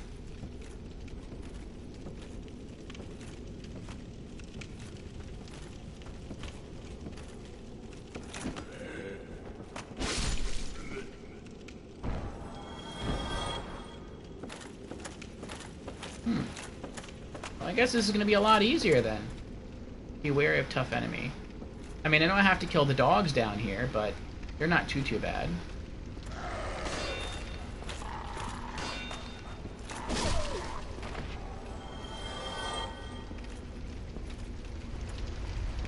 And I think that's it for the dogs. I know there's more down there, like there's one right there, but he's not going to attack me unless I go down there, and I'm not going to go down there. Oh, no, wait, isn't there one more dog up here? I feel like there is.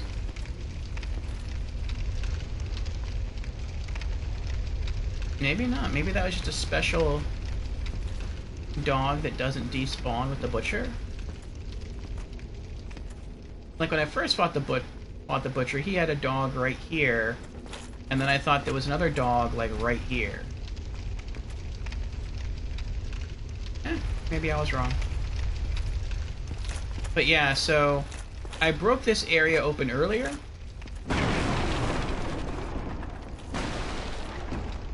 But I never went down here because it looks like death. It's just a dark hole. And you can't see the bottom. And so I figured if I fell down there, I would die. But people were saying, no, if you go down there, then that's the upper platform where the large rat is, and you can loot something up there, and you could rain arrows down on the rat. And I was like, no, I don't want to do that. I want to use my own strat. But were they right? If I drop down here, will I survive?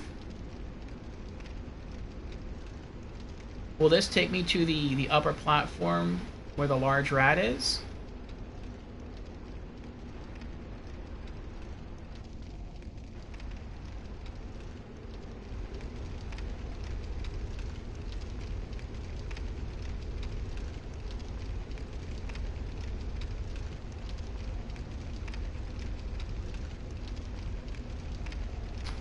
So I have some friends.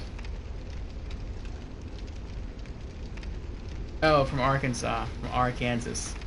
It can be a rough place, but there are some good people there. Yeah, I figure it's like that most places. Everywhere's gotta have some good people.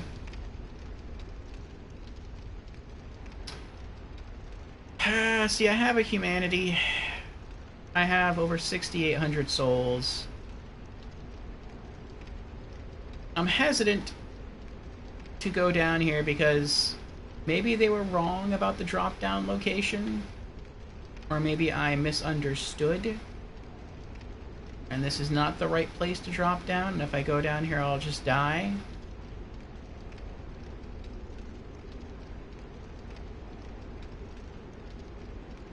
I know someone sells a stone, I forget who it is. I don't think it's the female merchant. Where if you drop the stone, you can wait and listen, and if there's a really loud noise the stone makes when you drop it, then that means you'll die if you fall down that hole or that area. But I don't have that stone, I never bought it. And I forget who sells it.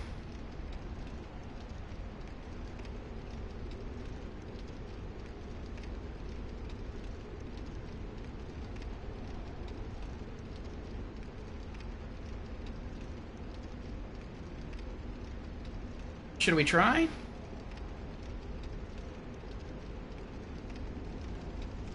Unless someone knows the answer. If you know the answer, you can tell me.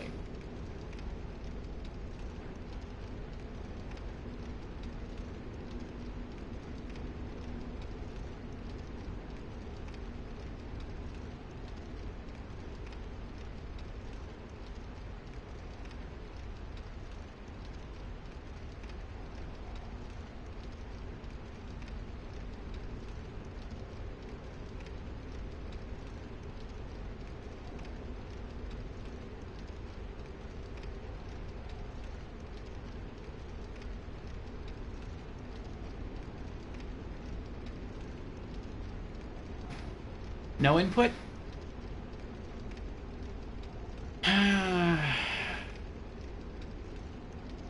Alright. Let's give it a try.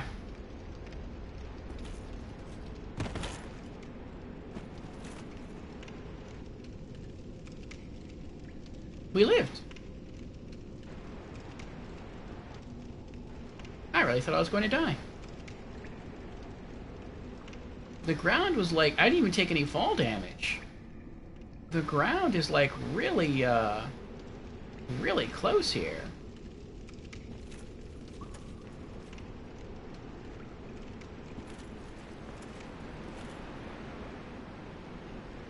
Yeah, this is the room where the giant rat was. This would have really sped up the level. Oh, but the guy's over there. Is there a crossing point? Maybe.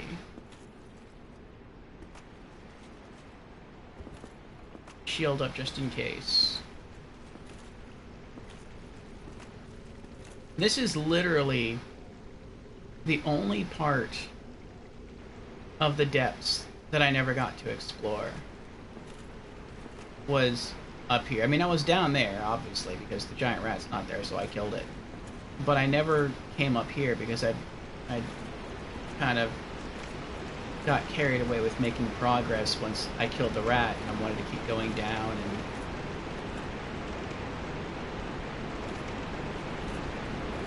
and making more progress that way. But I never circled back. Alright, so what do you have on you? I hope it's good. Spider shield.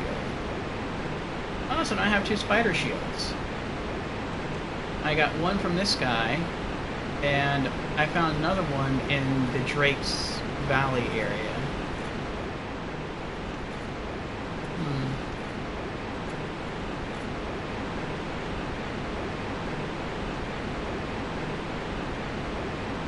Is there anything over there? Can I cross? I can cross.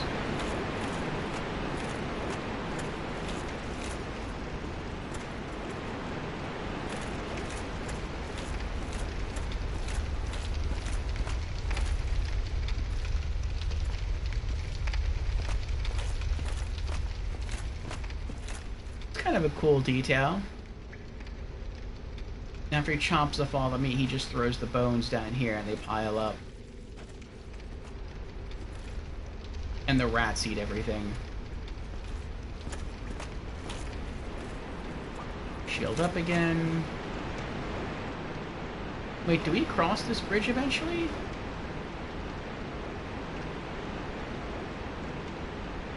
I guess so, because there's someone's bloodstain up there. I don't remember doing that.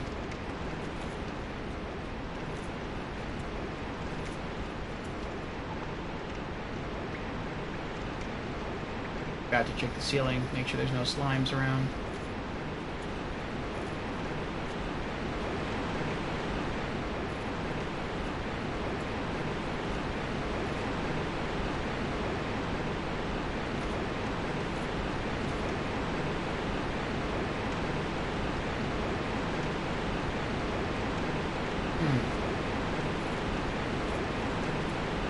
So if I want to return to...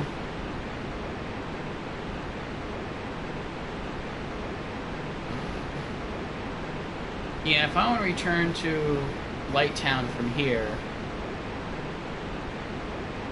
Yeah, it would save me time dropping down there for that hole, but...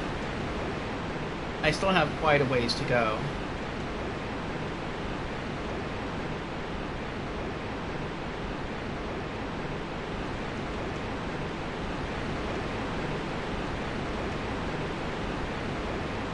I think I would still have to slide down that waterfall, climb up on the other side, and then I think I would still have to kill some frogs.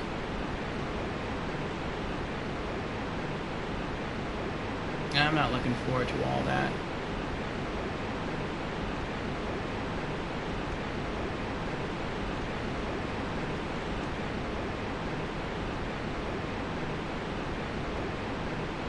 Or, instead of dropping down, I could go the more traditional route, and that would take me into that room where that red ladder is, and then I can make my way through that door, and I think through that door is where the bonfire is, and then from there,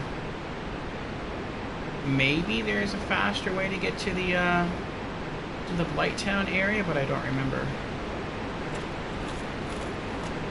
Either way, we're not going to go to Blighttown right now. Let's get out of here.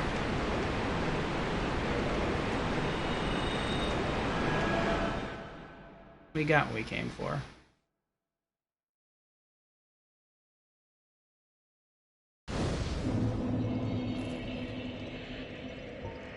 I so love being able to do that. Okay.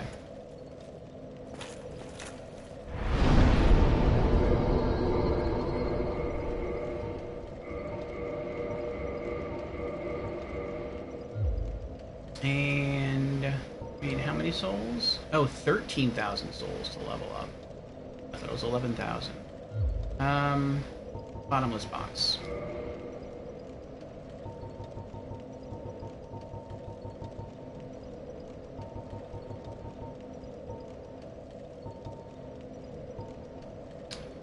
On some Titanite shards. Weapons. Short sword. I don't think we got any other items, though, did we?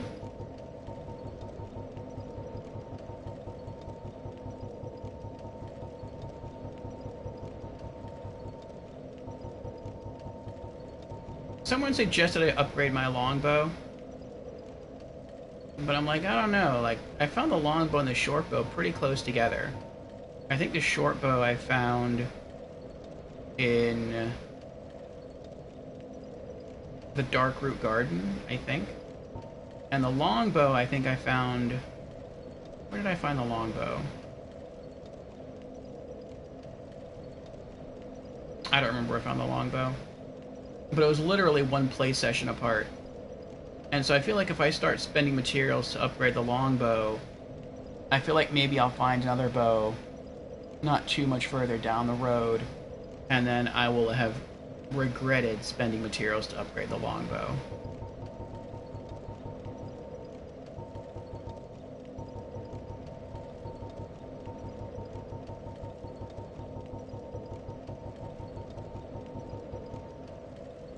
Nope. Hollow soldier shield. Either spider shield. I like to try to keep my inventory as clean as possible.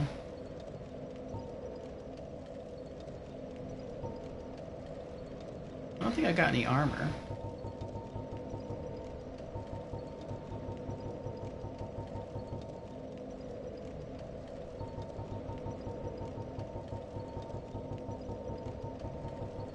I really haven't traveled to that many other states either. I've been to New York. I've been to Georgia. But I was only in Georgia for like one day.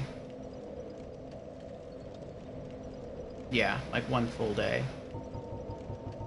New York, I've been there a couple weeks. And that's it, actually.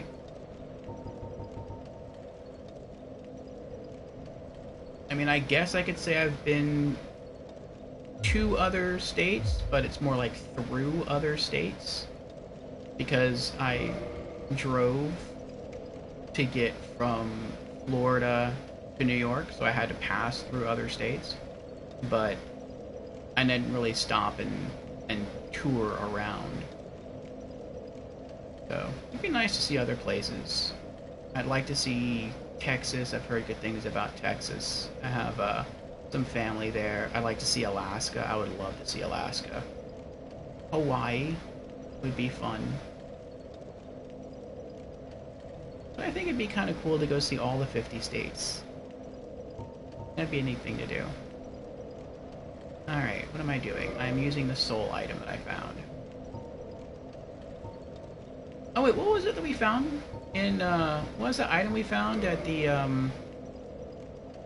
Oh, that's right, it was a spider shield that we found in the, the dusk. Large soul of a lost undead. Oh, only 400 souls. Okay. Alright, so that puts us about halfway to leveling up. I could grind. I'd have to do like 14 or 15 pop-ups there to gain some levels, but we've already been going for like 4 hours.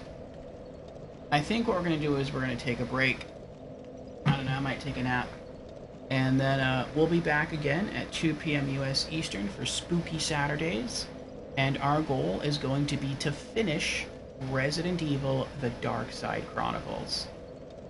So, we have finished with the Resident Evil 2 segment, we have finished with the Code Veronica segment, and all we have left is the Javier Mansion mission, which is the mission that introduces Leon Kennedy to Krauser.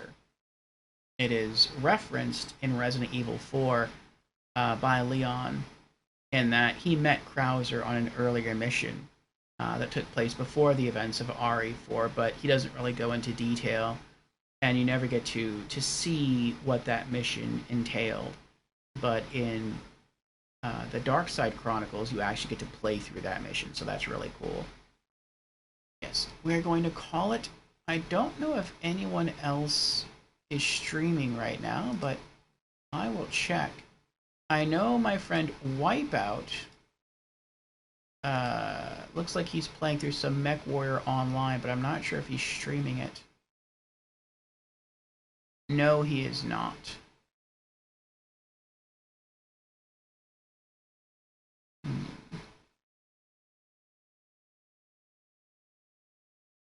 Alright, well.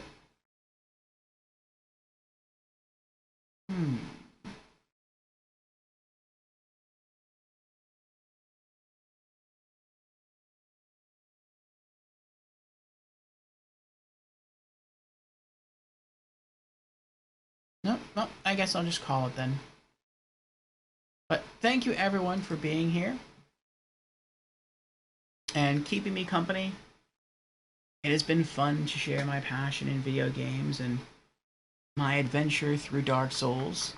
I hope to do so again this Thursday when we're actually back at it and making more progress through the rest of the game. We're either going to be going to the Catacombs. That was RCX's suggestion. Or we'll be returning to Blighttown to try to make our way to the second bell and give it a ring. But yes, thank you Slick, thank you Street Life, thank you RCX, thank you Motrine, thank you DM Chromie for being here as well, and thank you to Jamera and Ratika, and to Misplaced, and to Vajolo. And again, thank you, Vajolo, for gifting Flat Earth a sub. Thank you, Flat Earth, for being here. Thank you, Lady Wolf, for the raid and stopping in and bringing your friends here for a bit. And so yes, Slick says, have a great day. You too, Slick. Have a great day. I hope you all have a great day. Have a good Saturday. And have a good weekend, if I don't get to see you. And like I said, we'll be back later on with some Resident Evil Dark Side Chronicles. And the next time I'll be streaming Dark Souls Remastered will be this coming Thursday from 2 p.m. US Eastern till whenever we stop. And in Dark Souls, we've been pulling like 9 to 12 hour streams. So it's going to be a very, very lengthy stream, not like today. But yeah, I'm looking forward to making more progress and seeing what we get up to. So again, have a good day, everyone, and I'll see you next time. Bye.